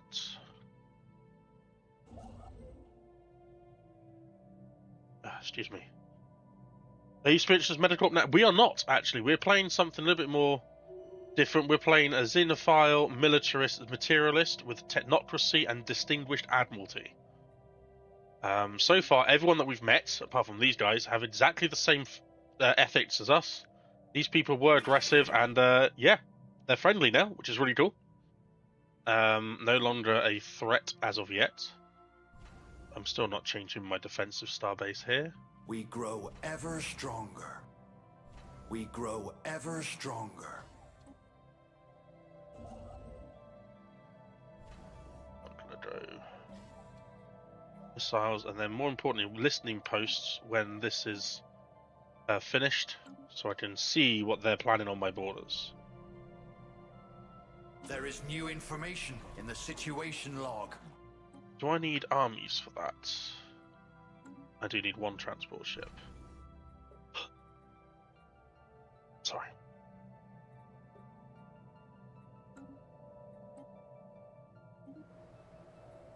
Well, things are not going great for that planet, I have to say.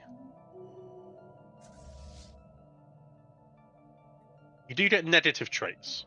So now our senior science director is now so senior, they're now narrow-minded, so they're now minus 5% research. It's going to set us back a little bit. If I took them off the council, that negative trait would disappear, complete. but I'm not going to. Our 'Cause they're lookouts still- detected an anomaly. We'll go Grand Archive. How long do I have left to research that project? 9? I don't think you're going to get there, are you?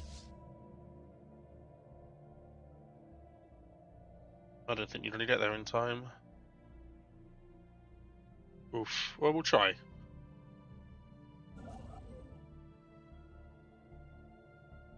What about choke points? Space charts updated. Not bad. If they turn nasty, then we can sort them out.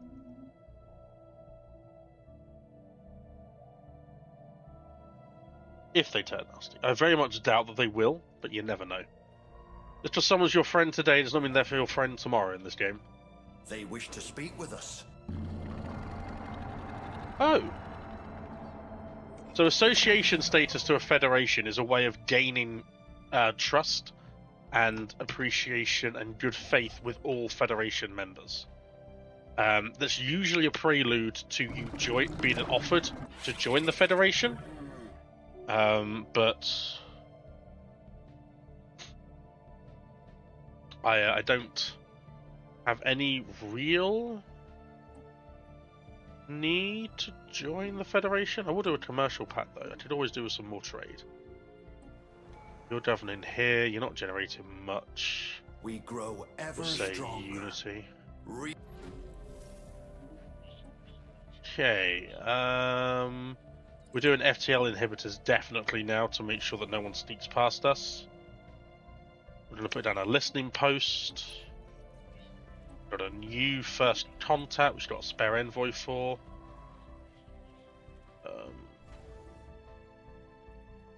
Our star holds in 25 months. Anything I don't know is what's happening up here.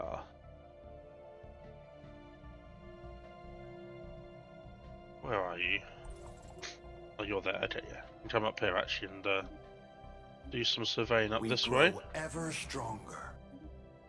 Say hello to the Infinity Machine. Another archaeological dig site. Beautiful bubbles, a good one.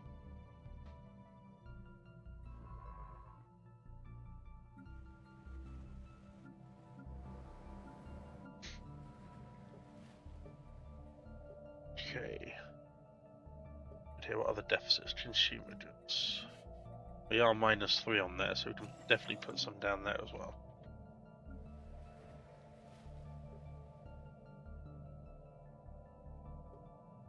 Technology secured. Grand Archive, we're going to go for Embassy Complex now. I'm going to put the Grand Archive, which is going to cost 1,000 alloys. Has to be over a planet with 2,000 or 500. Oh, nice. A special project is finished. Wow, okay, so now my minerals, my storage is full. There are many ways, well, there are several ways to increase your storage. You can build them in buildings, resource silos, which give you 5,000. You can, if you wish, on these upgraded bits here, build resource silos for 5,000. I wouldn't. I would simply, at the moment, because we're still using quite a few minerals, just look to add a monthly trade, sell minerals, and we can sell 50 a month. And our trade will go up in a minute. Council agenda To 88. Agenda is ready. Once you get into the swing of things, that's my mother coughing. Bless her, she's picked up. No, it's okay. We grow ever stronger. There we go. That border is now a little bit more secure. But to say, the thing with Stellaris is once you get used to managing these numbers at the top and just being patient with your planets, that's +6 now. Space charts updated. Never surrender, orbital bombardment damage, war exhaustion gain, and hostile influence plus cost is good. It means that it's going to cost them more to influence, to claim my systems. Having large reserves is a good thing if we suddenly need to replace whole fleets during, for example, endgame crisis times. Yes, as and when the game progresses, obviously you'll have new ways of storing resources, like the metastructural engineering. You'll get different technologies that give you big boosts to how much resources you can store, and you can artificially pump those numbers up. Eventually you will have on your planets, even if you don't have a need for food, you will build one farming district just to have access to these three. You can do science on them if you've got the correct technology, and you can also do, like I say, the science, the extra resource storage as well. So What's that? Ah, the automated dreadnoughts. We've also got a Savannah world there as well. Okay. Let's see what's up here. Hoping there's no way round. Really awkward if there was.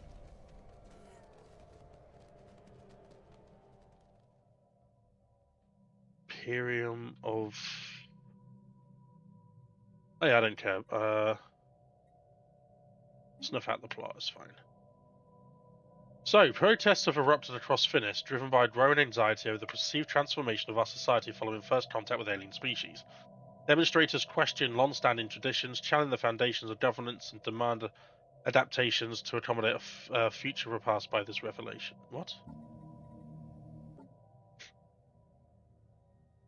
I don't think... Xenophile egalitarian. Oh, I see the manifest, okay. This will eradicate the manifest. Mobilize it around roots response, frame it as a distraction. We will pacify the dissenters. I don't want a manifest of change. I don't want to change my ethics. Thank you. Monthly unity as a council plus -5. Ugh. Let's see who is in control now. Same one. Very popular with everyone. What a surprise then. But yeah, stockpiling's good because you can spend a lot of alloys on a fleet like I have here. But if you go to war straight away and you lose stuff, you lose all your fleets, then it's going to cost a lot, especially with the new fleet upgrades, Hamster, fleet changes.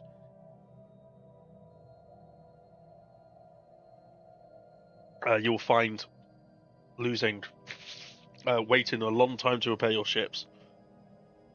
So like any good military, you should have the surplus and the stockpiles to replace what you lose. Especially armies. Research complete. Okay, that did go elsewhere. Oh boy. I'm going to unlock the mining ones. Even though we've got full minerals and we're selling minerals, I want to be able to produce more.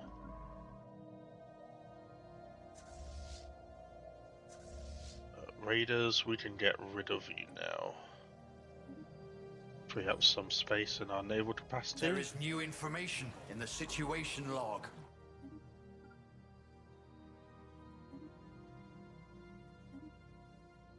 We grow ever stronger. Okay, it looks like it's Stellaris, that's fine.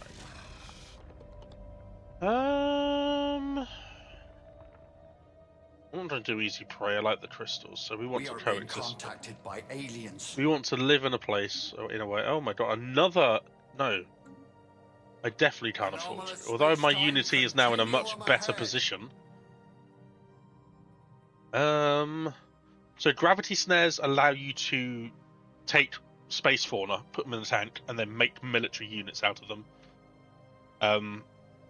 If you have that sort of technology. Or you get resources you get different variations and different maturity types of each space fauna, and you can get rid of them for research or for minerals or for food. I don't usually bother with that unless I do Beastmasters, which is a civic that allows you to utilize them as weapons. So I'm going to go for extra laser damage because now we have a new threat on our borders, the Imperium of Volakadok, who are suspicious. And they don't like me. And I know nothing about them. Routine. Okay, well, get started there. Information is power. We need to know fleet strength, planets, etc. I remember oftentimes when I was in bid wars and my stockpiles were too thin, I had to go around to different foreign empires and do trade deals for alloys. Oh yeah, for other empires, yeah. Yeah, it's still a very valid tactic, to be honest. 22 ocean world. Hello. Finished. Spaceborne sighted on stranger tides.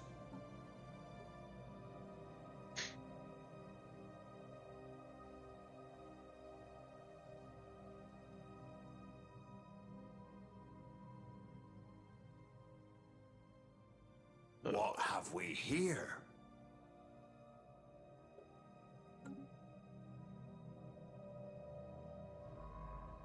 Definitely want that. Looks like they do break into each other, so I do need to get to here for this ocean one and lock off this little bit. Another lovely black hole in the middle of nowhere there as well.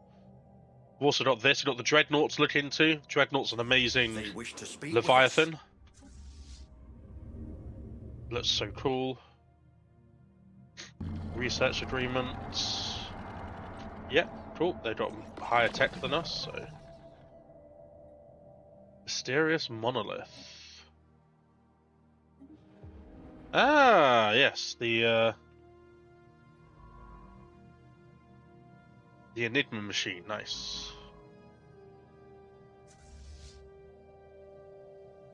Used to be more easy to do trade deals with fallen empires. Wait, you can't do trade deals with fallen empires, just with other empires. Yeah.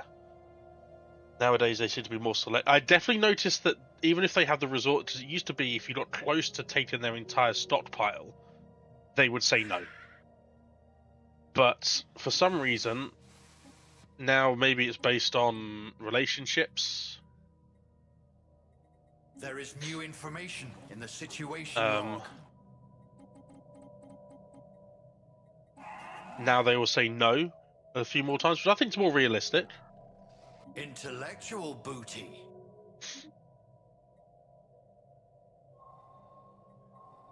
There is new information in the situation log.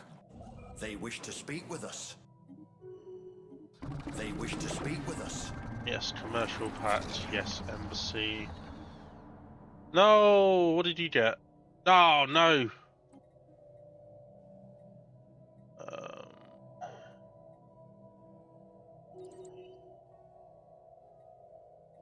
Starbase building cost. Maniacal again, yes. Lots of maniacal people.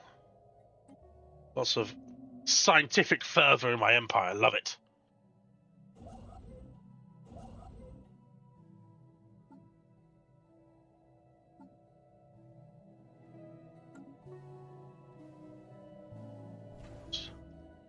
So now we can upgrade to star holes, but I think we can reduce that even further. The cost even further, sorry. With this, the starbase building cost being an additional minus 25% as well. Crazy scientists do good work, exactly, especially when you don't let them sleep. That's the ploy. Why is that there? Why is that little gap there? That would annoy most people. Not me though. I will upgrade this one though, because I can't really afford to wait to do that, just in case.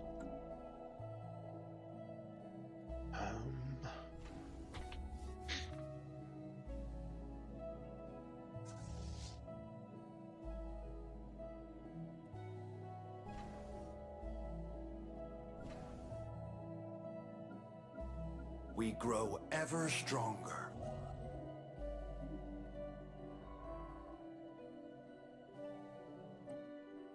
Space charts updated.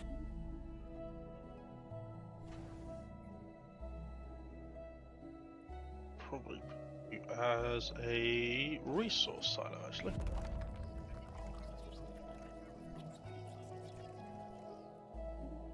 That's insight. If you're new to the stream, welcome. My name is Dolphin Dive Pro. If you've got any questions about Stellaris, then please do ask. I have a lot of experience in this game. I may not be the best player, as it were, but I do my best. We're going to be doing an educational run through of Stellaris every day. We grow ever stronger. For this week.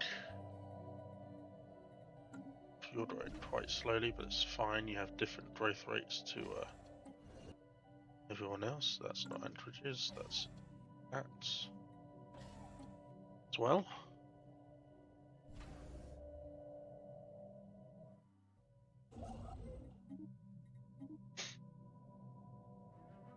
Dolphins fate. No, don't start spreading propaganda. Oh wow. We grow ever stronger. They had Doomsday. their home planet just exploded. They definitely had Doomsday. No Autochan Monument for the immunities.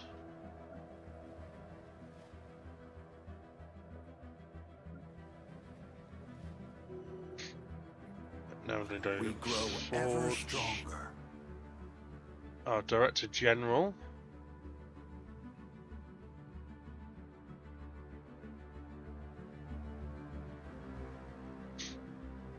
Yeah, we'll do that.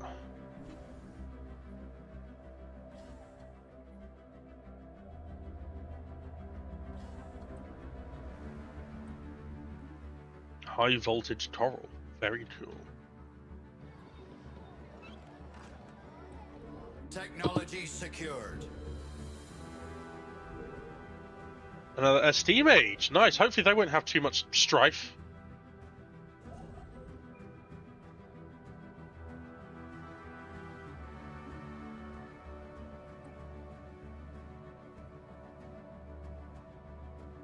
We're going to take the upgraded research. Hey, there we go. 1,405 unity. Brings us to that, to the end of it. So now, at the end, we have Starbase upkeep minus 20%, which is amazing. Grants access to martial alliances, allows access to the Eternal Vigilance Ascension perk. And that perk might be one that we take. Eternal Vigilance gives us increased Starbase damage, hull points, defensive platform damage, defensive platform cap, upkeep deduction, home territory fire rate, so defensively would just be pretty hard to overcome. I'm going to take...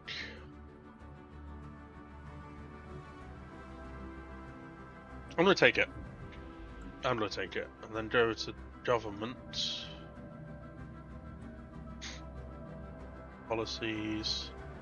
Okay, I think they took it off. They took that off, okay, so what can we do? We can do capacity subsidies just. We grow ever stronger. So we can get extra energy credits.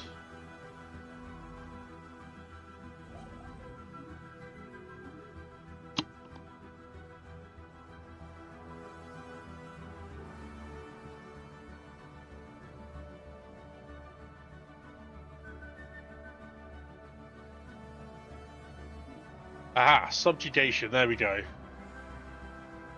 The Tronzu awareness, after losing their home planet to Doomsday Origin, were unable to feel safe, so they were subjugated by the autocracy of Nira Atsan. So as a subject, they will gain some passive resources from their subject, but they will also receive bonus science, the benefit of protection.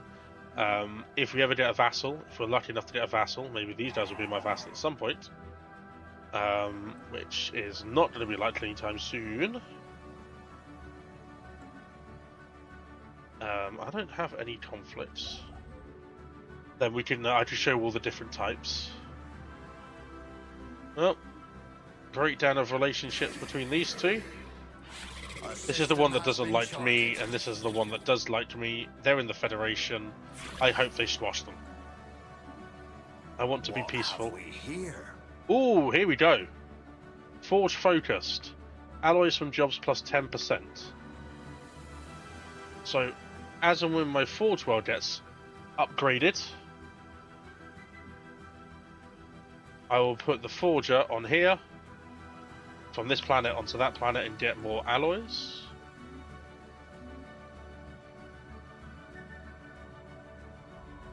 Yeah, that does get blocked off, good.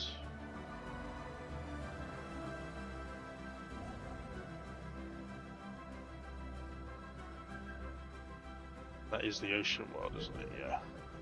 It's a little bit annoying.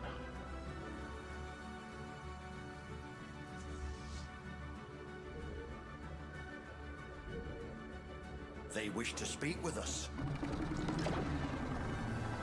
What is your planet type? Your planet type is arid. Do I have any arid worlds? I think I do, don't I? Savannah, that's volcanic. No, I don't. Sorry. Need to keep an income of influence. That's a Gaia We world. grow ever stronger. That's Wentworth. Oh, wow. Wow. Get over there immediately. Roboganda. Please no! Please don't make people think I like robots.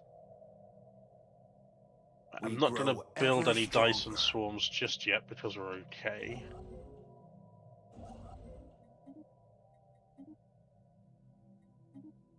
Oh, let's check in on this starbase now. It's a 9K We starbase. grow ever stronger.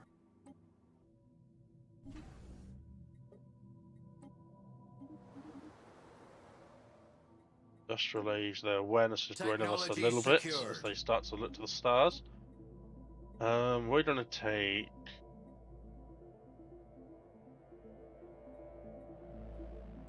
farming subsidies, get that one sorted out. Subsidies, farming is this one.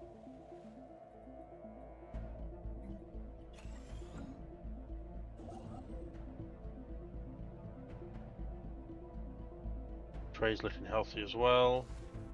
Don't really care about any of this yet. I just want to keep this bit for myself. We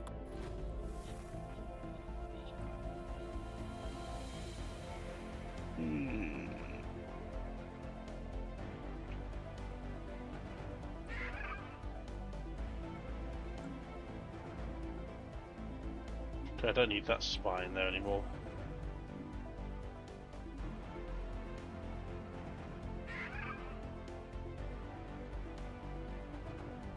Still trivial. We know that they're essentially fine. Their arrival in the Tron's awareness. Beware! Oh, that's why they can't get through the door. The mercenaries there. You see? You see? That's why they haven't gone this way. That's phenomenal work. What have we here? Available envoys and produced by metallurgists. Yeah? Actually, that's a long time, so let's go for the materials workshop. I don't have any spare envoys. A system has been charted. Research complete. Plasma throws are upgraded weapons, so we can definitely love to have that. They are superior to me.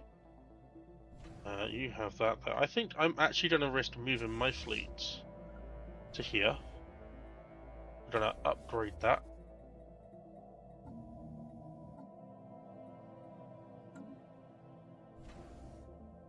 So I'm assuming you've closed borders with the Alliance. We grow ever stronger.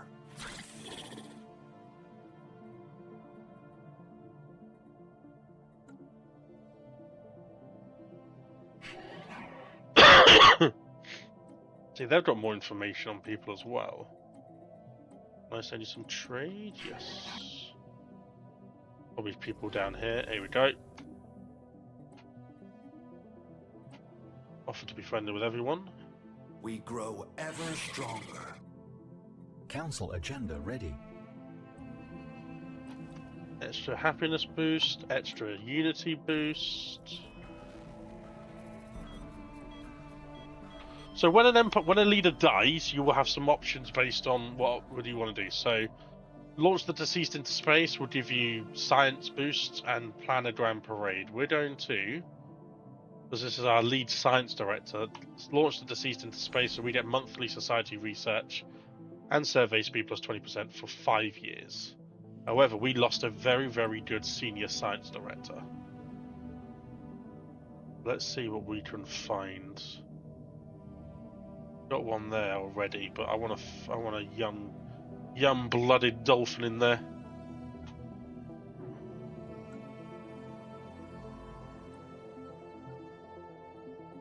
Let's get you surveying some systems. On that Gaia world.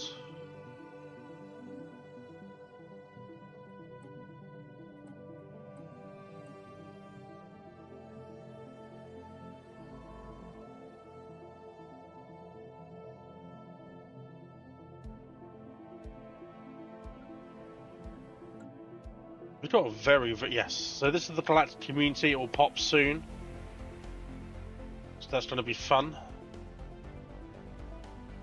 When the leader dies, it gives us time to reflect the fact they were not forever operational robot. Yeah, okay, Amster, well played. I'll give you that one. Put Edit Fund plus 20, because I think we're going to be eaten into our... Yeah, we're well over. Oh boy. Yeah, extra 20 will really help, actually. Just extra minerals. 90 civilians, we'll take that. We grow ever stronger.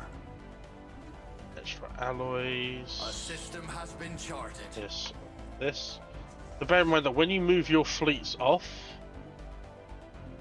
the upkeep that was being saved by the system has been charted. the naval station will be lost. So when you move your fleets, you will then start to incur, like any military operation, anytime that you move fleets, anytime that you want to use them, you will incur upkeep costs.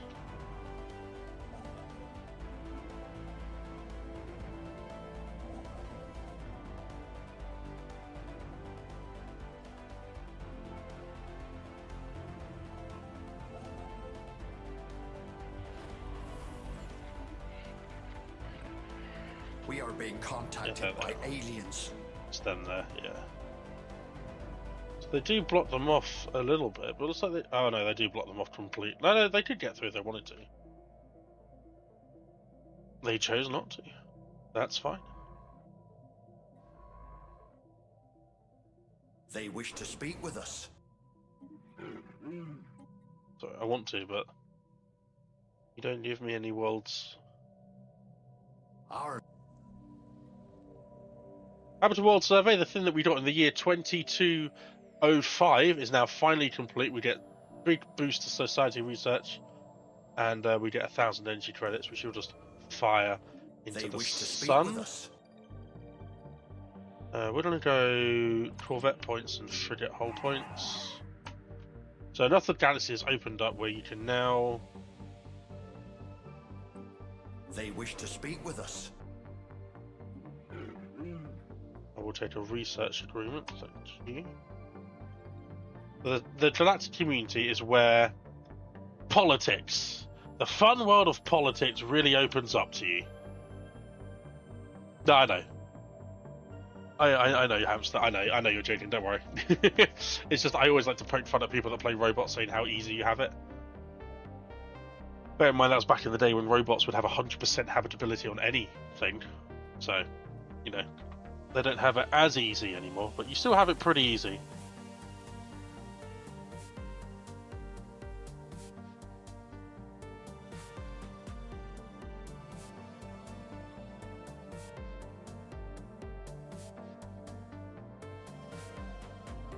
So the galactic community is where politics, the fun worlds of politics, really come to life. Carry out all your dreams like passing legislation, supporting legislation, selecting a leader to act as your representative. Pass your own resolution. So, every empire, as long as you have the influence, I think it's 100 to pop on a resolution, yeah, 100. Any empire can pop on a resolution to be voted on by the galactic community. These will come with their own boosts and with their own set of stipulations, with their own pluses and minuses, and it really comes down to what your empire is going to benefit from.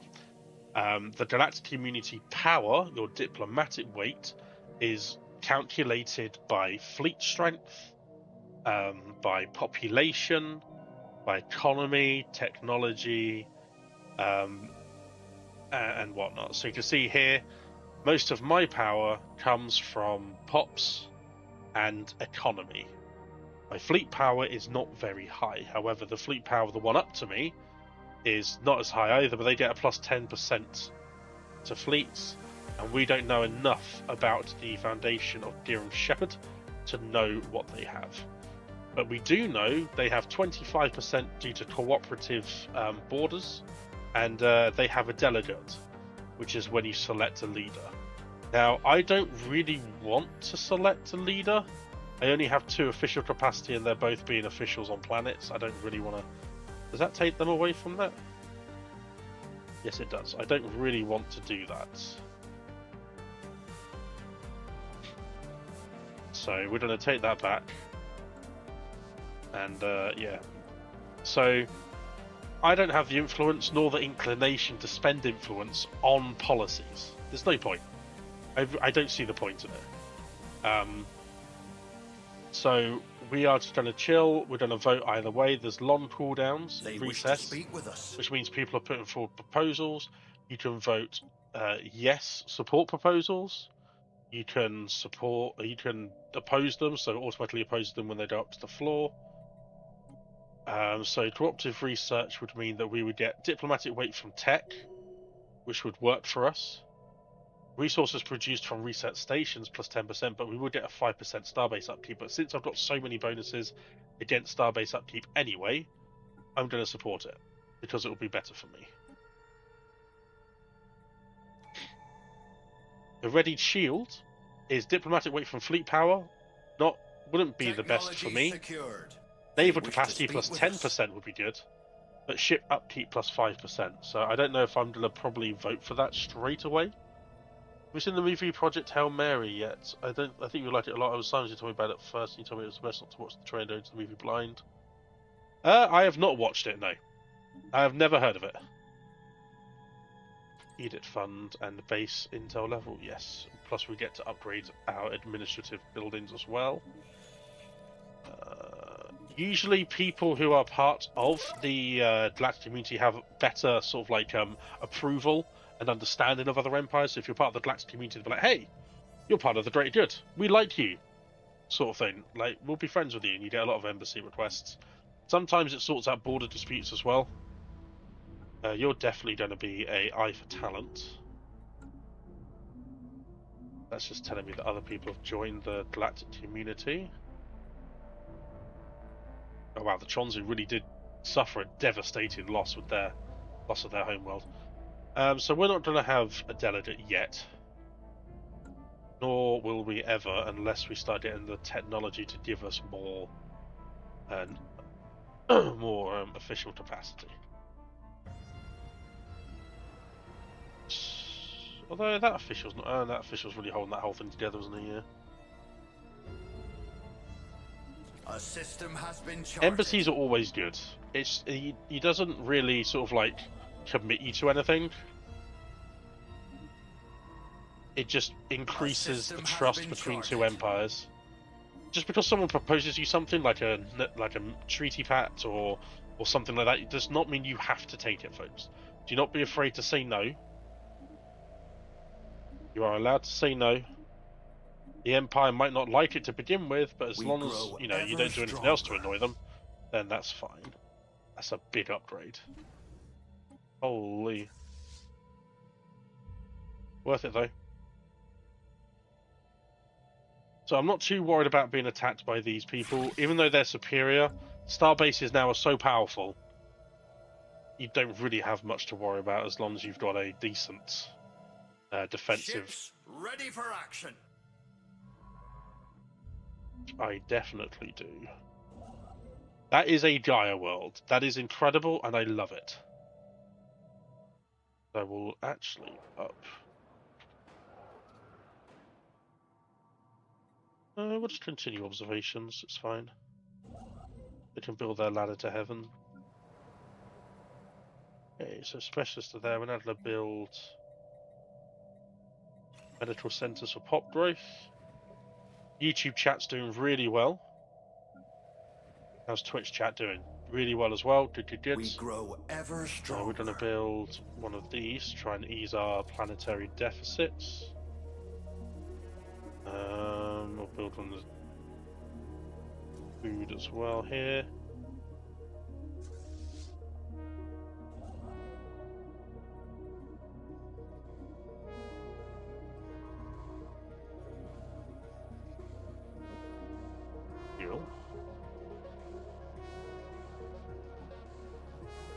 So now I really need to get one of these worlds up to date for research, which is going to be this one, I think.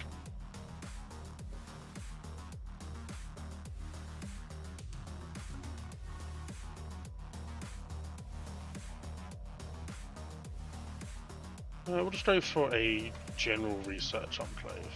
Intellectual booty. New weapons unlocked. We have the power. Chemical plants is the one that allows us to build the strategic resources on Forge worlds.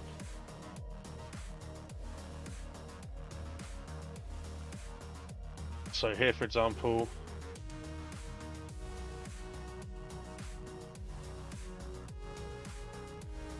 I would want to build, as we get an upgraded research, every per 100 industrial jobs will get 0.1.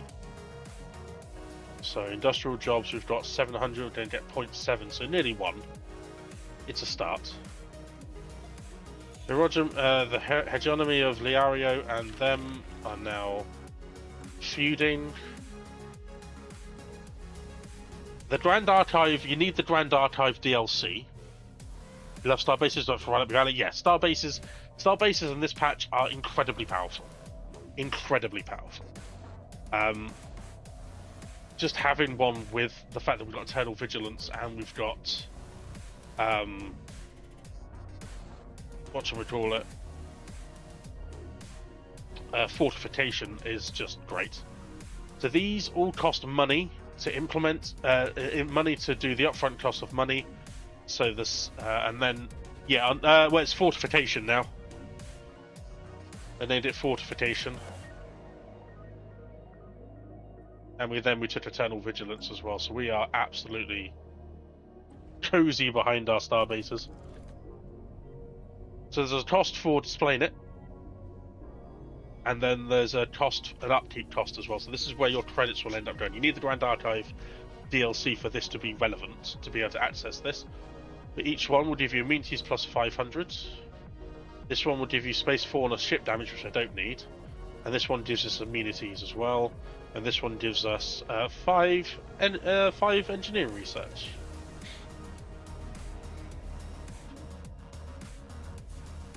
So we can probably sell that one. No, we'll hold on to it just in case. So we get these bonuses now all the time, and the easiest way to tell or check what you're getting. Grand Archive, and you can see here it gives us 1500 amenities. Hey, Daz, and 5 engineering research. Zondar is tempting, but I need. Actually, no, I do like you actually. Plus, you're synthetic. Deep Space Citadels is going to be a really good thing to have as well for us.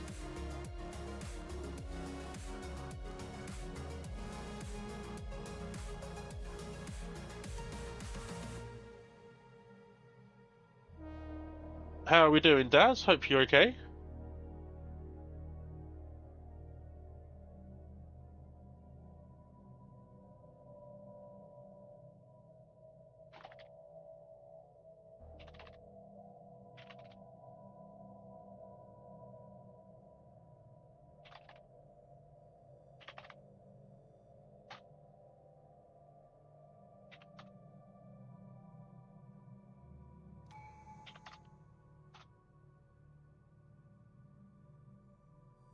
Been having a lot of allergy. Oh, Daz, I'm sorry. Had an allergic reaction in the middle of class. Oh, bud. Yes, please do look after yourself. Please, please, please. Thank you for popping in. What have we here?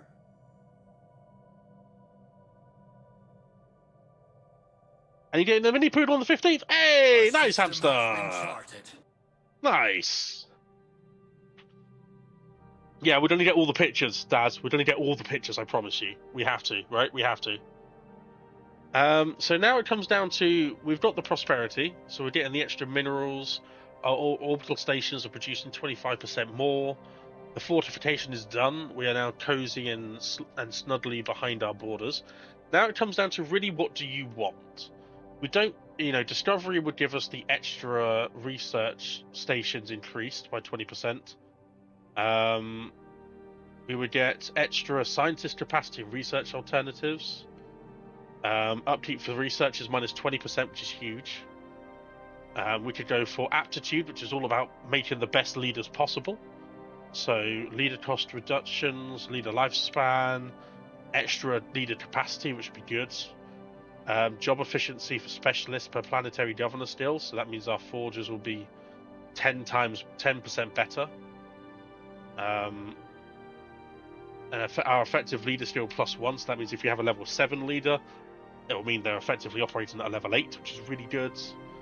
Diplomacy gets you the Federation thing. Extra envoys, you can form federations with our allies. Harmony is also a good one. Leader lifespan, empire size from pops minus 5%. Extra edict funds, minus crime, good stability bonus. Statecraft is for your council agenda speeds, which is really good. Subterfuge, if you want to go sneaky spy. Supremacy, which is your extra ship fire rate, damage versus star bases, fleet capacity limits, upkeep. So I'm thinking supremacy. Council agenda available. I will do supremacy. We will sell 40 of those a month for trade.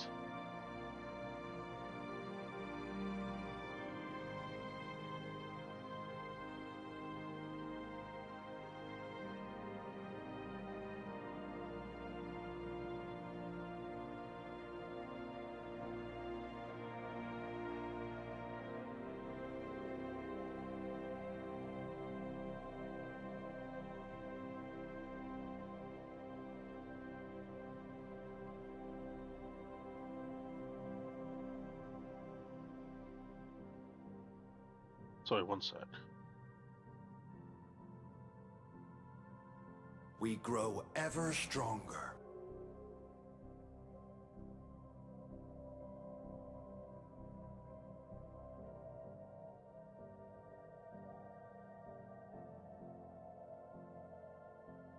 Right. Yeah, we need all the pictures. We need clips and all the pics, hamster. So we need to get our leader. Our renowned leader, but at the moment the extra commanding presence is great.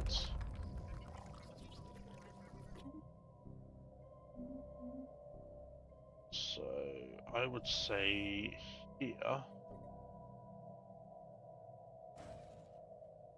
60, 2, 3, 5. Put Zondar in charge of them. Very friendly, wow.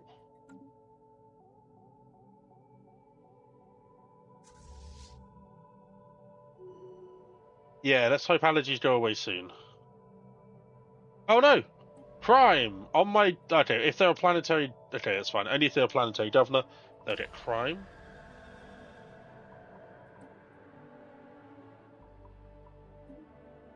Well, another rebel. Oh no! Our command... Oh, well, there you go. That solves that problem. We're going to plan a grand parade. So military ship build plus 15%. I guess we know where our legendary commander's going. Eesh. Did they take off all my ships as well in there? Intellectual booty. Yeah, they did. Space charts updated.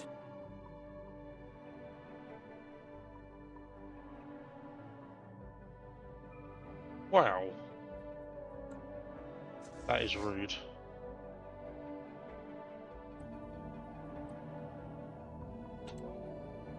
Okay, well, per leader, we get the upkeep with deduction, so it's worth it just for to have a straight level 4 leader. We're going to go for harvesting the things, the astral threads. Yes, I would like you to help with our science, thank you. I have maybe a month left until grass pollen season starts. Oh no. Spark of Genius, yes, please, senior science, get that research back up.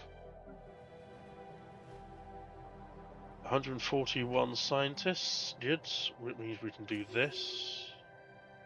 Get some physics research up there. You are just a scientist. You will be my excavator. Eventually.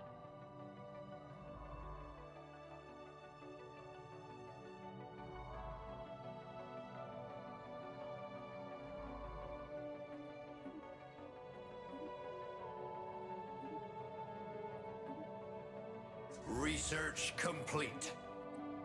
Extra hull points. We can go for cruiser. A 82 months. system That's has not a been problem. charted. I thought I'd upgraded this one. Right. I Space made that charts into updated. we're gonna make that into a shipyard, so then it won't have to travel too far. Oh, I had a feeling this would happen. Society research and survey speed. I had a feeling that this was going to happen.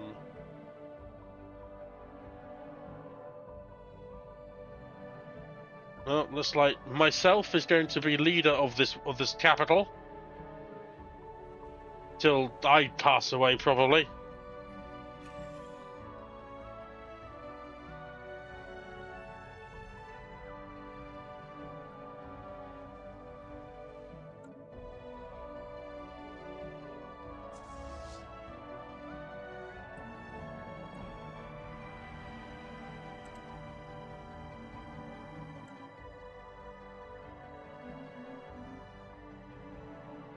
Stop selling that for now.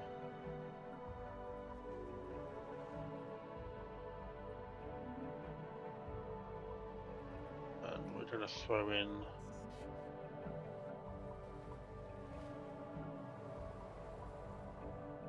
you've got plenty of jobs available. Yeah, that's fine.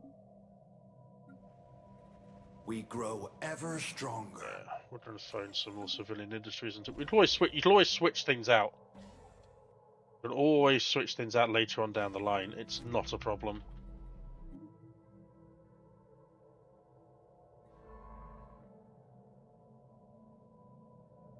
No worries, Daz. Thank you very much for popping in. Appreciate you. Have a good rest. Ooh, pop growth speed, yes. Love that for us.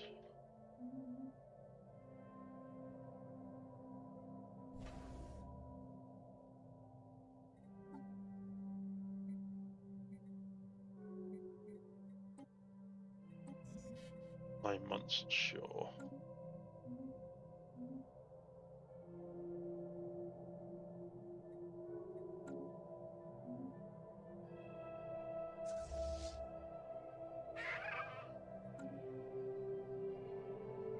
Pretty much on thermal power here. Oh, it's split into two. Gotcha. Okay. Well, we can bring them to here as well, I guess.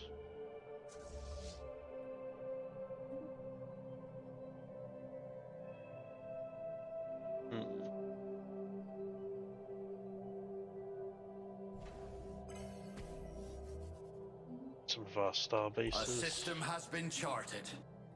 Lots of archaeological dig sites to get to, which I'm a huge fan of.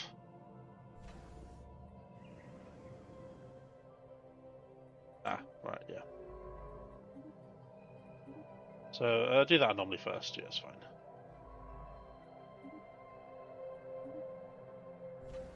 Get the colony ship. Get the colony ship built. Gaia have 100% habitability. Gaia's are like the best home worlds you can possibly have. Ooh. Plus 10% across the board. Nice. Very, very nice.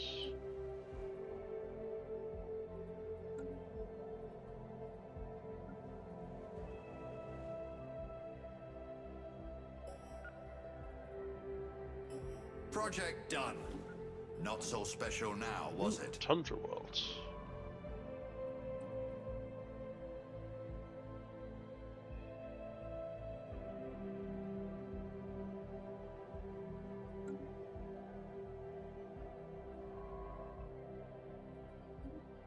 Got one thing left to do on that, that's fine. Well, actually, no, that's not a priority.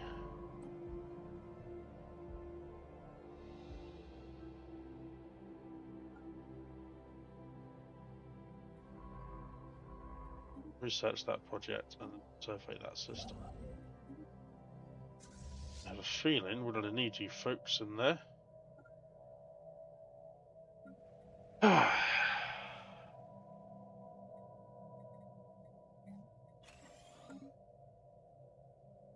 Project done.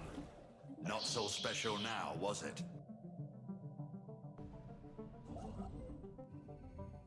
There is new information in the situation. No!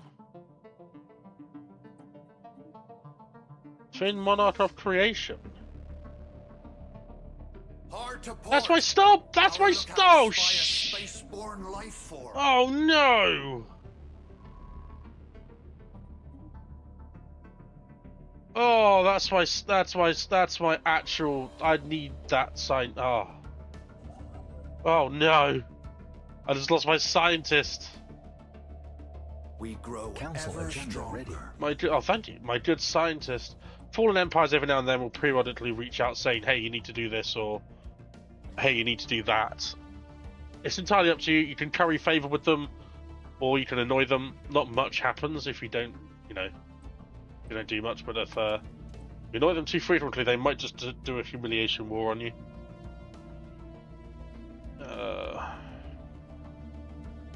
We'll do military build-up. Why not?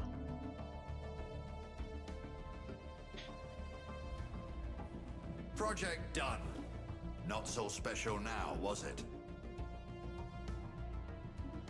Peace between the sovereignty and the Commonwealth. Shazam Commonwealth took 1 planet, 4 systems. Wow. They join. Oh, okay.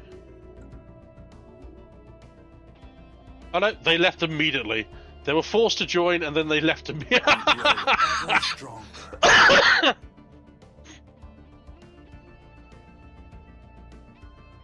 So wait. The Kazam were part of a federation. Yeah, they were part of the hegemony. They forced the Calaton sovereignty to join, then they just left. What? Why? Was that their secret goal? Ah, our scientist is dead. We'll let the masses mourn, they loved her. Now we must have... This is what I'm saying about this up here, it can get very confusing. Or can get a bit overwhelming. X-ray lasers. Wait, then they left as well.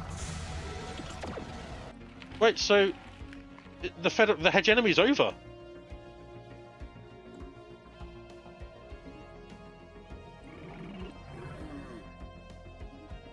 I'm so confused.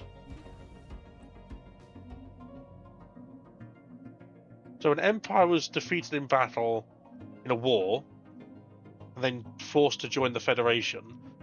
The person who did the war then left the Federation, and now the Federation is completely dissolved. They wish to speak with us.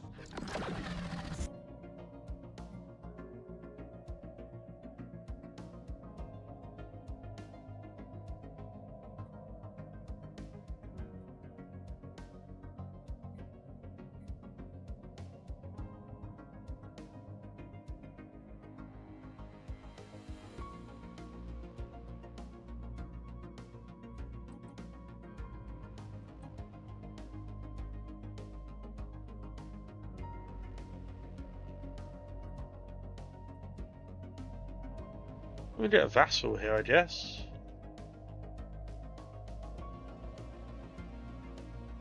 Is that 15% even worth it? Yeah, sure. They wish to speak with us. I've offered you subjugation. Okay, no one's taken advantage of it just yet. Hey, we subjugated them! No, my scientist was lost to a random an event over here. So yeah.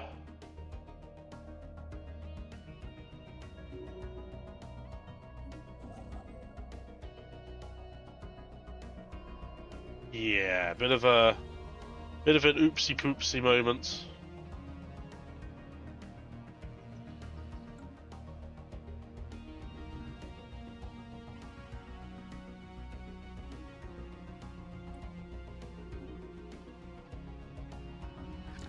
Yeah, you're not gonna like me because you're disloyal, yada yada yada. They wish to speak with us. Oh, no, you do want a commercial pack today, okay. That's fine. I'll let you off. They wish to speak with us. There we go. Head of research. Who's in charge now? Me! I'm back! I'm 88 years old, but I'm back, baby! Oh, yeah. You can never keep a good dolphin down for long. Heck yeah. So we're in a good place. We're in a good place. Hard to port. Our lookouts spy a spaceborne life form. A spaceborne life form? Where?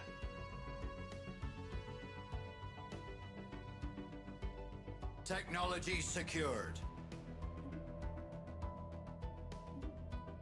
Hey, citadels now. I don't really want insult proficiency. We'll take the ship fire rate plus 10%. So our fleets are now Space charts updated. pretty hefty.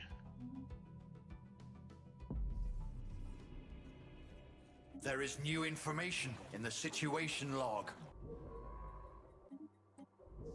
So we're going to research this We grow for ever hacking the stronger. pirates. We're going to hack the pirates. Best way to do it.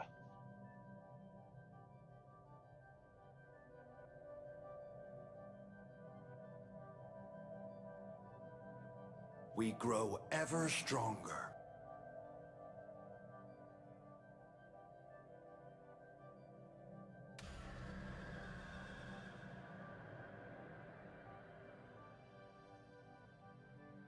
Establish.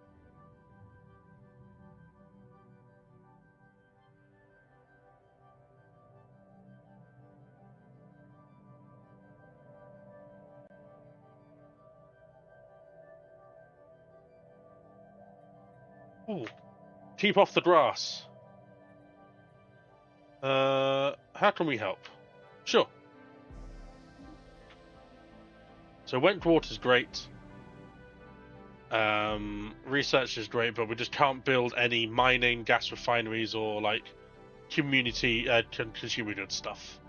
Which is fine. We're going to be building that for research. It's just like 20%, about 30% on They wish to on speak that. with That's us. crazy.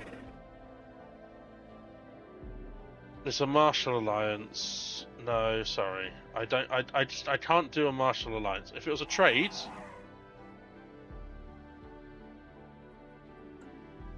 I'm going to use that as a new way of greeting people. My gizzard trembles with excitement at seeing your wonderful visage. Oh, we've got another species now for that, so we can colonize that world as well. Fine. If we did that, crime would be through the roof, wouldn't it? If we did that. Crime would run rampant. No? Okay, got plenty of immunity as well through stuff. Cool. Monthly organic pop growth, please.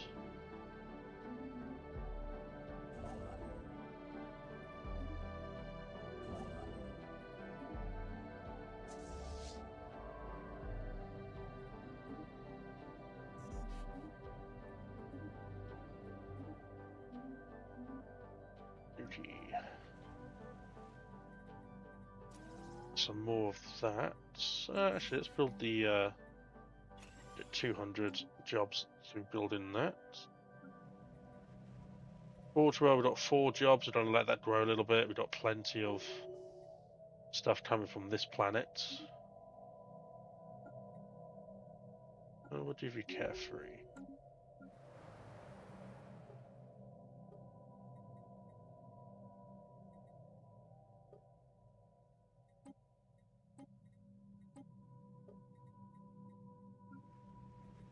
And the tech world, we've got 5 jobs as well. Lovely.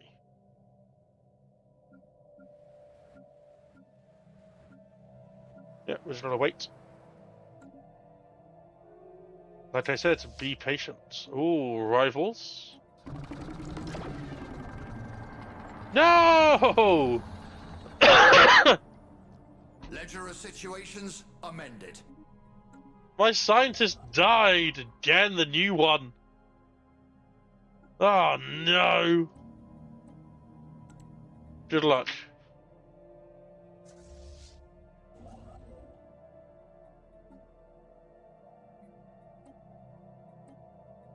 I'm just trying to research this code piece. Ah, it's now a tundra world. Cool. So there was something out of it. We just didn't fight anyone. We didn't get anything for it. We just...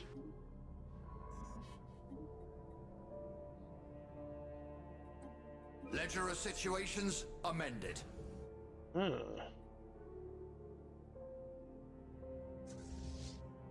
We'll raid that, thank you. Establishing a new colonial outpost.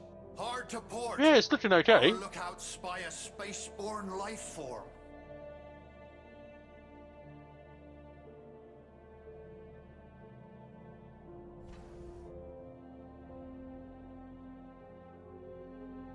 Humidors is something I always Spaceborne life forms ahead. struggle with anyway.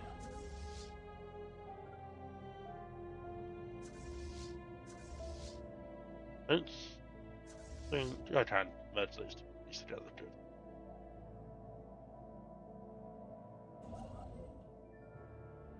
Extra alloys, don't mind if I do.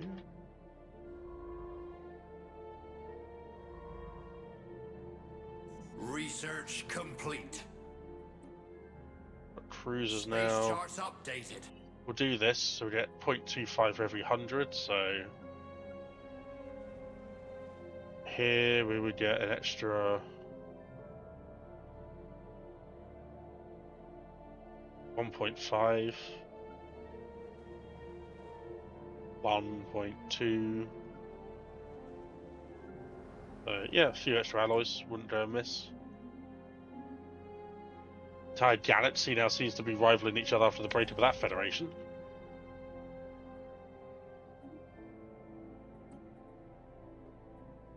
Forming the galactic market, yeah, I suppose that's something we can do. We might need to... Oh yeah, my leader died. Sugar.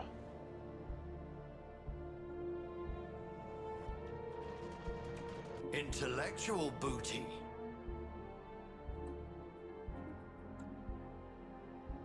We grow ever stronger. Can't keep missing such terraforming, nice. I can't keep losing leaders.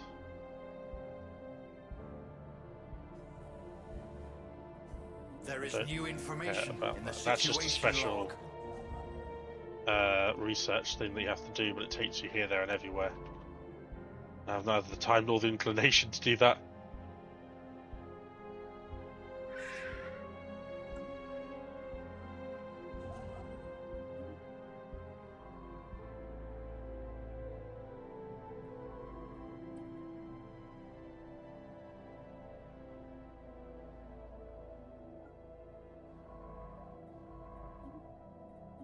At least my head of research is safe over here. Oh, war has been declared. A new Want people who don't colony like has me been versus founded. someone else that I don't know. No, it's me! I've died! Plan a grand parade. Ugh. The Minister of We Defense. grow ever stronger. We grow ever Oh, stronger. now I don't have a... Oh, no. Now I don't even have a decent... There's no decent... Oh, my fleet's falling apart. My fleet's falling apart. I'm gonna wait 100 days, and then this will all reset. Although, no, it's not worth it really.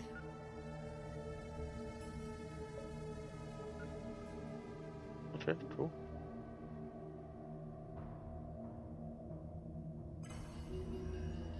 Ledger of situations amended. You got platform defense at least. You can go there.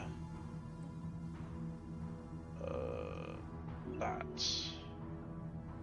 Naval capacity, that's good.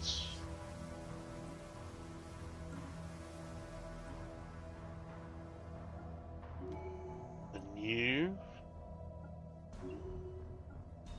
For that one, and you can have our Minister of Defense on. Okay. So, at least we have 2 stacked fleets now, but nowhere near as powerful as they used to be. Edict. Too bad the Precious Lead never wrote anything down or told anyone to do what they did. Such a good. Yeah, I know, right? Losing all those boosts. Like, what is like the presidential library when it's empty? Like, it's no point.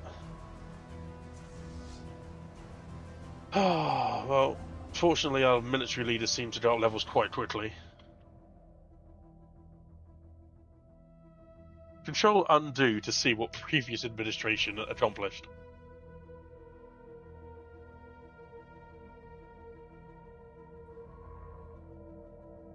The desert world.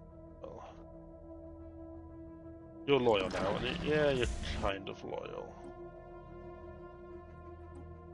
Undo loyalty.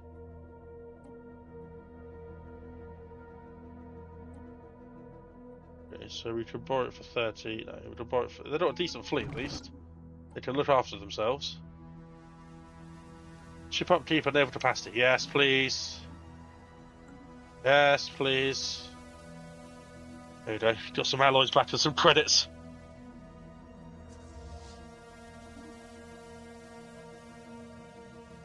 Institutionalized knowledge? What's that? Exactly. You'd think that the next leader can only want to emulate what the other leader did, but no. But that's the problem, folks. Leaders, they are amazing, but A system has been charted. if you can, it's always best, don't take statistician, We grow ever to start stronger. moulding some future leaders. Just in case.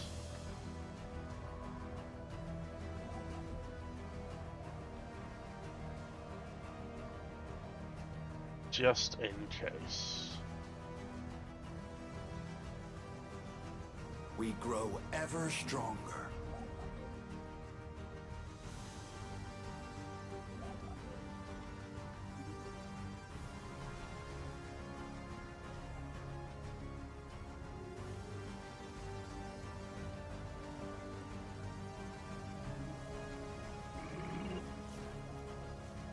Well, they're already at war as well, but they are the bulwark of someone.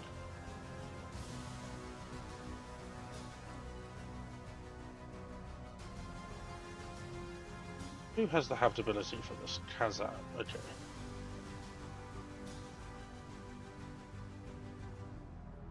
Spaceborne sighted on stranger tides.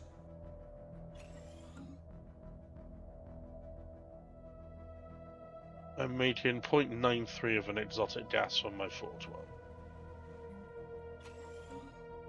Well. Oof. Yeah, that's where we need to go. That's where we need to go. Spaceborne sighted on stranger tides.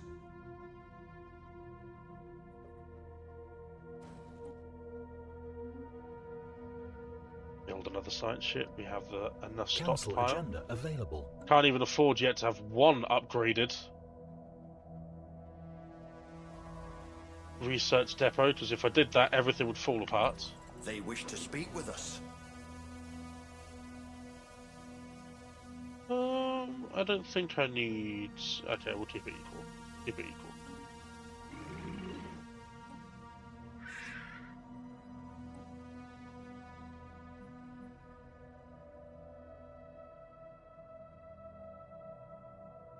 We grow.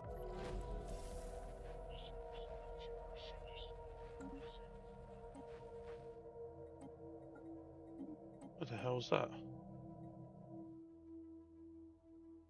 Oh, it's the Tianqi. Ah, it's those two. Continental and Arctic. Maybe shardlings, aren't they? Oh, how come the mining joints aren't attacked? Oh, you have cloaking tech. You cheeky SOBs. Oh, that's naughty. I like it. I like it a lot. Maybe they're afraid someone else will just take their cushy government job or hoard the knowledge.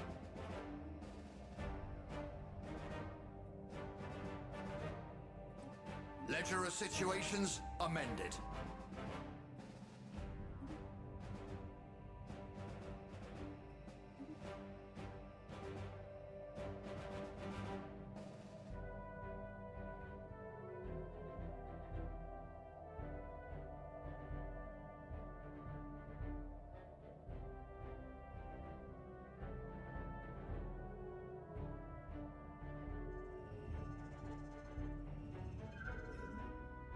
A special project is finished.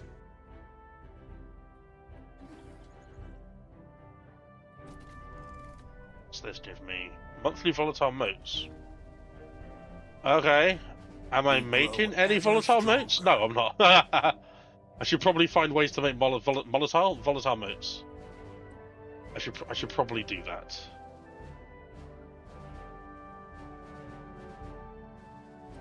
Ledger of situations amended. Let's build some chemical plants. Ew. It's a moon.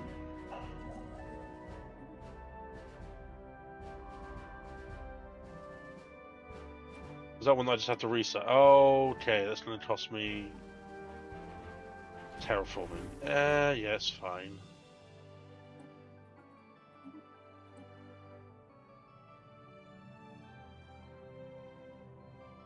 Oh boy, they're big now.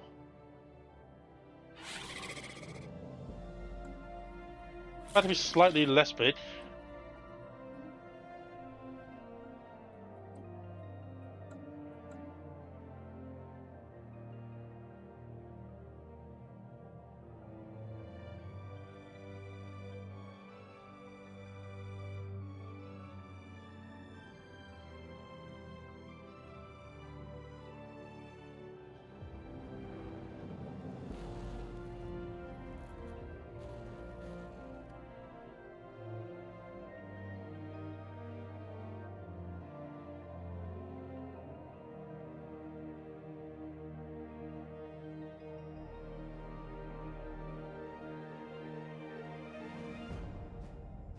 Technology secured. Spaceborne sighted on stranger tides.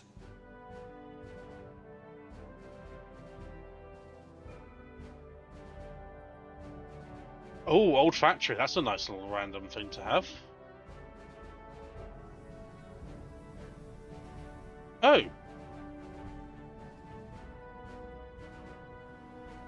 Okay. Didn't realize I had two things there. Cool. Okay. That's the Kazam one. And this is... Oh, so I did miss. Okay. Huh. Oh, no, of course, that was the one with 3, yeah. That was the one with 3. Yep, I'm with you now. Right, civilian fabricators allow me to upgrade my civilian industry. So hopefully the consumer good issue will disappear and when that's all done and said and done. We're going to go for happiness across the empire because everyone's a little bit on edge right now.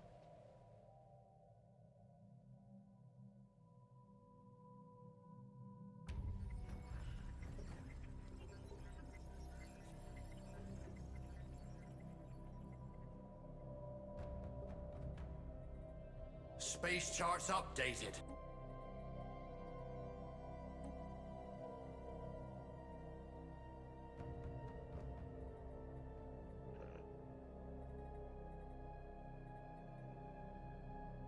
Making 1 exotic gas.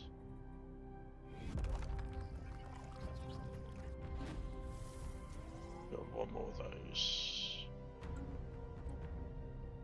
We are being contacted by aliens. It's the mining drones, isn't it? Yeah. Disgusting mining drones. Council agenda ready. Ship build speed, favourite societies come back up. Let's get some more resources down. I don't count drones as being like Done. robots. Not so special now, was it?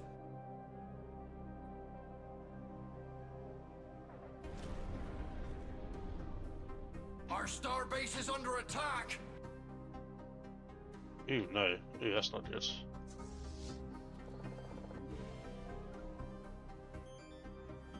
That starbase going to be okay or not? It might not be. Send the reinforcements anyway.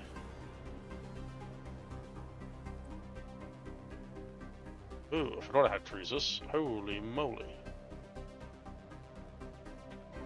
So, folks, don't be afraid. The pause.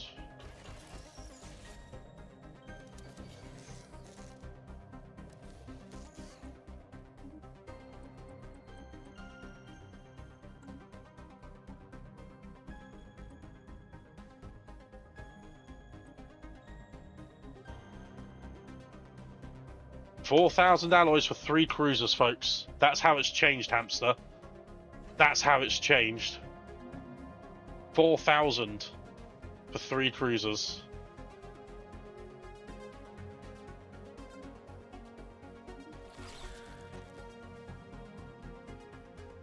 Starbase gave it a good old go, didn't it?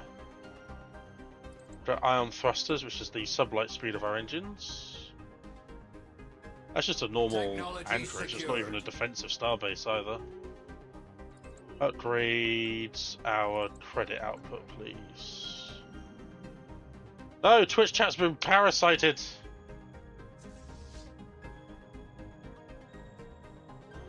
Oh no. More peace at least.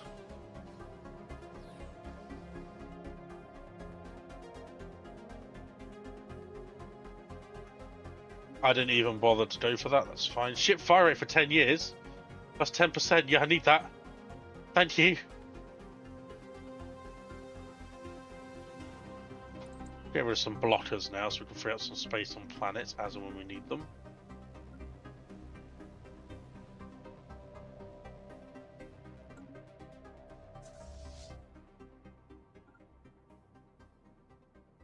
Oh, wait, there's another one that's just entered. Oh, this could be bad.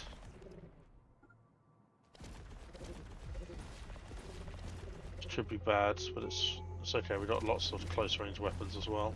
Fleet engaged. Oh yeah, Give we them just a broadside. we exploded that turd worm.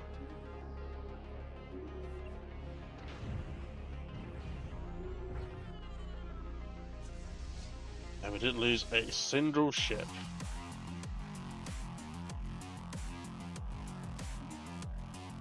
Right, I think we need crystals now.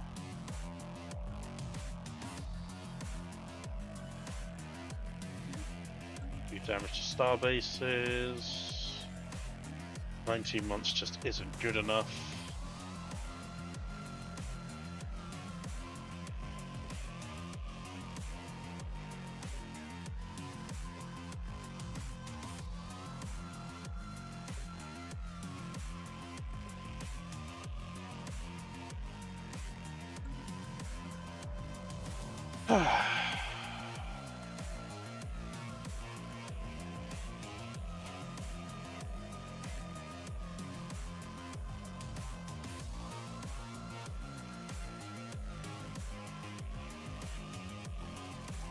This will be research and Unity, definitely. For a dire world, 100%. Right, I don't have enough crystals. Do have the ability to buy them.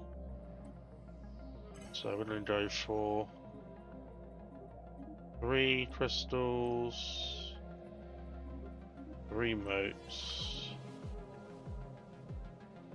3 exotic gases, and see where that puts us on our trade. The bellies are confederating. Trade is -22. They wish to speak with us. Okay, who did you federate with? Hey! Okay. And it's a cosmic pact. So you left one federation for another federation.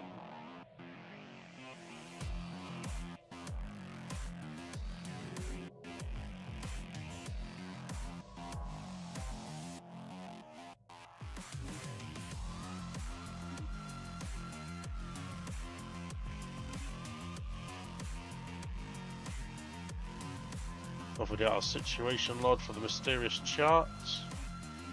We have to search there. Oh, should have, yeah.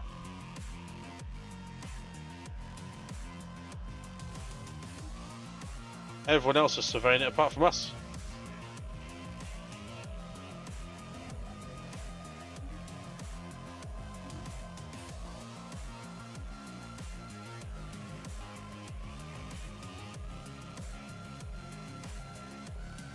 Research complete.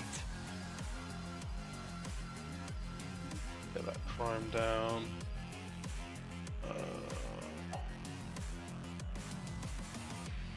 Yeah, we'll have to do some. There are some exotic gases I found that we can take. Notes there. Dark matter. I swear there was some. We grow ever stronger.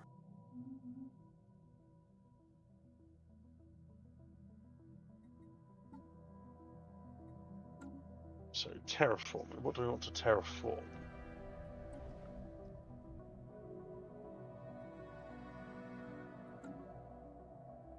'21 Tomb World. We can't terraform Tomb Worlds. Climate restoration technology. Definitely terraform that one. 25 worlds, yes please. Terraforming takes a long time, but has so many. Just it has the best outcomes.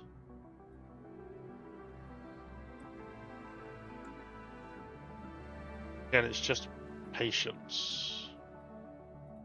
Why they're gone so low. Smeedib! Smeedib!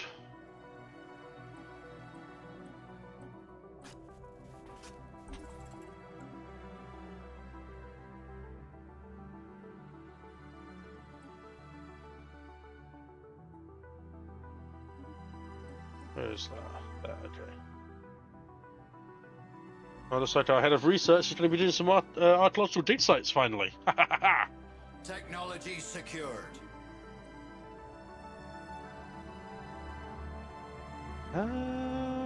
Basic combat. We've got quite a few guaranteed ones that we should probably make a start with.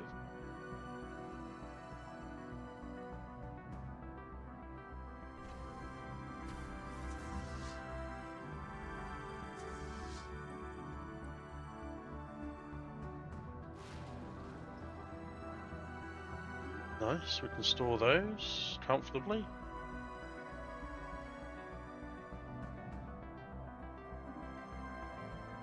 Oh, the ad car. I can't believe I called it myself getting that. It's so annoying.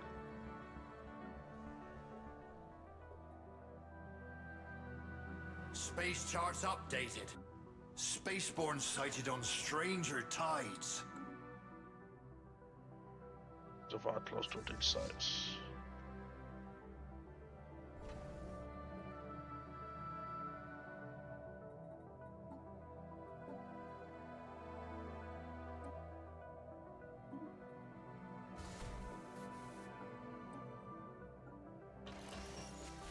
Anti-missiles.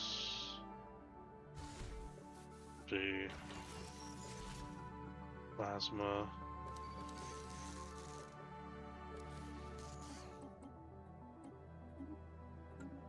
I'm literally trust me, 1,000 alloys for 2 defensive platforms, but I suppose they're much has been refitted.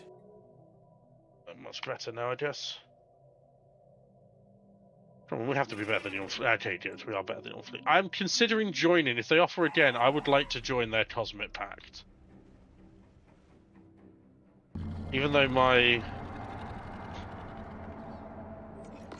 I don't know, who are you in a federation with? The Kazan. That's the Kazan now have a dragon. Okay, cool.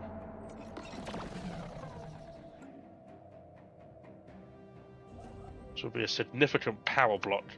Them, me, and down here. Ships ready for action.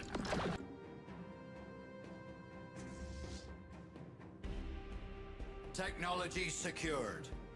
Combat rolls. We're going to go for the hyper jump as well. Exotic gases. Do We we the grow ever stronger. better? Do we the better forge works as well?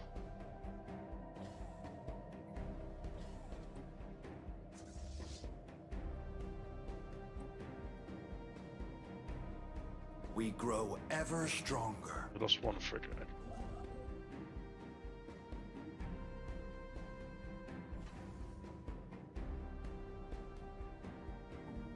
Check out my factions.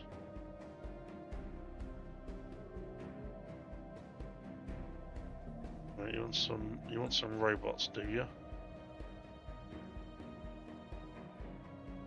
Project done. Not so special now, was it? Hello, Infinity. Can we assist you? Ledger of situations amended. Understand an Infinity. 1800 days.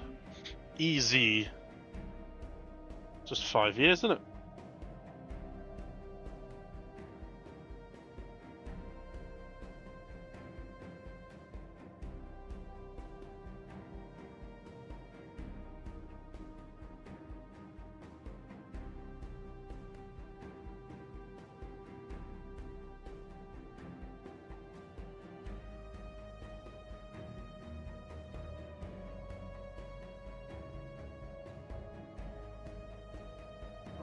What are we wanting to do next?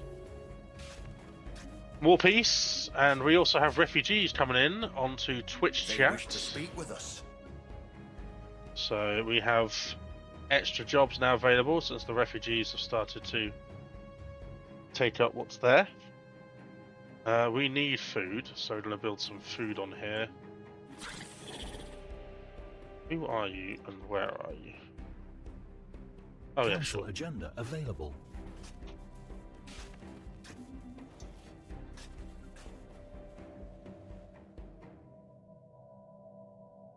We grow ever stronger.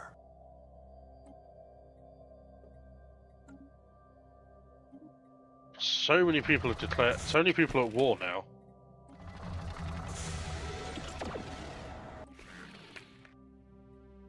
I'm friendly with both of you. Don't make me pick sides. We're going to take the colonials. We need the extra official capacity. Okay, so my scientist who went missing has been rediscovered. Unfortunately, they have gone insane and have proclaimed themselves a god amongst the primitives that they left over. Okay, it's gonna be one of those streams, isn't it? Where everything that could go wrong has gone wrong.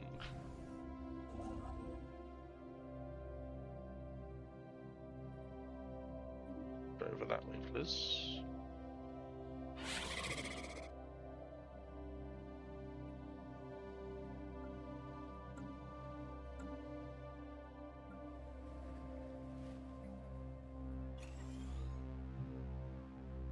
We grow ever stronger. Okay, so if I can build... How many crystal... bind some crystals, I'm going to do that.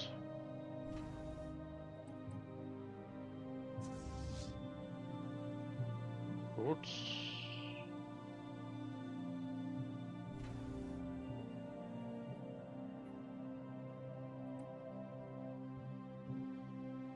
$11.2k. Do they have an uprising?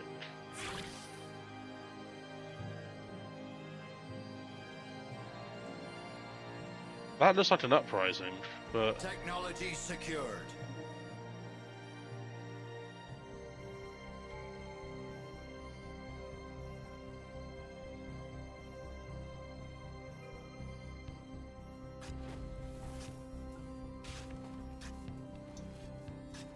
Oh, you're my ruler.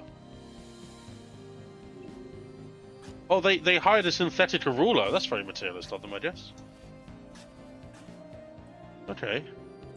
Upgrade the armor now, because we're going to need that. Hard to port. Our lookouts spy a spaceborne life form. They wish to speak with us. I can't. I can't. Stronger. I can't. I'd like to. I just can't.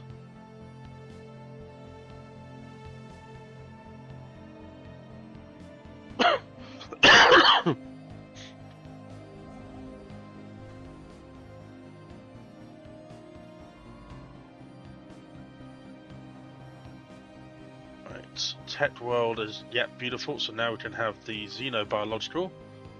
Science isn't looking too good, but you know I haven't really invested a lot in my YouTube chat science yet, so.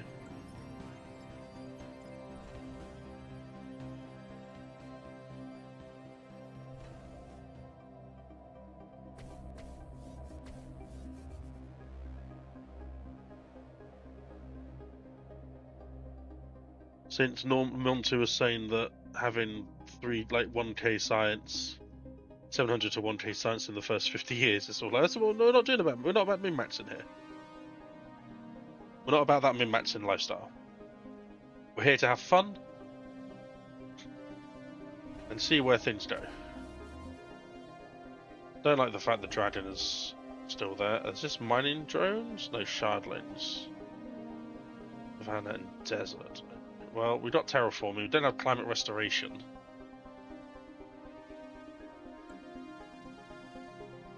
We can't do 2 more volcanic worlds. So archaeological dig sites, depending on your leader skill, whether or not they have any traits that help them with the excavation, basically all adds up to the difficulty.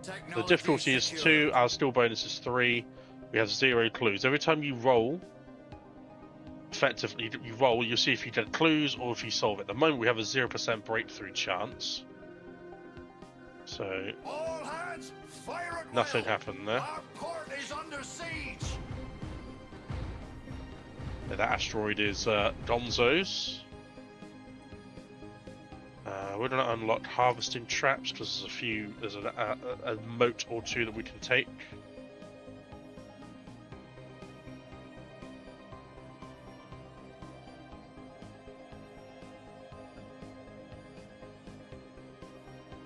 $314 jobs available. Technology secured.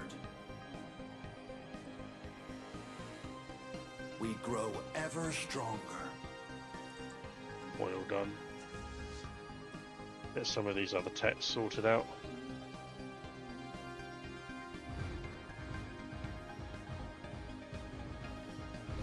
The fleet has been refitted. Amount of minerals. We grow ever stronger. Ships ready for action. So, use this opportunity to upgrade our foods and resource silos.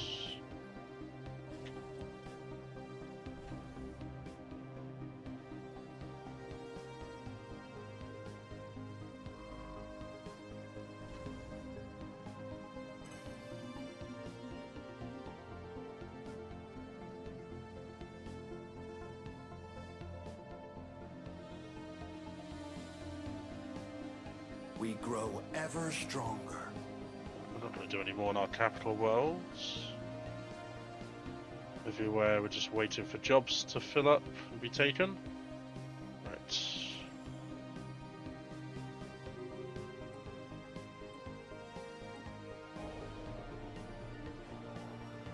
Ledger of situations amended. Is it just the 1 Trent? Oh, we need 2, okay.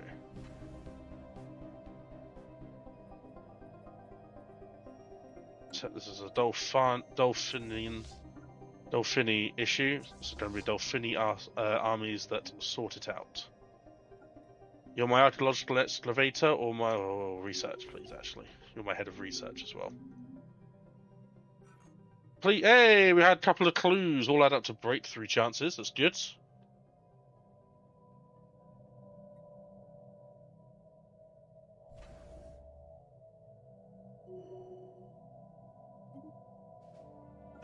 Minister of Defense, still going to be an admiral. Fleets are back up to a decent strength. We've got some cruisers in there as well. Take that. We can take that. I hope we can get this up and running. So when you get a new planet that's outside of your sector,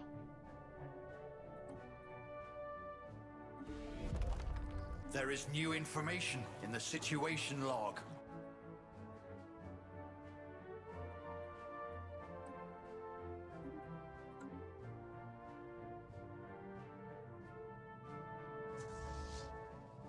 come on, army, quick, go. So when you have a planet that's outside of your main network of sector, you can make a new sector by going into management and create new sector. Council agenda Technology ready. secured. We can also get another official now, which is nice. Hopefully one that increases unity, or one that gives us extra science. Oh, I can't know. Research complete. Go for leader experience gain.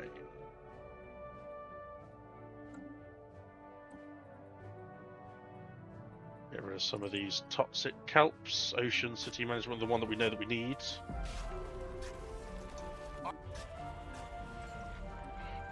There is new information in the situation log.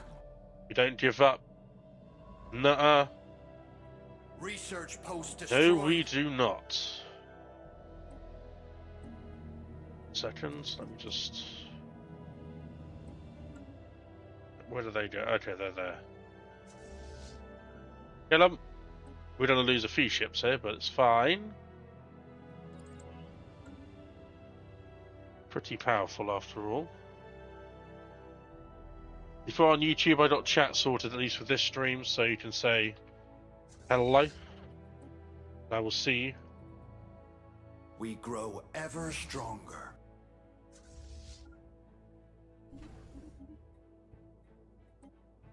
What are they doing? Why are you there? A station is under attack. I know. Mining post lost to the waves. Mining port lost to the waves.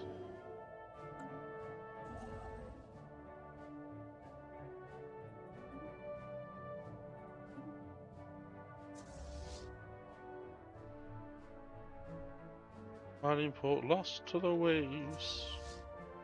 No escaping this time. Technology secured. Let loose the dogs of war. Oh my word, they're powerful. A Oh special my word. project is finished.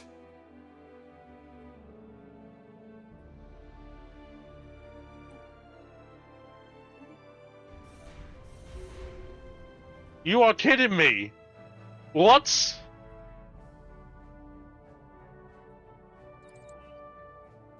That's insane.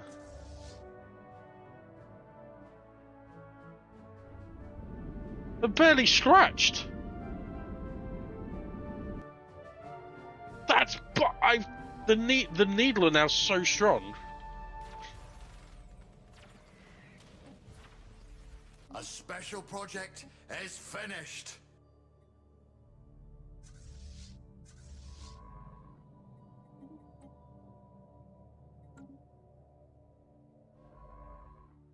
They're so strong. No, it's the Black Needle event, the treasure hunter seeker ones. And yeah, it just annihilated me. Research complete. Our fleets are currently 2275. They're missing. Intellectual booty.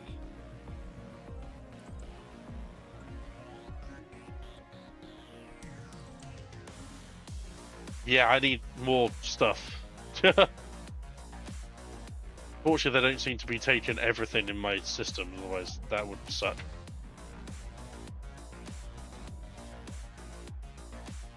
Well, they might struggle against a 4K star, but I doubt it though. They just steamrolled me.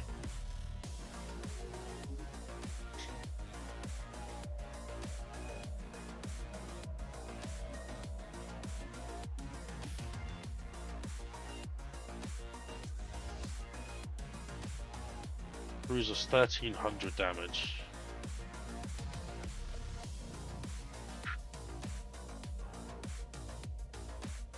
So many years. Project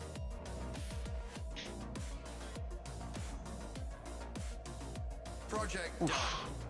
Not so special now, was it?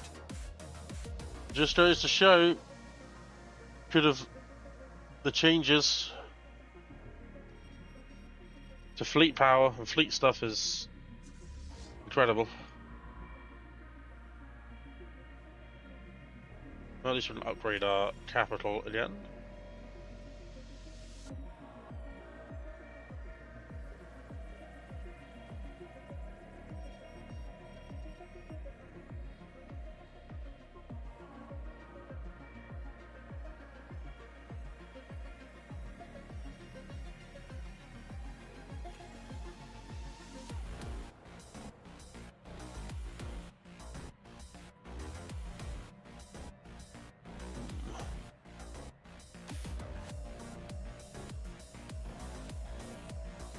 Should probably be a mining world, shouldn't it? Yeah. But again, it's just taken so long to...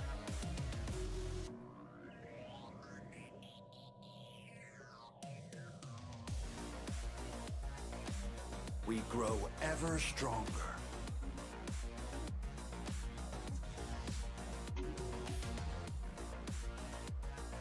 Well, a few months and they'll be back, and then we can upgrade and try again.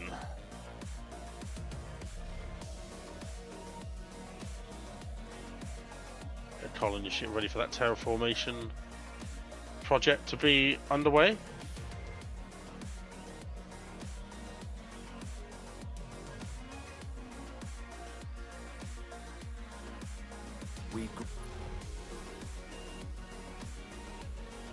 I like that.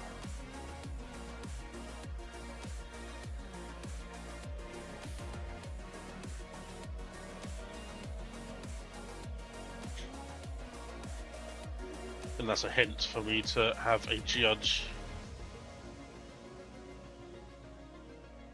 Everyone's fairly equal in power on that community. Nice to see for once, not one empire running away with it.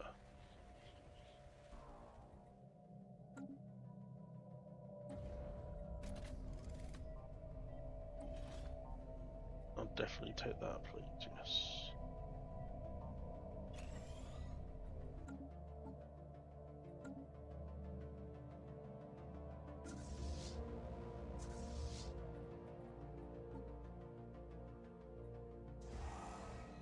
There are all my alloys.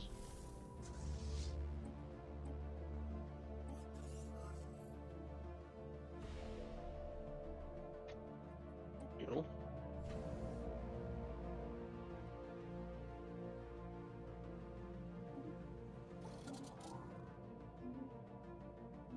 Even see what kind of damage they were doing to me. Just absolutely annihilated me like it was nothing.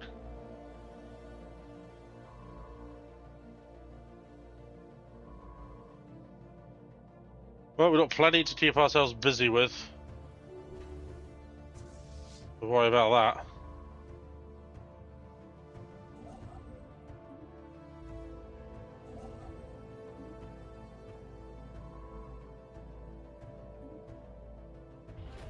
Oh yeah, they've kind of... Yeah, okay.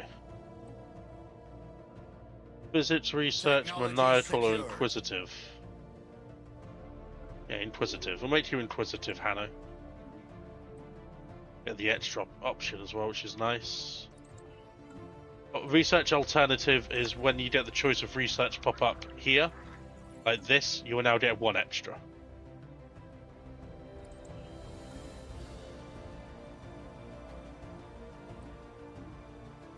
Split the atom. Wow, they got over their differences nicely.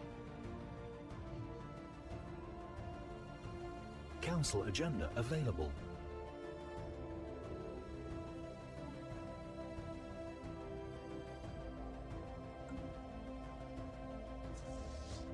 Research complete.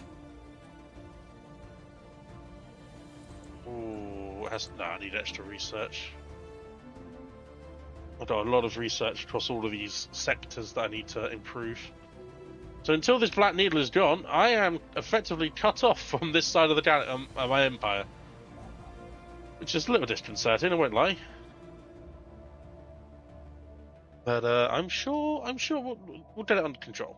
We will get this under control. Don't panic, folks. Do not need to panic.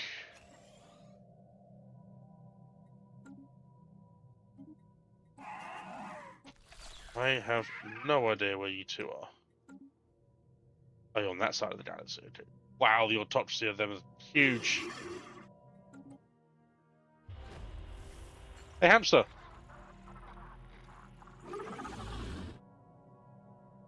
Does that look familiar? Does that look familiar? That looks like something I have on my shelf, doesn't it? Incredible. Sits under my Dyson sphere that you very kindly organised for me. If you have any more of those, by the way, like a strategic coordination center site or like a research site, then I don't know what their species are called. The molluscoid starfish people.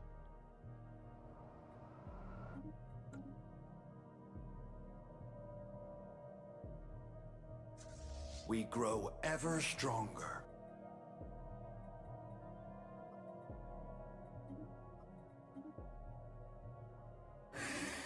Well, glad they're not going to be much of a threat, because I think they're the same thing as me. They're cut off from there. Oh no, their capital is... How many colonies do you have? 1. Hey, buddy. Research complete. Ooh, buddy.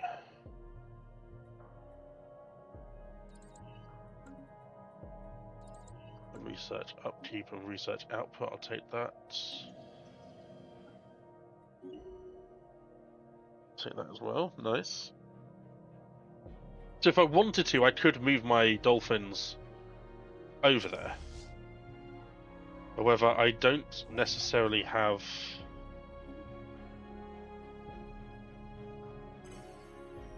Oh, I hate that so much.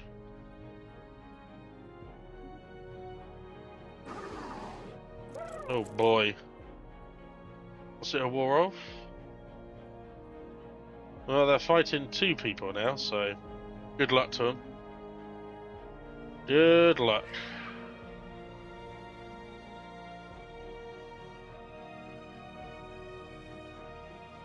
They must be at peace. How's it going over there? Not great for you. Okay. Not great. We grow ever stronger. 90 is... I hardly did any damage, and they're probably repairing anyway, so...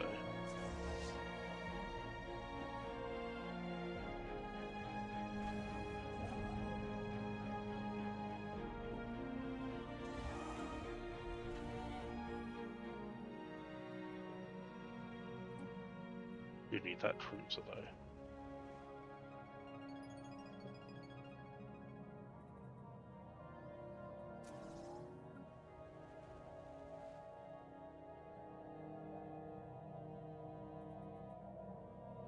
How many is that? It's pumping out 18. That's pumping out 18.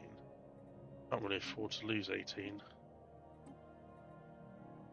Ah, there you go. Artisans plus 5%. There we go.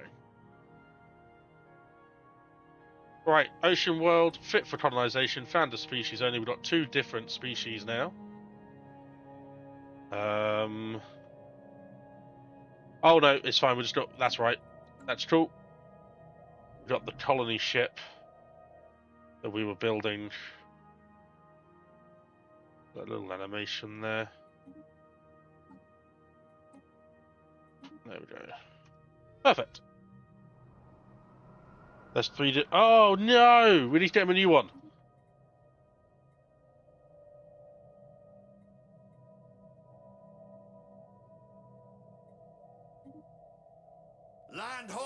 Investigate A new and colony de-escalate. is We shall underway. stop The nuclear fleet war. has been refitted. We will stop nuclear war.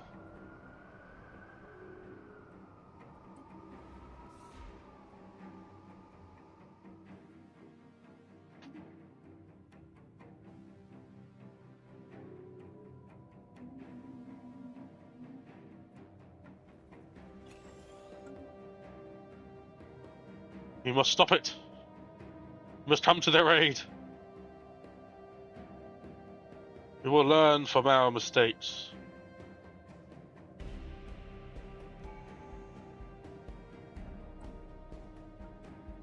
Finally.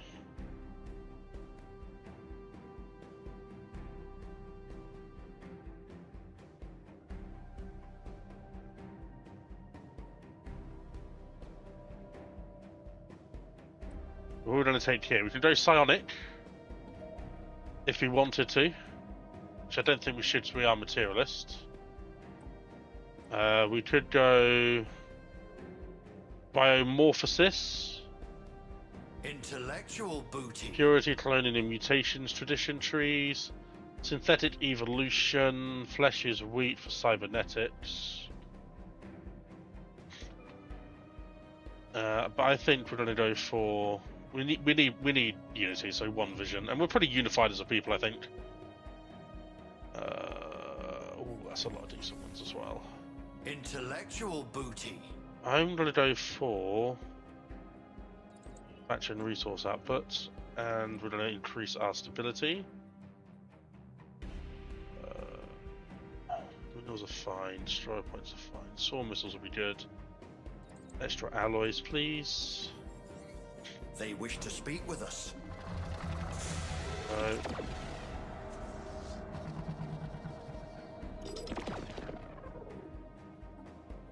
Okay.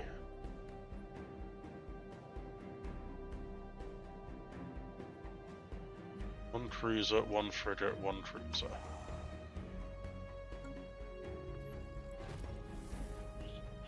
Ahoy there! Spaceborne life forms ahead!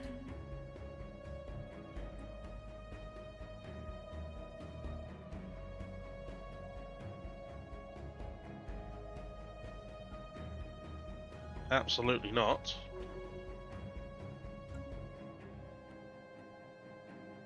No, who died? Oh, my head of. Oh, sick. Oh.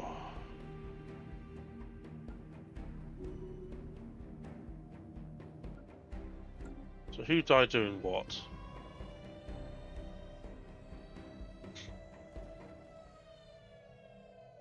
Impending doom. Having witnessed the apparent rapture of their savior, the inhabitants are not in a good place. Society is splintered and tensions have risen to untenable levels. Improve our technology. Right, so what are you? My head. Okay, so we put you in there. Oh wait, where's my head of research? Huh, no idea where you were. Congratulations, head of research. You are now doing. Oh no, because I just hired you. That's right.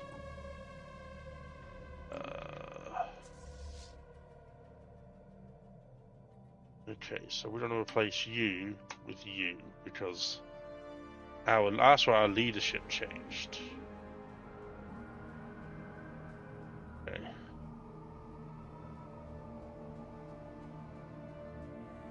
Spaceborne sighted on stranger Well, tides. sucks to be them. Ahoy there!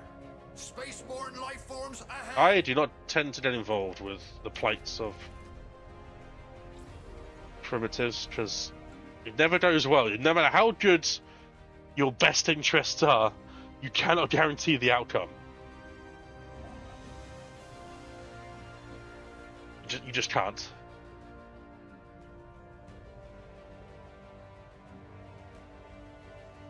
But then, when you start playing Stellaris, or go back to playing Stellaris, you might find. Oh, it's just click. Yeah, that's what I do. That's what I do, hamster. That's exactly what I do. It's the safe game. It's a safe play. Then whatever happens, Research complete. not your fault. You that one again, increase our research from further from these habitables. So Astral Rift is another specialist resource, but you have an entire Astral Rift things you can unlock when you complete Astral Rift. It's a technology you can find, it's a technology you get, access to. And then you will have rifts appear, normally in places that have these astral threads in. And you can then explore them, generate, you can generate up to 3 more or 5 more, I think, through the through discoveries and astral threads. It's down here. When you have Rift Sphere technology, and then once you complete 1 astral rift, you get access to these 2, 3, 4, 5. There is an astral rift. You're representing my interest in the experience gain. There is a astral rift. I think it's Rift World Origin, which gives you access to rifts a lot quicker. And the entire thing about that empire is, why are you asking me for another one? I thought I'd already... What? Okay. So, oh no, I was waiting for the alloys, that's right.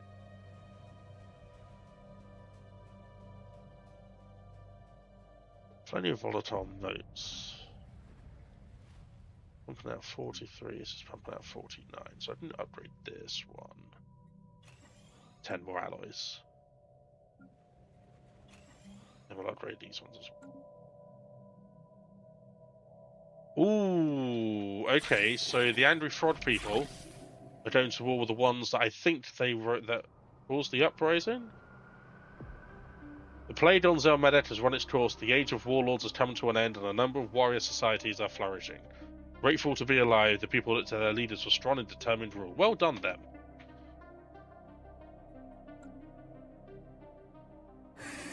Yeah, so these guys are now at war with these guys. I don't like these guys. A new colony has been founded. Have they changed their attitude? Okay, they're not only suspicious, they're not hostile anymore. That's good. We have a new urban world. Shall build administrative offices for bureaucracy and for unity.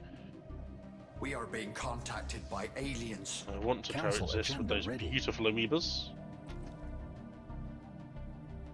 Let's go for progressive growth. Get some robots. Technology secured. Mining stations through the stars increase. That's what we like to see. Black hole observatory, dimensional shrine, subspace sensors.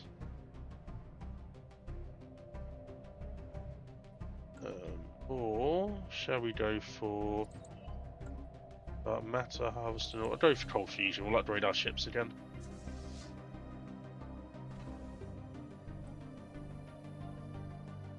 Okay. Right.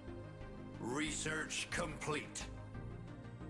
Gonna make a save this time, hamster. That's also good. That's districts +1. That's very good for alien topography. I think we're going to go for habitability because a lot of our new alien friends who are currently on this one, they have -10% habitability, I believe.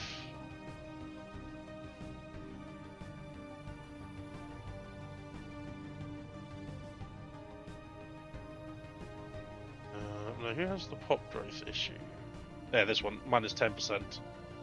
And -10% for Inari as well, so we have them in our empire. We will make it easier for them to live on the planets they live on.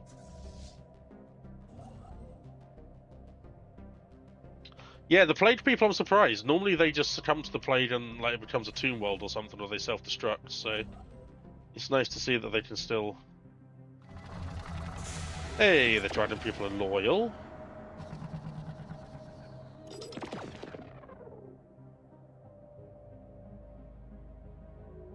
Negotiated agreement, that's what I was looking for. So currently they are giving us 27.6. If I increase that, we'll do 54. So it's not... Yeah, no, we do need that actually because of our credits, so...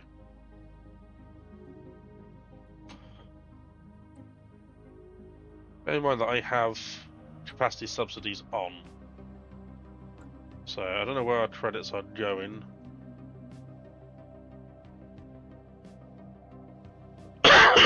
What do I not need to buy? Exotic gases. We'll take exotic gases off. Put one more crystal on.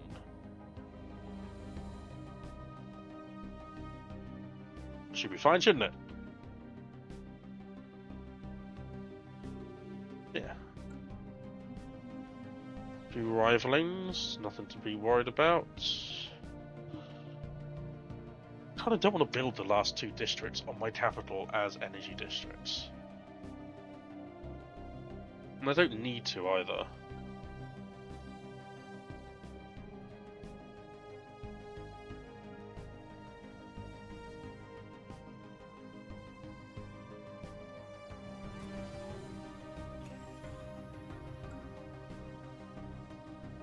I've got plenty of credits in stockpile, so it's not exactly... No! Body to science. I am now completely out of rulers. Okay, Minister of Defense, bring it home. Right, okay, let's see. What do we have leader-wise that I can hire? Preferably just officials.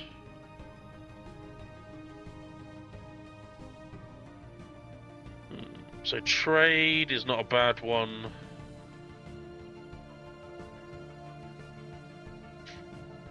I think it might be the trade one.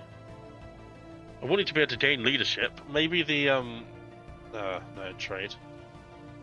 We'll buy trade. So we'll increase trade on this planet.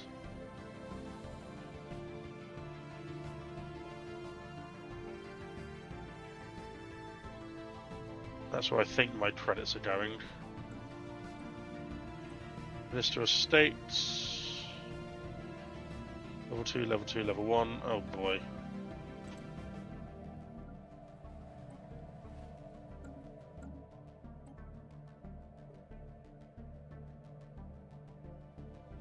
They know my credits.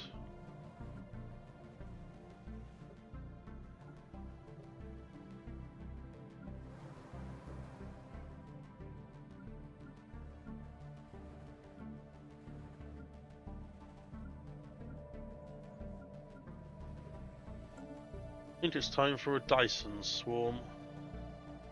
Or 4.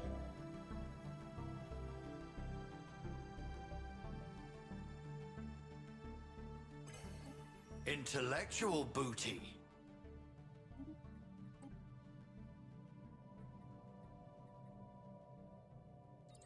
Oh no, wait. Ecological adaptation. There we go. 94 months. Oof. So this is the issue I have with consumer goods. They just seem to disappear. Food isn't a problem, so I can just build 3 more. We'll just upgrade the ones I've already got here.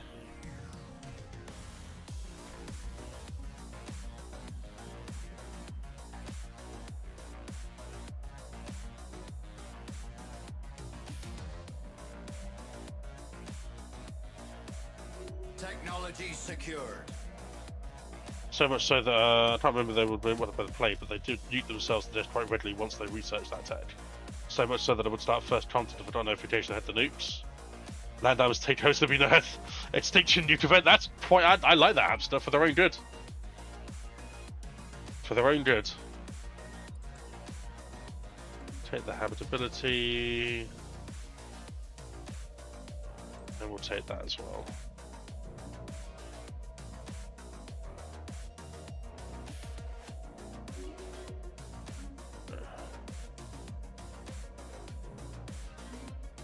Every time I unlock the thing that gives me more consumer goods, I seem to get less consumer goods. And I don't understand how that works.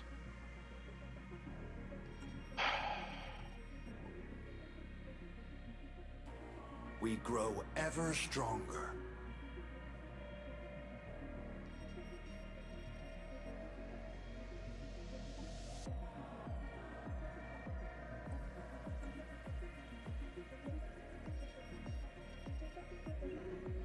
Gender speed, get that back up again. We lost that when we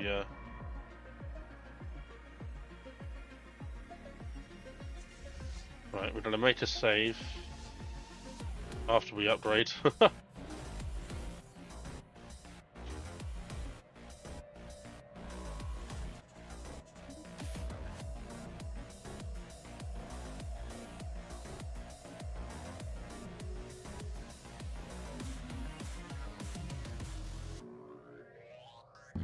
I not have a... I do have a commercial pact with you. You are at war, but you are winning, so... Council agenda available.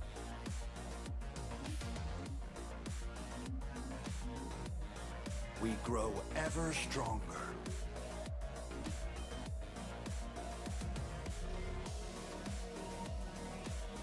The fleet has been refitted.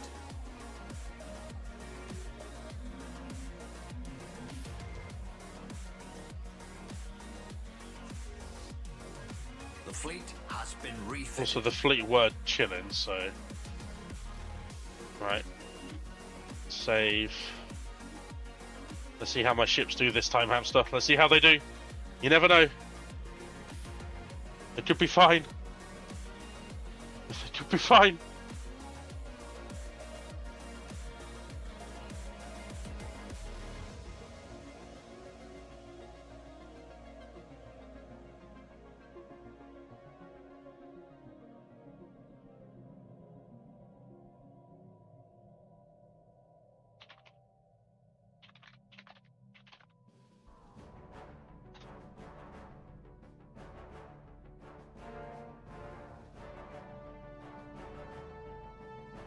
A special project is finished. Fleet Right, here we go. engaged. Here we go. Give them a broadside. We have exponentially invested in our fleet power.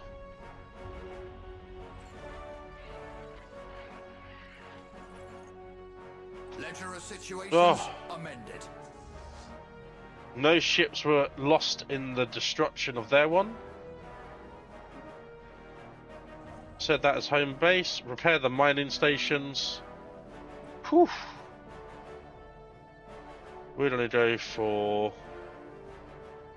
statecraft. Council agenda available. Let's go. Keep paying them off.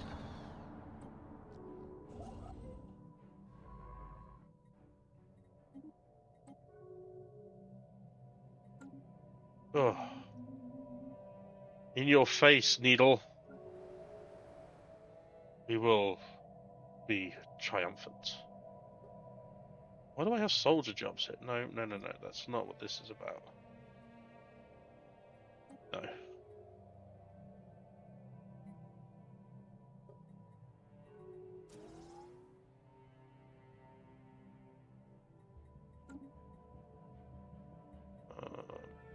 I kinda have to do credits.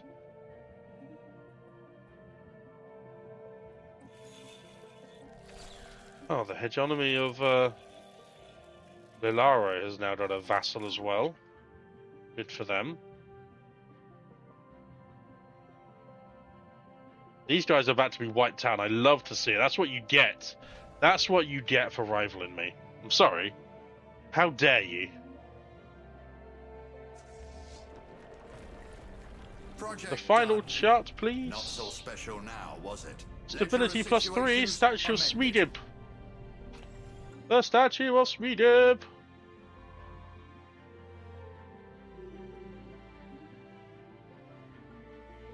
Stay with that reduction in upkeep, please.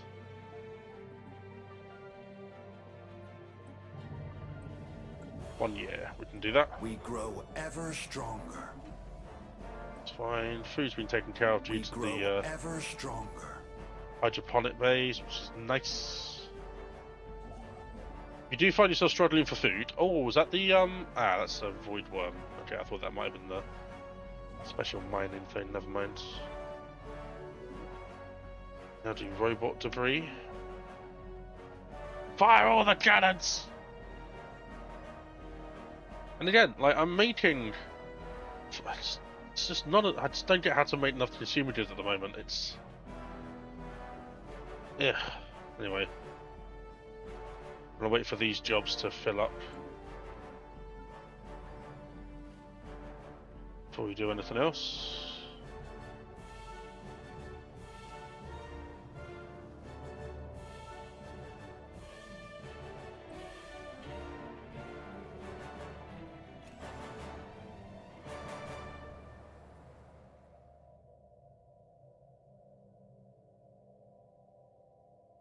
Promoted -1 rare crystal.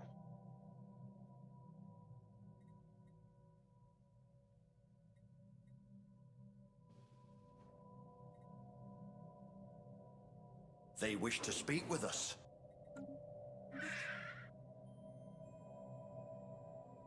I think I shall.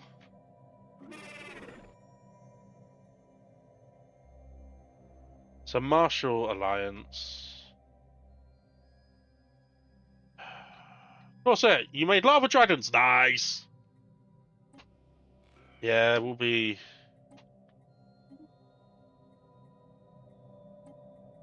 Spaceborne sighted on stranger tides. Yeah, we will be. It's fine. They're doing my credits again. Oh, to be shitting that. Hello's nice. That's my first astral rift, which my head of research can't do. Only one in a position of power. At least looking fairly powerful. These guys, I think, are about to go out once they're. Project done. Not so special now, was it? Surveys B +40 We grow establishes a ever treasure vault stronger. as one of our colonies. There is new information in the situation log.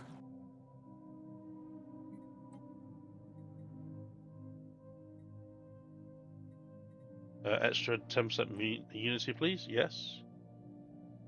Yes. The alloy, the sales dragon for alloys. Nice. So, for those of you who are wondering what Gaming Brain was cooking up for the next community created galaxy, because we were, I basically spent all of my. Oh no. Judgment Day happens.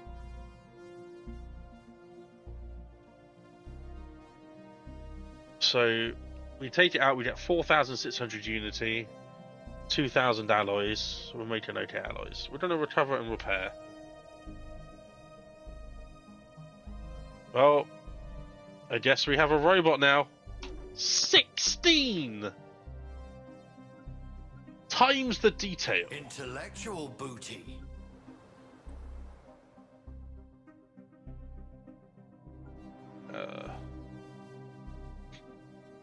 Where's the one that's managing Twitch chat? There you go.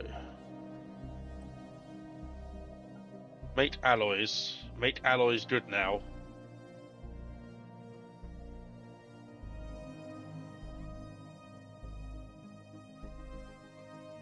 Level 8 as well.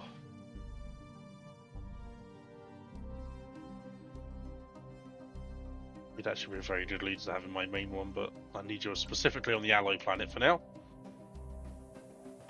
Autocannons, please. So for the reminder, I need to join the Patreon so I can get that better access to an Empire for that. Dolphin has the most community-made galaxy event. Still playing Stellaris. Good to see. Hey, Rock Zombie! Zombie! Holy fuck! Dude, that's a... How are you?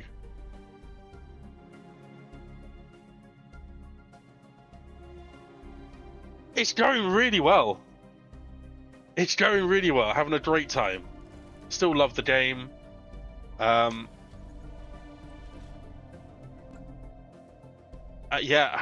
Man, how are you? No, you haven't. I'd say you're a name that I haven't seen in a very long time. I'm very glad to see you back, though. Even if it's just for the one stream check-in every few months, just do pop in and say hello. Oh. Okay, I don't want to do fleet contribution medium, but okay.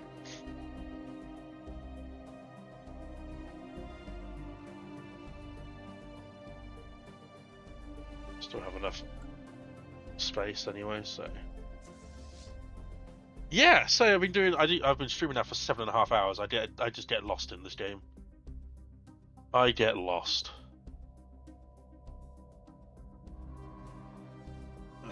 Where are you gonna go next? You've got so many archaeological dig sites to do. Thank you, Hamster. Thank you for that. Right. Thank you for that. That, and then hopefully, yeah. So those jobs in Adler start filling up. So the next community-created galaxy is D&D. So Dungeons and Dragons. You have to use a portrait that wouldn't look out of place in a D&D game. The lore and everything has to be sort of like D&D, like forged in D&D. I spent all of my earnings last month, all like £350-400 on special artwork and special stuff to try and make a lore video incredible.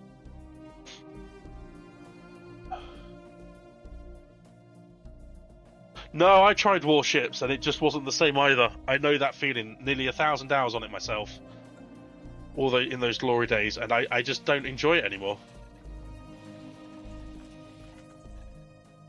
This is for the community-created galaxy, Zombie. So, I'm doing a Dragonborn one, but I'm doing an entire video and lore breakdown of my empire to put on YouTube. Obviously, you allow Dragonborns as well. But I got an entire thing coming up for lore. It's going to be really... I'm thoroughly looking forward to seeing it. Even if it comes out like 10% of where I want it to be, I think I'm still going to be very, very happy. Wait, did I move my ship? I did move my construction ship, didn't I? Oh, for God's sake. For gosh sakes.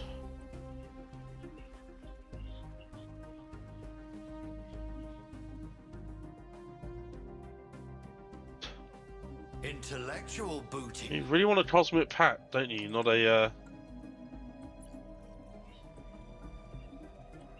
not a martial alliance. I can indeed do that. Chonzu have pledged secret fealty. Do more of Hamster's robot degree. Council agenda ready. Well, I did think about playing a DM empire, but I thought, nah. I'm just going to leave it to. I'm just going to pretend that the Shroud Lords are playing silly buggers and decided to play a game, and we're all just rolling dice, and our empires are their manifestations of a Dungeons and Dragons.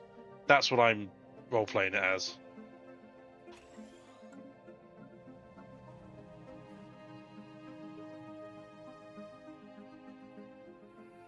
Hard to port. Our lookouts spy a spaceborne life form.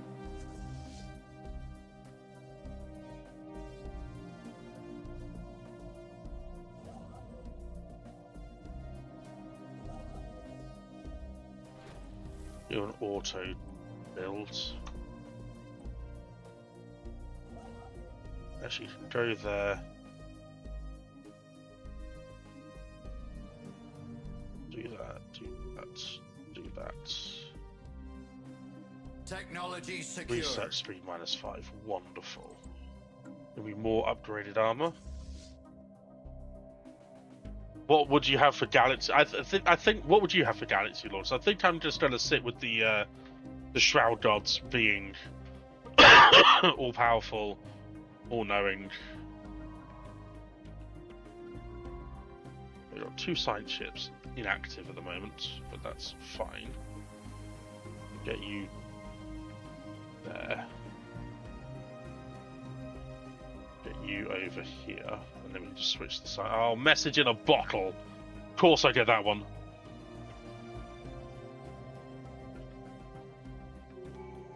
Wait, is that the GNN thing? Head of research, statistician, yes.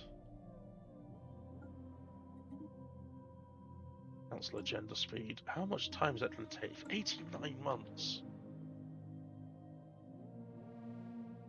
Oh my god, that is horrendous. Oh no! Oh boy. We are being That contacted is by aliens. That sure is something. That's never gonna see the light of day ever again.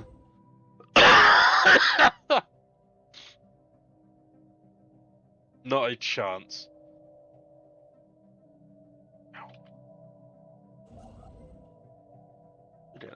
We're getting the threads. We're getting the minor artifacts now as well. You have a relic. It's going to cost 3,000 unity, which I cannot for something that's not that great. So where's this treasure? We grow ever stronger. It's down all the way down there. Okay. There's a Joffrey one. Really?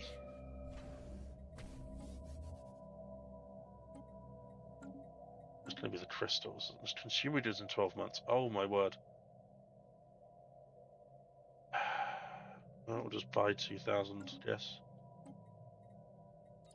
Job efficiency, please.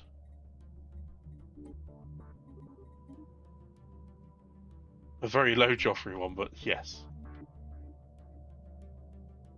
I love memes like that though.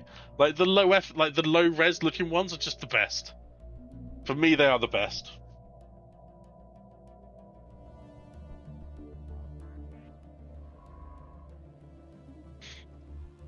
Research complete.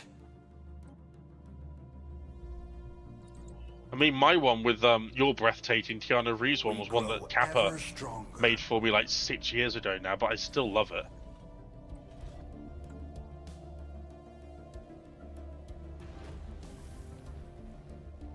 For the 800s. We grow ever stronger.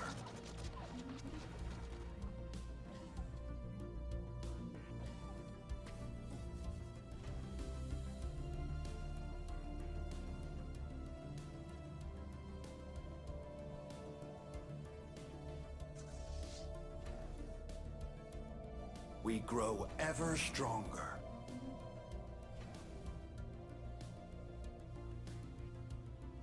Okay, Starbase. Incredible. We'll start doing citadels when we have some more unity.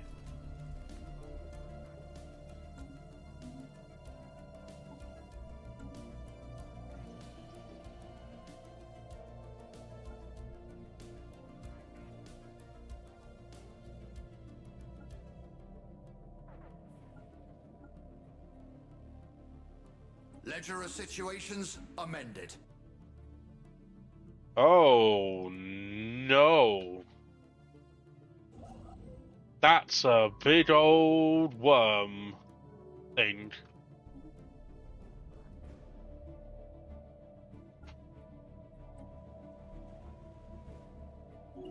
Research complete.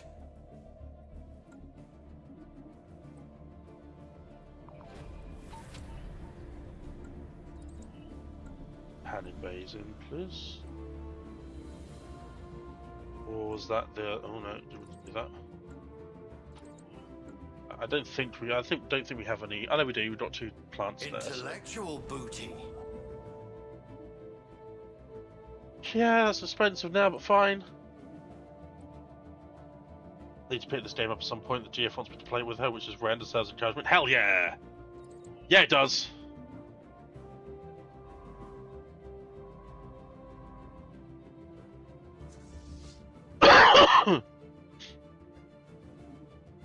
We grow ever stronger.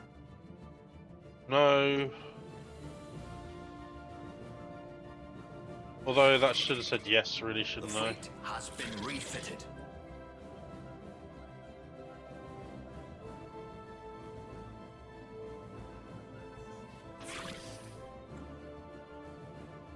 Maybe let's say yes Ready for now. action. Heave ho! We're going to war. What's your planet armies like? 654, okay. Sorry, I still have a cough. That's annoying the hell out of me.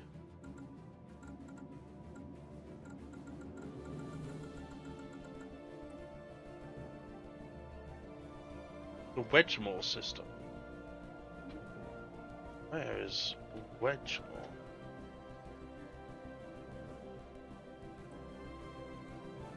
Okay. I don't think you're getting past my 11k starbase, but I appreciate your candor.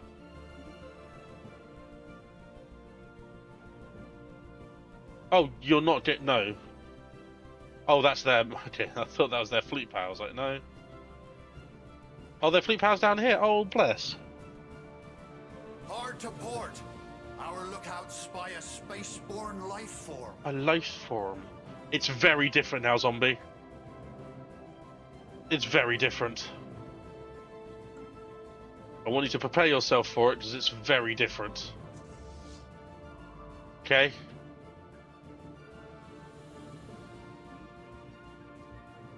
Intellectual booty. There's the rare crystal thing.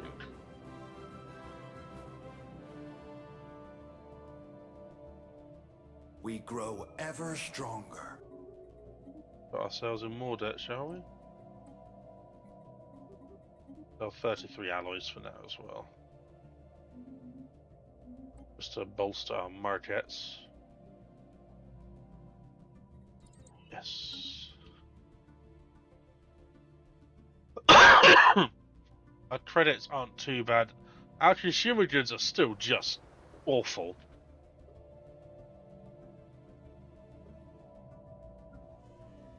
Council agenda available. Don't know where those jobs are coming from.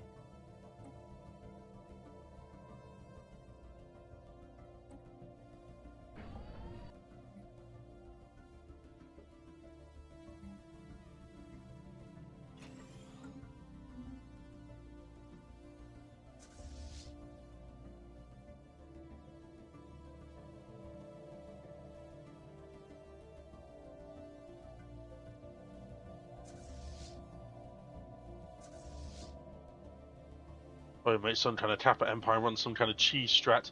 I mean, I don't even know what cheese strat is anymore. I legitimately don't.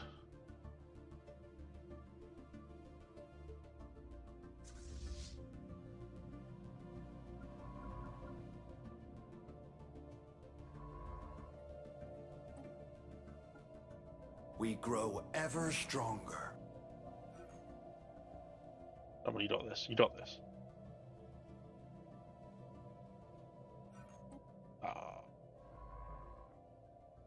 A little bit of cringe self-promotion, but that's the goal we've got for this month.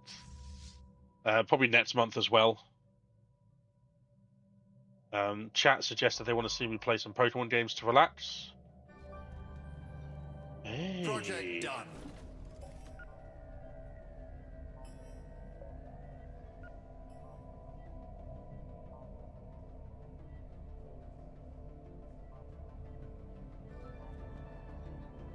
There is new information in the situation log. Ooh, yes please. Yes please. Where is this treasure? There it is.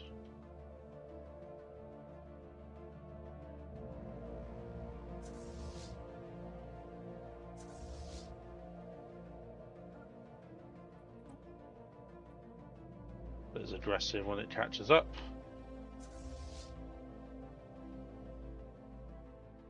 Shall take it out. Radical red. We grow ever stronger. It's gonna be. I'd like Pokepia, just so we can enjoy that. That'll be really good fun. YouTube chat has decent stability now. Falls rod from this ridiculous Technology robot. secured.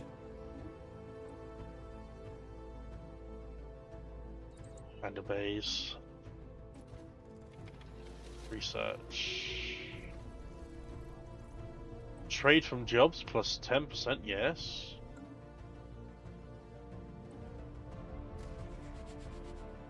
Right, I'm gonna get some of that. It's gonna be alloy upkeep, just fine, we can afford that. Interest, lead a lifespan. We want a diplomat with decent lifespans. Intellectual booty. Intellectual booty!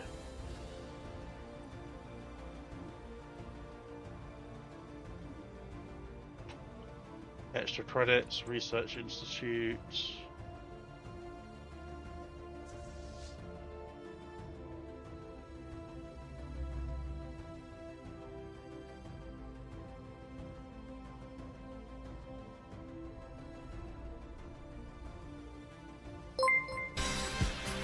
Simus. Hey, buddy. Nice. We are doing an educational stream. So we've been teaching people how to do standards, small things in Stellaris, like economy and stuff. Just ignore. Ooh. Project done. Oh, and the volatile Not so modes. special now, was it? We actually needed that, thank you. 400 ancient macro battery. So we've just been doing things like empire design. Hey, Orange Cat, welcome in. Empire design. We've been doing war-based stuff. We're part of a federation, so we've gone to the federation things. The galactic community. Research complete. Can you teach me there's no hope for you? You need to learn how to defeat a 25 times crisis. Build loads of battleships with Tachyon Lancers on, and you'll be fine. That's all you need to do. That's it. Win game. There you go. Doom! Good to see you, man. Jesus, just be spiritualist. Did you not watch my Research is Bad video? Did you not see how to truly engage with the wonderful world of Stellaris? Okay, why are you not invading? You're gonna send my troops down, though, aren't you? I did what you suggested, Doom, and the others that suggested it. That is the goal for the next couple of months. We shall see what happens. Start filling in some gaps here as well. We've got an automated dreadnought, which we can reactivate if we do it. Just play spiritualist. That's what you need to do. Just had just a fallback, so I got some extra sleep. Hey! Oh no. Yeah, no. Today we started extra early because normally when I do the the beginner friendly stuff, yeah, quite a few people pop in, but it's been nice and quiet today. So every now and then I do forget what I'm doing, so I do talk. I do go through periods of not talking and then talking. So I apologise if there's things happening that you don't fully understand. We had some great people on YouTube pop over some questions, who we helped as well. Hey, Jen, welcome in. That's not very nice. From someone who suffers from very low self-confidence, it's hard to take that as a joke. You love Medical? It's the best. I think it's the best DLC. 100%. I love Medical Operations. Ever stronger. My go-to Medical Corporation is a fanatical spiritualist xenophile trader. Medical Corporation, Meta-Church. Fleet engaged. Give them a broadside. Our landing party has crushed. They only the had enemy. one colony, didn't they? So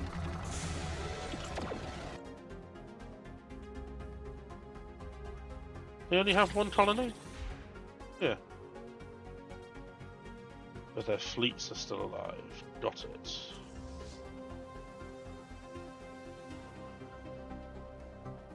We smash them up.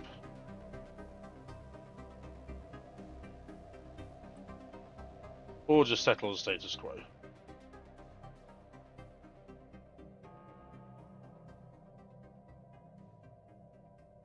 Oh, okay, no. I want to achieve my war goals. So we just need to beat them up a little bit. That's fine. We can do that. To be fair, Izzy has a disorientating effect on people. The patch should be delivered tomorrow. Oh, tomorrow! Oh! Oh yeah, you said after Easter. It's after Easter!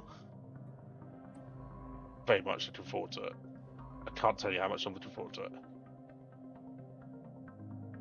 And we're going to be doing this tomorrow on stream as well, so if you want to see what Doom got me, very, very kindly got me, I should say, then you will see.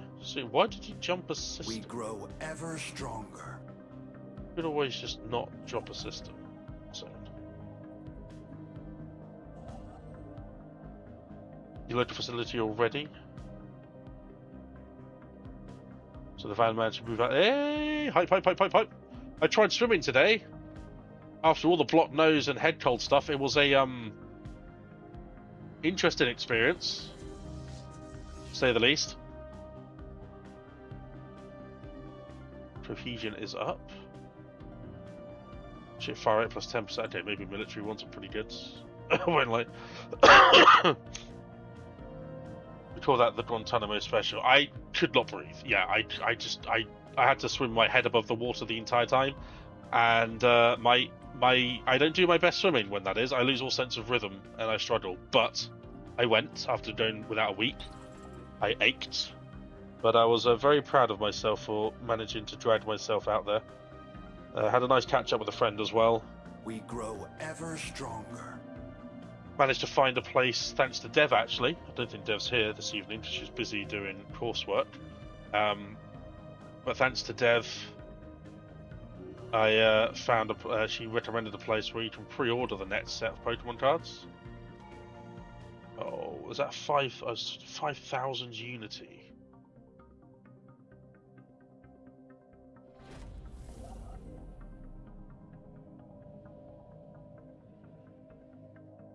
Oh. I'm happy where it is at the moment. I don't have the Unity to spare. It takes me so long to get. Oppose the Fallen. All councils gain 150 per skill level. Yes. This is not 95 months anymore. Wentworth is starting to churn out a little bit of Unity and a bit of research, which is lovely to see. Stronger. We're just struggling for consumer goods, which hopefully is going to be sorted once we've got more of these stupid systems. Our forge is looking good. We are selling 33 at the moment, just to offset the cost of these specialist materials. But even then, they're still costing so much.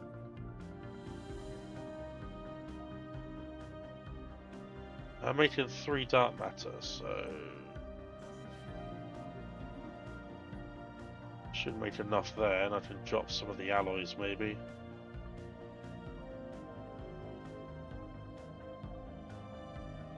I can't, it just give me enough, okay.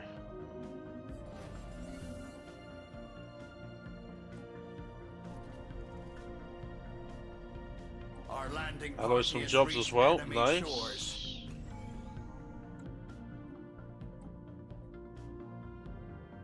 Volcanic terraforming or military academy? Victory! Drink up, my loyal crew! Oh, we're liberating taken planets, I see. Complete. Okay, that's cool. I thought we could do that. We'll do encryption in case anyone's spying on me. I don't know where their main fleet went. I don't think I was in battle with them. Sorry to dash so soon after Sunlight, but it's definitely bedtime. No, Zombie, it's been a pleasure to see you again, my friend. Thank you so much for popping in. Anytime you want to say hello and just stick your head in, even if you can't stick around, it's just good to see your name pop up, man. So I'm glad you're okay. And I will see you hopefully next in future streams. You have a good rest. Take care.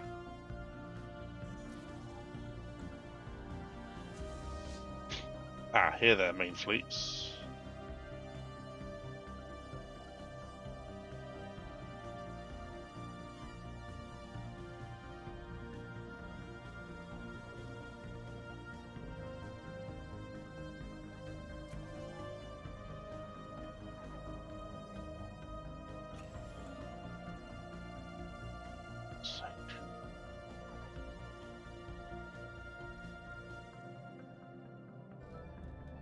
Hard to port. Our lookouts spy a spaceborne life form. Fleet engaged. Give them a broadside. I'm just going to buy... Oh, not that much. 35, who cares? They're like, oh, no! No, that's amoebas! Oh, no, oh, they are Beastmasters.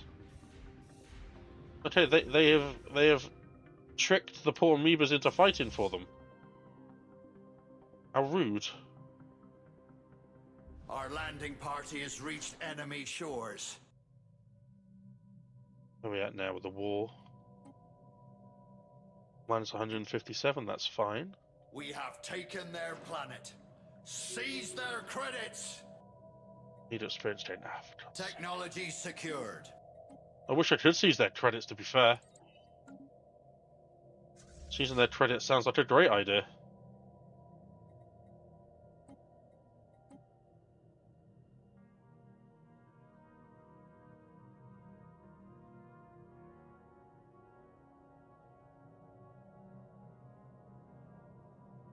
Well, if the Great Khan happens, I got a pretty good chance of an idea of where it could be. That's a bit upsetting. So who's in charge now? Okay, you've been in and out, I guess. Yeah, mostly that's just about being a technocracy. Scientists do never in short supply, but we do have a head of research that's currently not doing anything. Spaceborne life forms ahead. You go, perfect. Carry on, sunshine. And that's treasure trove. There. Ooh, the library, nice. I love the library. Ahoy there! Spaceborne life forms ahead.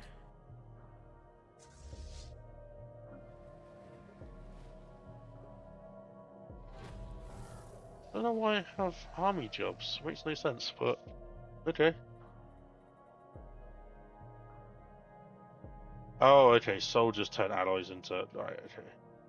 Okay, that's where it comes from. Hostile station engaged.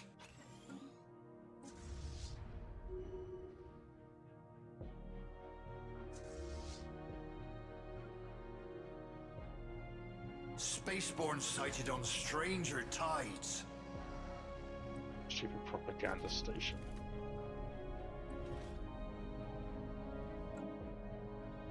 Fleet engaged. Oh, my armies! Board Okay, side. my armies have been saved.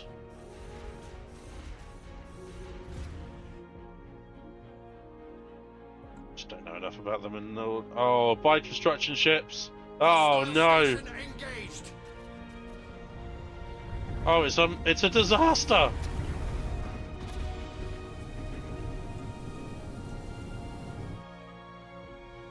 Ahoy there! Spaceborne life forms ahead. Yes. They are now my vassal. We grow ever stronger. Let's get in.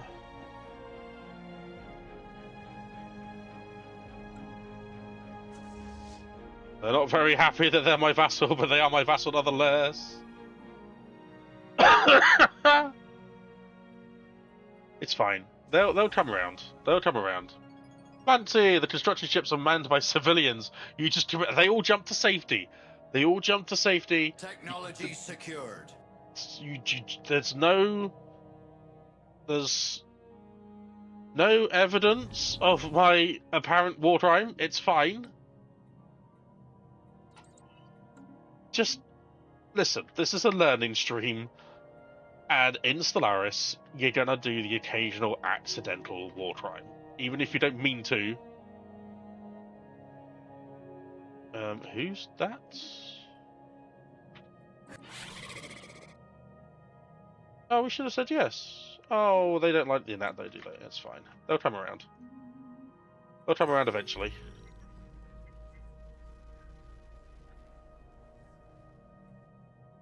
Hate my minerals. Who's trying to annoy me?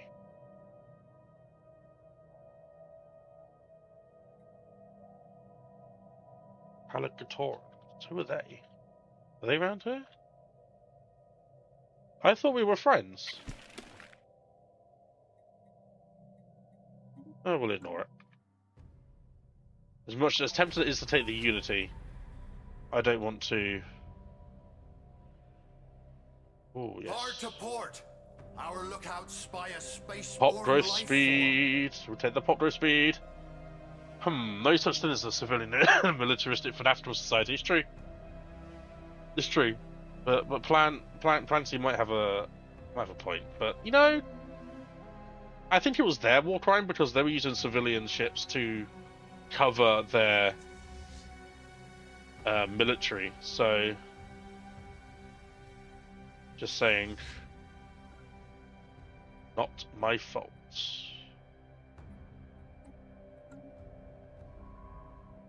At least my credit situation is a little bit more under control.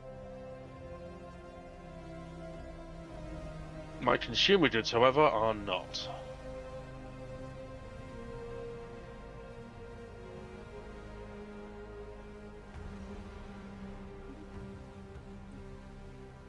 Oh, we're on the council! Hey! The Foundation of Grim Shepherd, which is a weird name for an empire. And the hegemony of Stellaris. Hey, fellow robots, welcome. So I still don't really have a play for this yet. We've got a lot of things over there that we need to destroy. I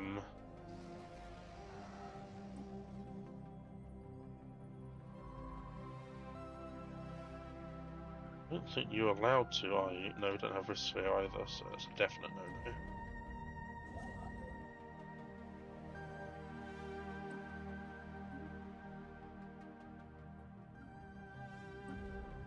Don't want to spend 5,000.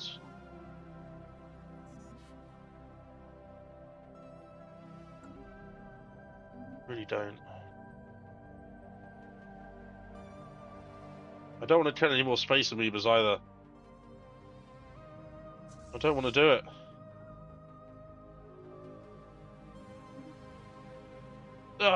Yeah, sure. My time of peace. So 50. Please sort out my trade a little bit. Yeah, we're losing a minus 69. Hey, VV! I don't want to do it. No, I don't. Sorry, thank you so much for the Prime sub. I don't want to do it. Yes, you play Stellaris, Inward Perfectionist. You set up your borders and you just let everything else happen. Council agenda available. Red crystals are 8. I don't need to buy 8 anymore. I don't need to buy 8. We're making them. That should sort out my trade. Yeah, a little bit. Now it's just the consumer goods. It's fine. Oh no, where are you going? Come on. 4 months. We can run away for 4 months. Oh, they're chilling. I'm gonna go home. Council agenda ready. Let's do it. Oh, yes, please. Give me that extra. Materials.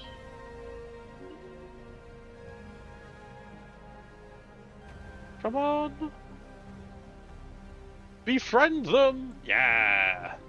A special project is finished. Now we can pet them on the way past. Just don't. You can. Aim with perfectionism behind your borders. Set up your citadels. Happy days.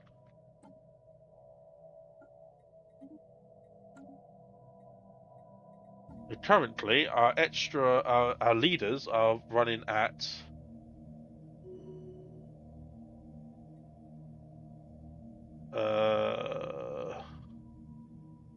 it's like +3. That's what I used to tell you.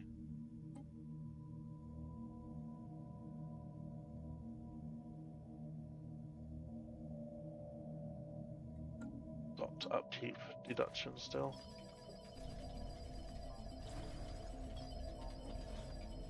Nice. Nice.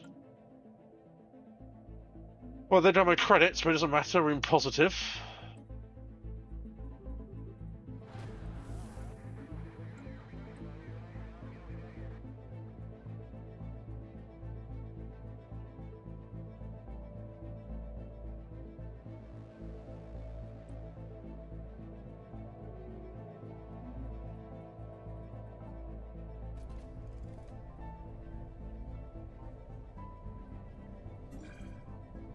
one.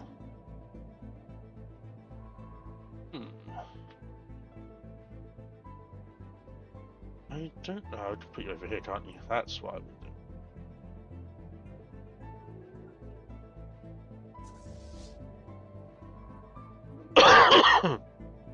Sorry for the cough.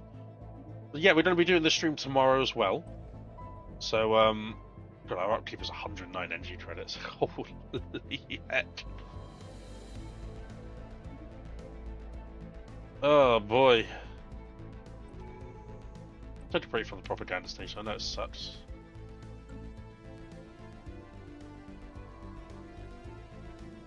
Have a normal little scientist.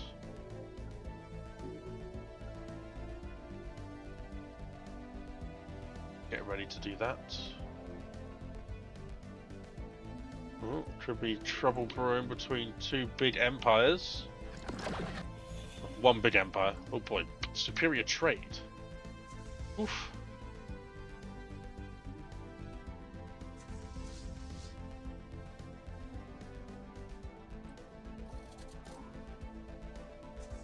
Nice. What was saying about being prepared? Oh, 2,000 alloys. Thank you. Stupid message in a bottling. Do the stupid.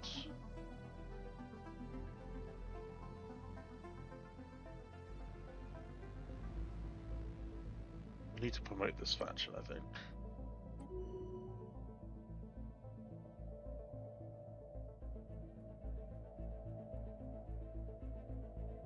And promote this faction, so hopefully that the approval goes up. Gives us more unity from that as well.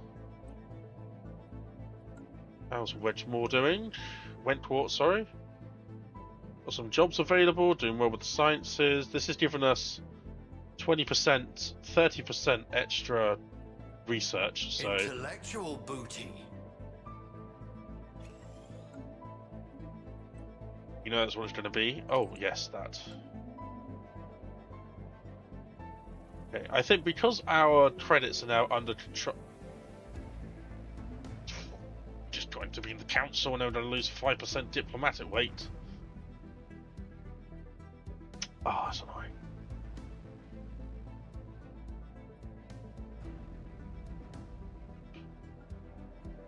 Sure. Deal with a 10% ship upkeep. So now we need to start taking out small little things like mining core drones and stuff. And the small thing like the Dreadnought. But that's going to happen anytime soon. Technology secured.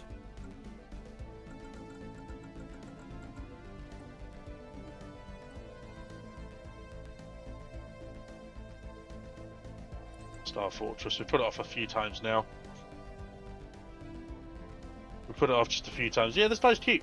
Plus we can, you know, bring it back to being under our control, and in this fleet day and age, that is huge.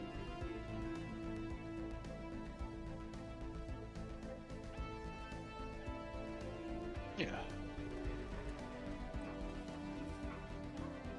I'm the leader! Ha ha ha ha! Okay, so does the president decide on anything? No. Okay. Change that to 40 years. 2346. Be when my term ends. But because we are now also the, I'm the captain now, sadly. Although now, because I'm the leader, I also get this. Available envoys +1, and we get influence cost of claims -10%. Translate more lyrics. I really don't want to, but if I must, I will.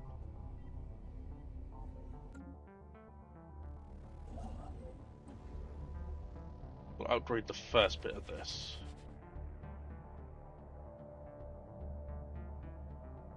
So we'll get like 52 more credits.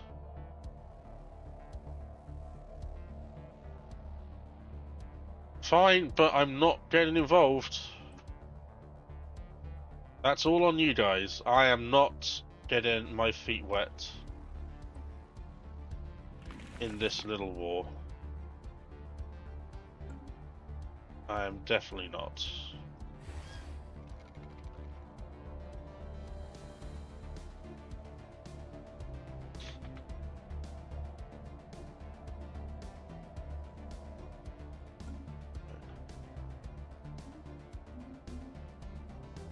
Well, this is a martial alliance, I guess, so...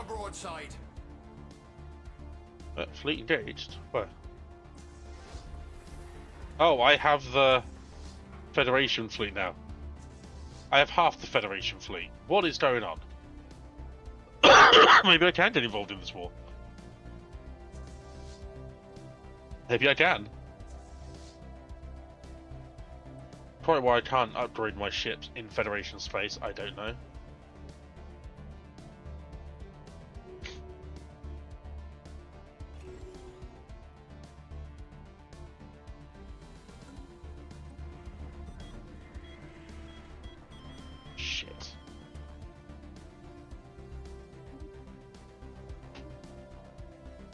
Well, I would, but the leader got bored of doing that and just died.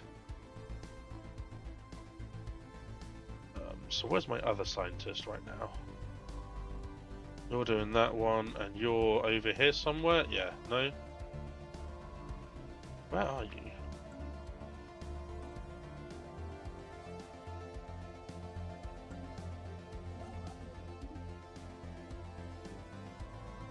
Oh, you are there,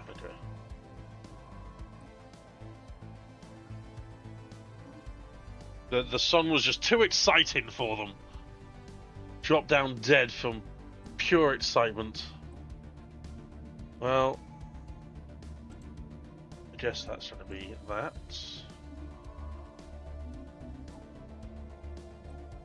Official Welcome Prime. Okay, it's a mining thing. We'll still do trade, so you can take over from Jeroboam Commander when you're done.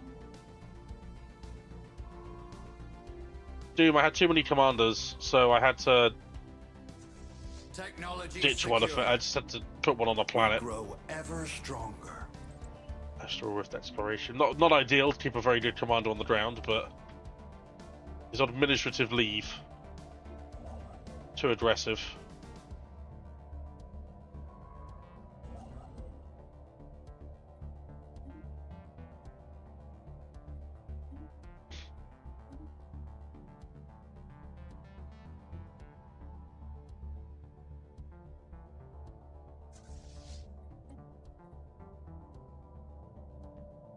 Thunderdome games got a stint. I mean, I could actually. Yeah, sure. We'll put him on the we'll put him on the Federation fleet, and we'll put our level 3 official. He's on Wilcom as the leader. There you go. Intellectual booty. Intellectual booty. Actually, hope with the immunities. My Empire capital? It did. Beautiful. Right. Well, time to get in there, chaps. Fleet engaged. Give them Take out their gravitational net. We can't take out the gravitational net. This is confusing our Federation troops quite a lot. Why is that a thing that happens? Why, what is happening? Did we attack it? Did we win?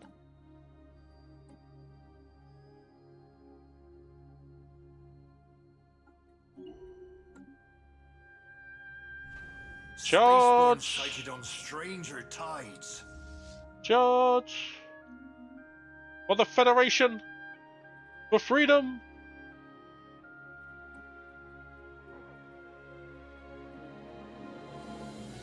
Fleet engaged. Give them a broadside. Our Federation is here.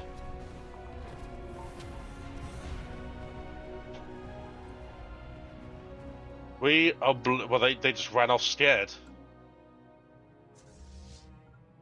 Carry on. That's a 7.8k starbase. We're going to take out a slightly smaller one. That's a bit insane. I can't take that out.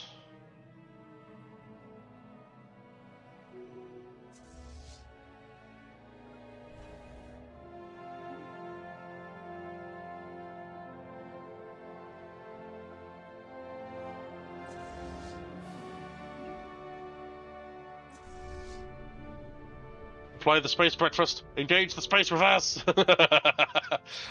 Engage space brakes. Intellectual booty. We do have to get through it though, unfortunately, which I don't think is going to happen anytime soon.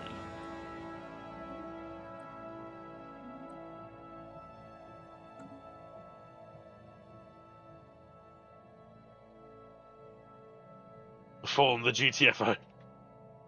Their ships are going to spawn there as well. Are they following me? Oh no, they're going to take that. Okay. Well, when they go in... Intellectual booty.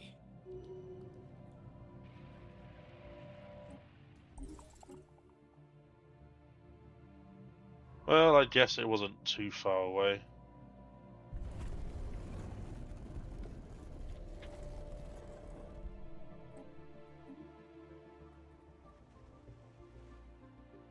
Oh. Well, since it's our Unity planet anyway, I don't see why not.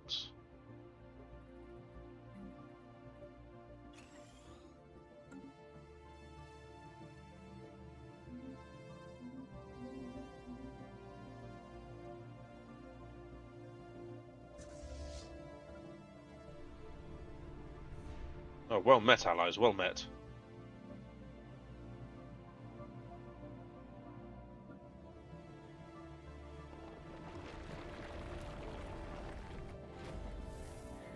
What is happening over there? Can I terraform 2 worlds now? Volcanic worlds? No. Can't do that one. Can't do that one.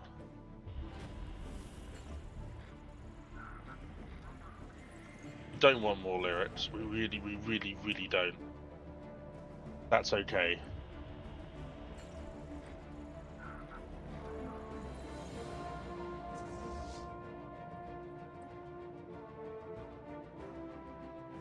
Prepare yourselves, please. Prepare yourselves.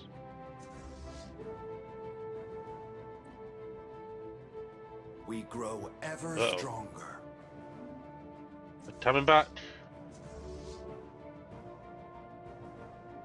Oh, come on. What is it with people? Like, my councillors that don't know. Less Diplo wait. What is happening? Council agenda ready. Oh, we don't. Yes, that'll do.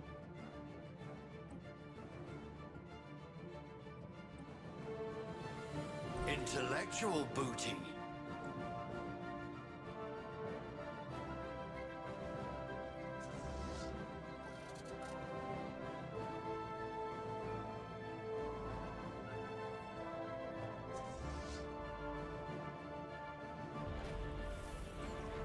Got full intel level, okay.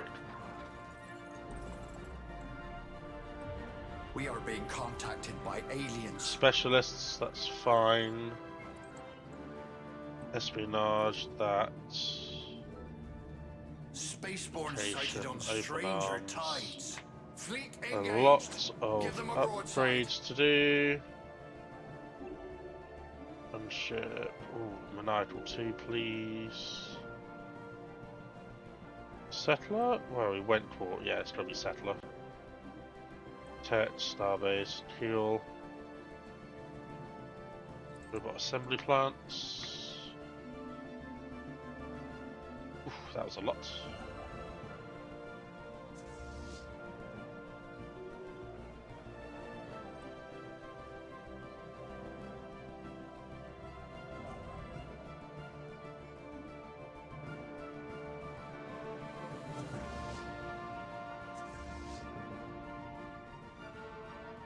Do they follow me?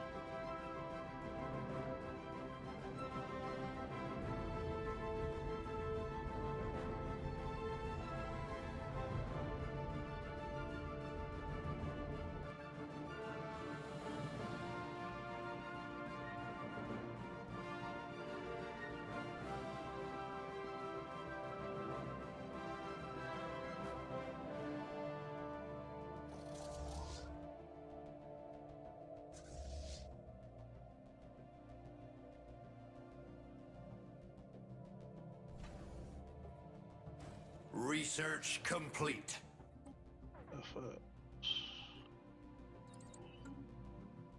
Extra credits. Fleet engaged. Give them a broadside. Shouldn't lose any ships to that, no. Intellectual booty. Ahoy there!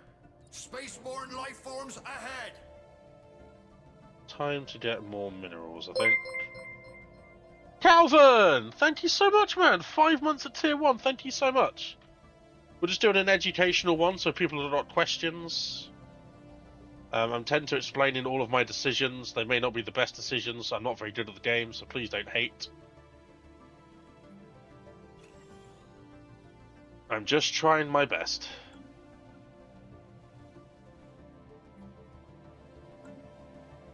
I did do quite a popular one for Paradox on their official YouTube channel, actually, the official stream. All of that information is so out of date. It's about 5 months afterwards they released the big update. So I was like, oh, okay.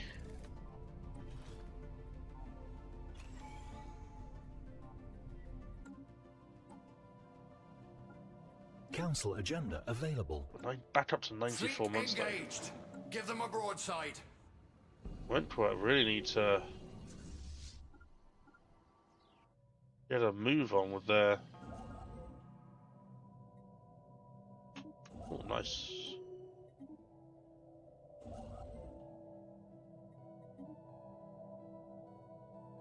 Okay, so we can bring you back Research to complete.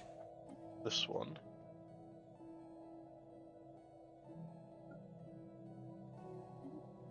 Search these anomalies as my head of science.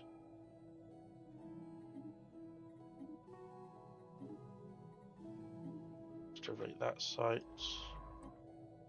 We're not doing anything. It's come on, we've got astral rift technology, don't we?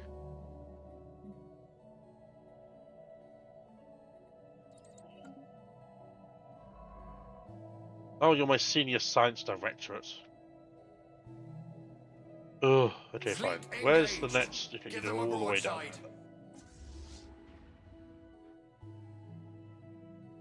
Oh, cool.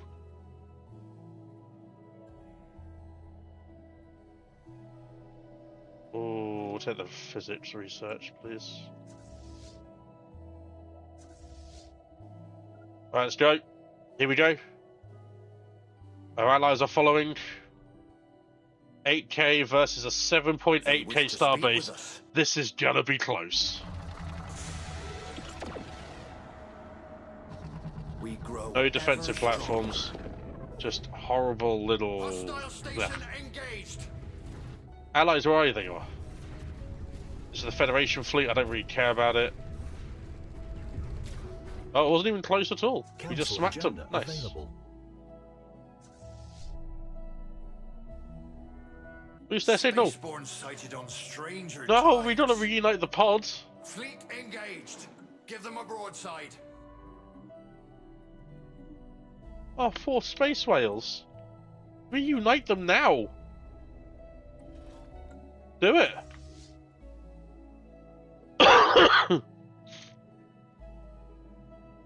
Oh, here they come. Here they come. I think the starbase might be back up by then. To a degree.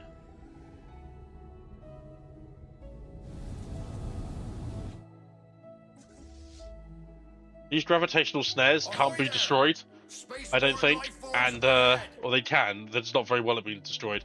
This causing havoc with my reinforcements. They're deploying snares to distract my reinforcements from my Federation fleet. Fleet engaged. Disgusting tactics. My God, look at this bullshit!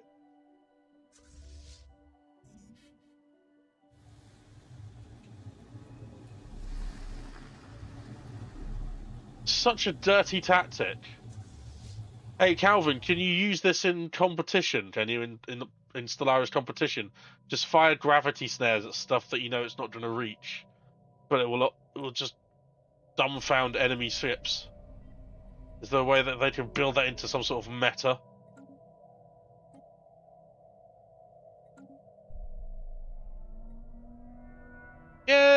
it! AIT have been reunited! Whee! Yeah. Quite a few resources for that as well. Fleet engaged. Give them a broadside.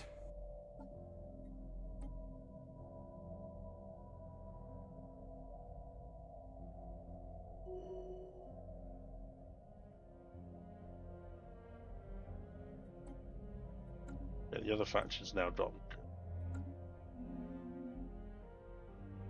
It's what? How did I mention that to? Ooh, 5,000 energy credits and a fancy hat. Don't mind if I do.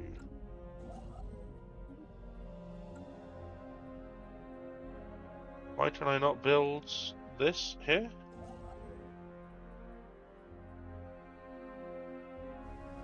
What?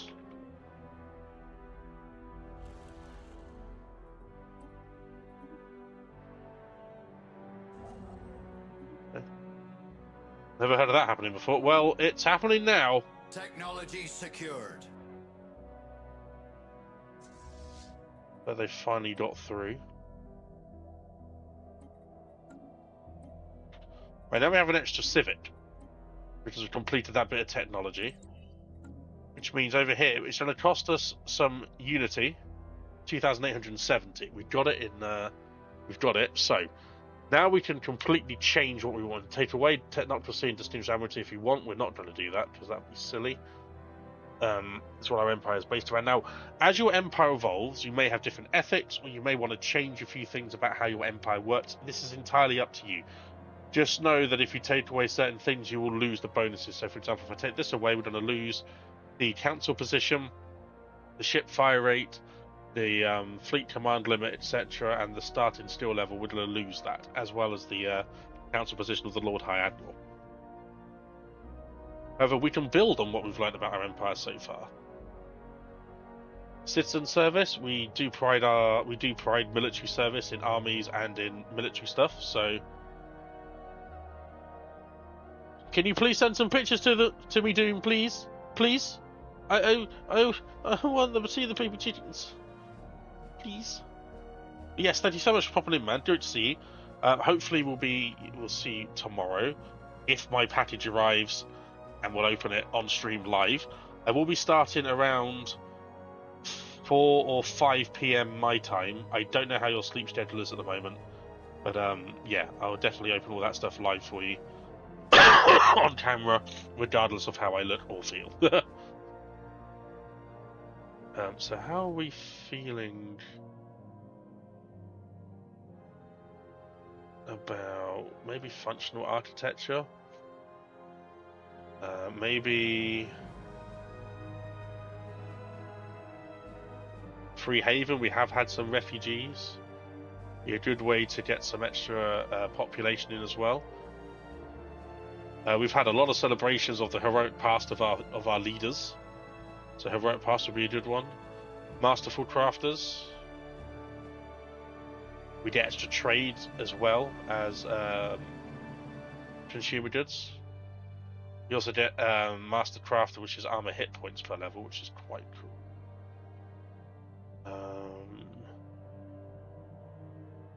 Maybe our warrior culture has descended into our everyday life as well.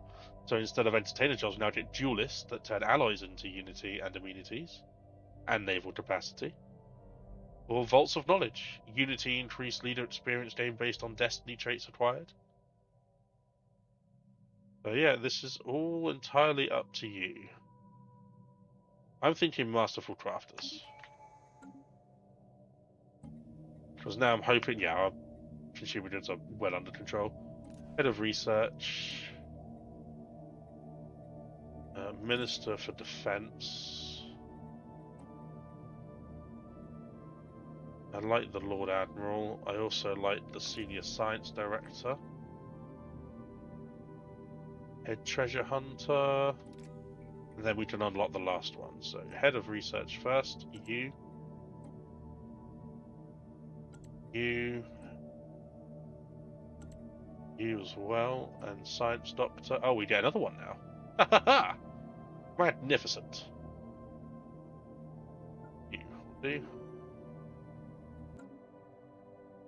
We will put you on a tech world where you can just enjoy life.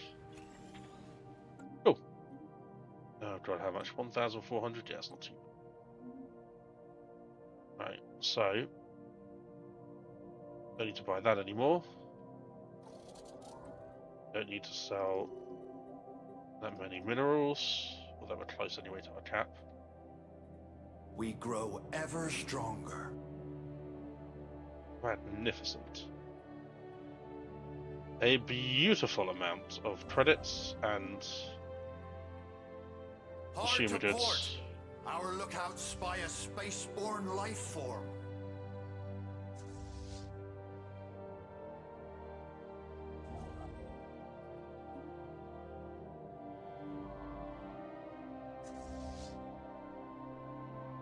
Top of the main army here.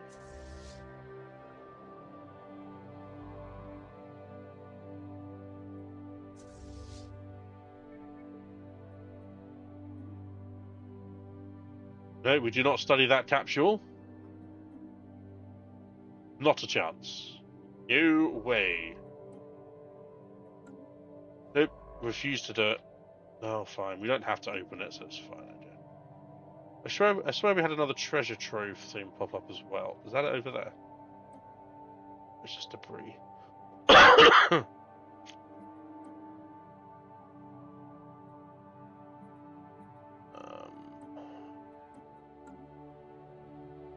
So we need to go there, which we can do.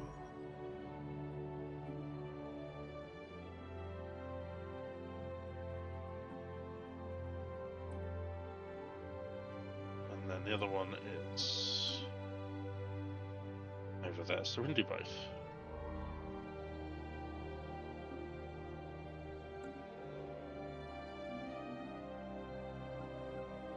Bloody natural sanctuaries gets them. I don't understand how. Fleet engaged. Give them a broadside. Yes! Now is our time to strike. Follow, comrades, follow! No, follow! Okay, fine, I'll do it myself.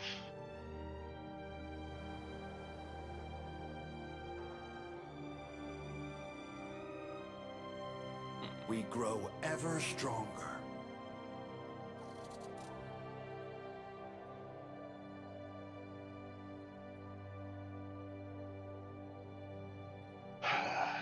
Hostile station engaged.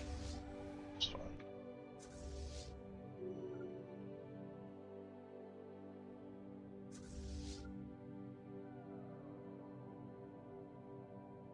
I've broken through, so I'm hopeful that they are attacking. You have to educate me about some of the pod. Yeah, no worries, man. I'm very much looking forward to it. Doom probably didn't see that because it's already on, and I'm just not paying attention to chat like a muppet. That was Doom saying I am indeed a muppet, but sending me cute pictures of chickens. So, who's the real winner here? Me. How much are you making? You don't. I don't need this anymore. So we can replace this with a planetary science, maybe.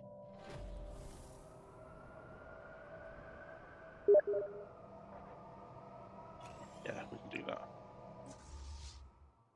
Fleet engaged. Give them a broadside.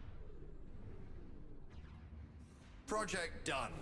Too dangerous. Not so special now, was it? Chickens! Oh my god!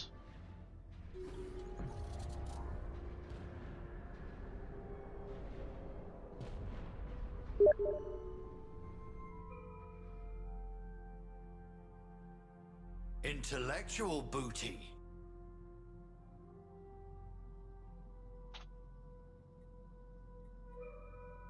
A 100 minor artifacts. Yes, and another treasure token. A treasure place.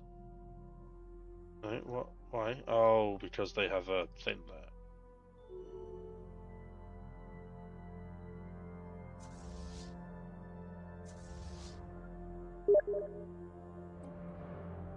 And a cat for good measure. Thank you, Doom.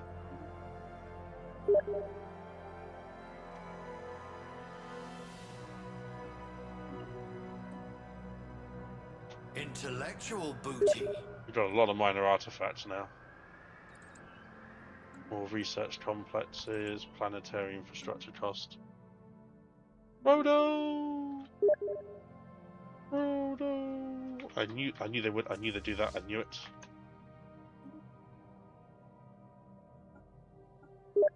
What if a dot ship?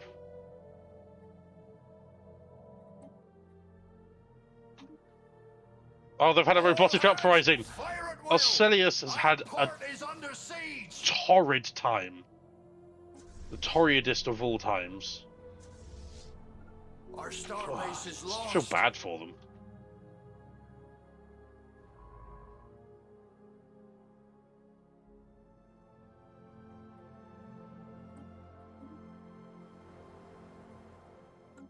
Nuclear war, nuclear waste. Nearly had a plague. Other planet did have a plague, they managed to avoid it. And now this. It's just not going well for them. Chicken and cat tax paid. They're adorable. They're just adorable. How many cats do you have? Is it 3? I always thought it was. I know it wasn't just Frodo. You had Sam. You have Sam as well, don't you? Oh no, not Archives. It is. Is it Archives? What? No, that's. Where's the? That's it. Administrative hub. There we go. Head treasure hunter, statistician. Rostia, Dina, Sardi, Frodo, and Samwise. Yeah, okay, you have a lot more than I thought. Fair enough. I don't know why I thought it was less, but there we go. Oh wow! Ever stronger. Shield points in friendly systems, 30%. Ancient bus, trade from jobs. Yes, Council please. agenda ready.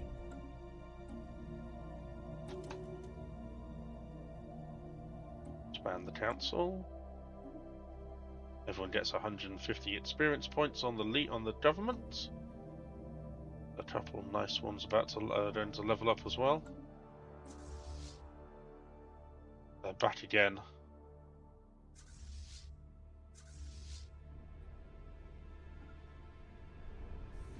Fleet engaged. Give them a broadside.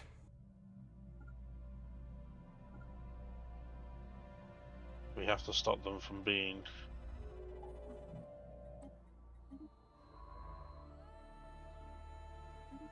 We have to stop them from being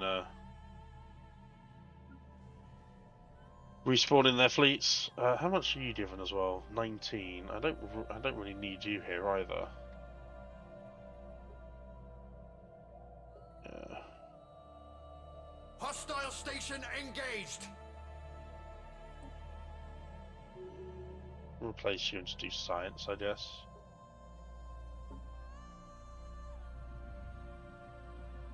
Technician. A special project is finished. Maybe not tech. Oh no, maybe no. We can probably start them tech and make them in. Yeah, we can make them intelligent, can't we? Yeah. We'll remove these as robot plants, and we'll start building robots on them. This is pumping out a nice amount of unity. So we can do this now. Upkeep for bureaucrats minus 10%.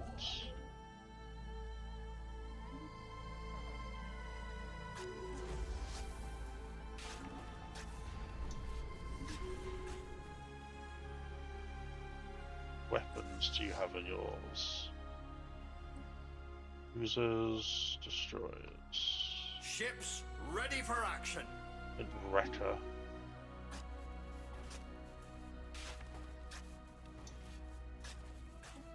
Fine.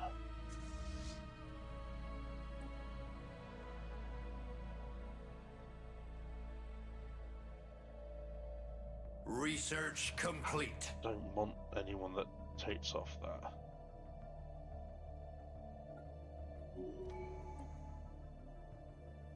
It's just.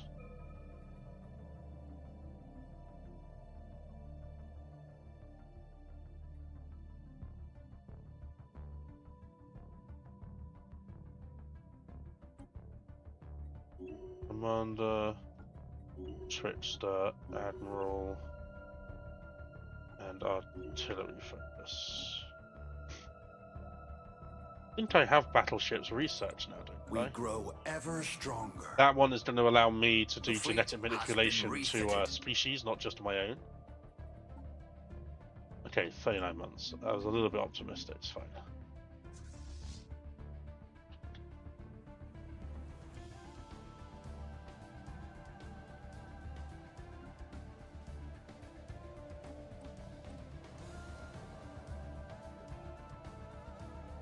Jobs are available on this one. See, I'm still in two minds about this planet. I don't know what to really do.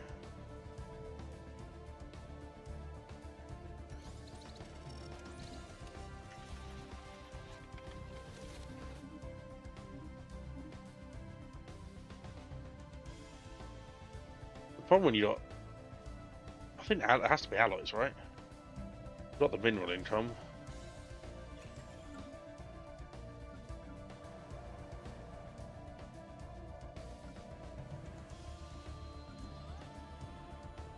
I'm happy with this one being tech.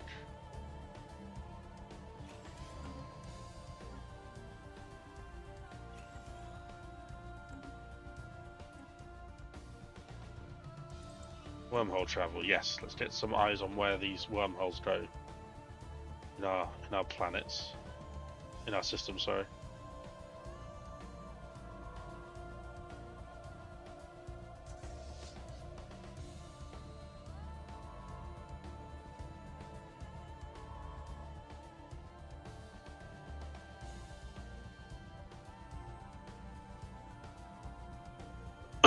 Where the hell are my scientists then? Ruling, excavating, the Morning Star.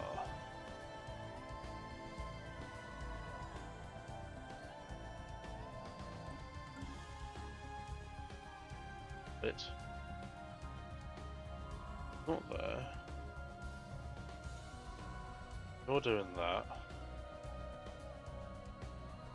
You're not doing anything. Oh right, yeah. Yeah.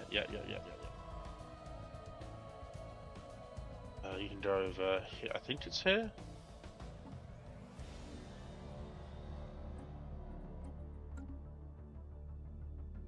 That's it. That's right. That's where you were going. Yeah, got it right. Cool. That's fine. I wasn't losing my mind. Kind of.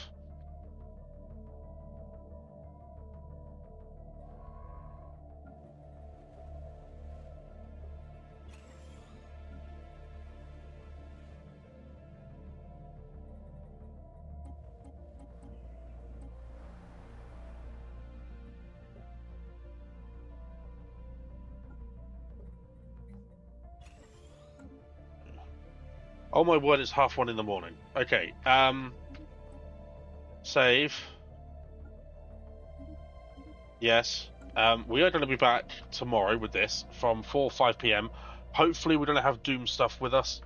If not, it'll probably be delivered during stream. I'm gonna go, because it's been 8.5 hours. Fucking hell. Oh my word. So, like I said, we do have a goal. A few people are like, we'd like to see you stream like, we would like to, good morning, yeah. We would like to see you stream like Pokemon games and stuff. So the total is a lot more than it was last month, but that's because, I kind of put all my Twitch earnings last month into the project for the D&D CCG. My mistake. But I'm hopeful that video is going to be really, really good, and it's going to set the scene and the tone of the entire D&D stuff. To give you guys a little bit of inspiration. I'm going to be sending off the last pieces of like artwork, sort of like stuff today. But yeah, I'm loving this. This has been really nice and chill. Thank you to everyone that's asked questions on YouTube as well. You've been phenomenal over there. Thank you to James Sudkin, Yoko Chans as well, and anyone else that's followed my YouTube from that.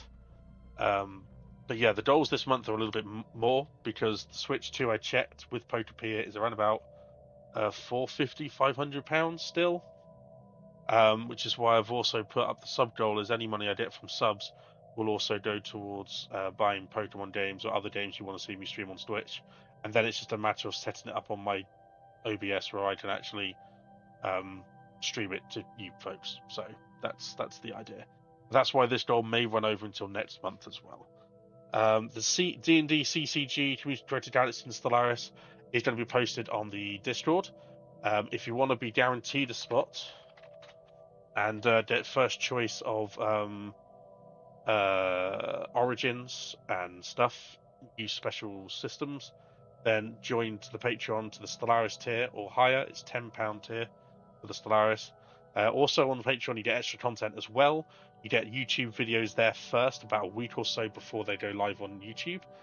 You get a special, you get updates whenever I get early access to the big updates that Stellaris do. I tend to record stuff to release on the embargo day on my Patreon only. So you guys get special look at anything new. I tend to do a heavily edited playthrough that just purely focuses on the new stuff. You get playthroughs there as well. I've got a nice day for fishing that's been recorded hopefully this week as well, because I don't know if I'm going to be streaming every day this week, so I'm still not 100% as you can hear. But yeah, if you enjoyed this, then please do consider. This is my trainer self-promotion time. I've been told I have to do it, so I apologise. It's happening. We can get through this together.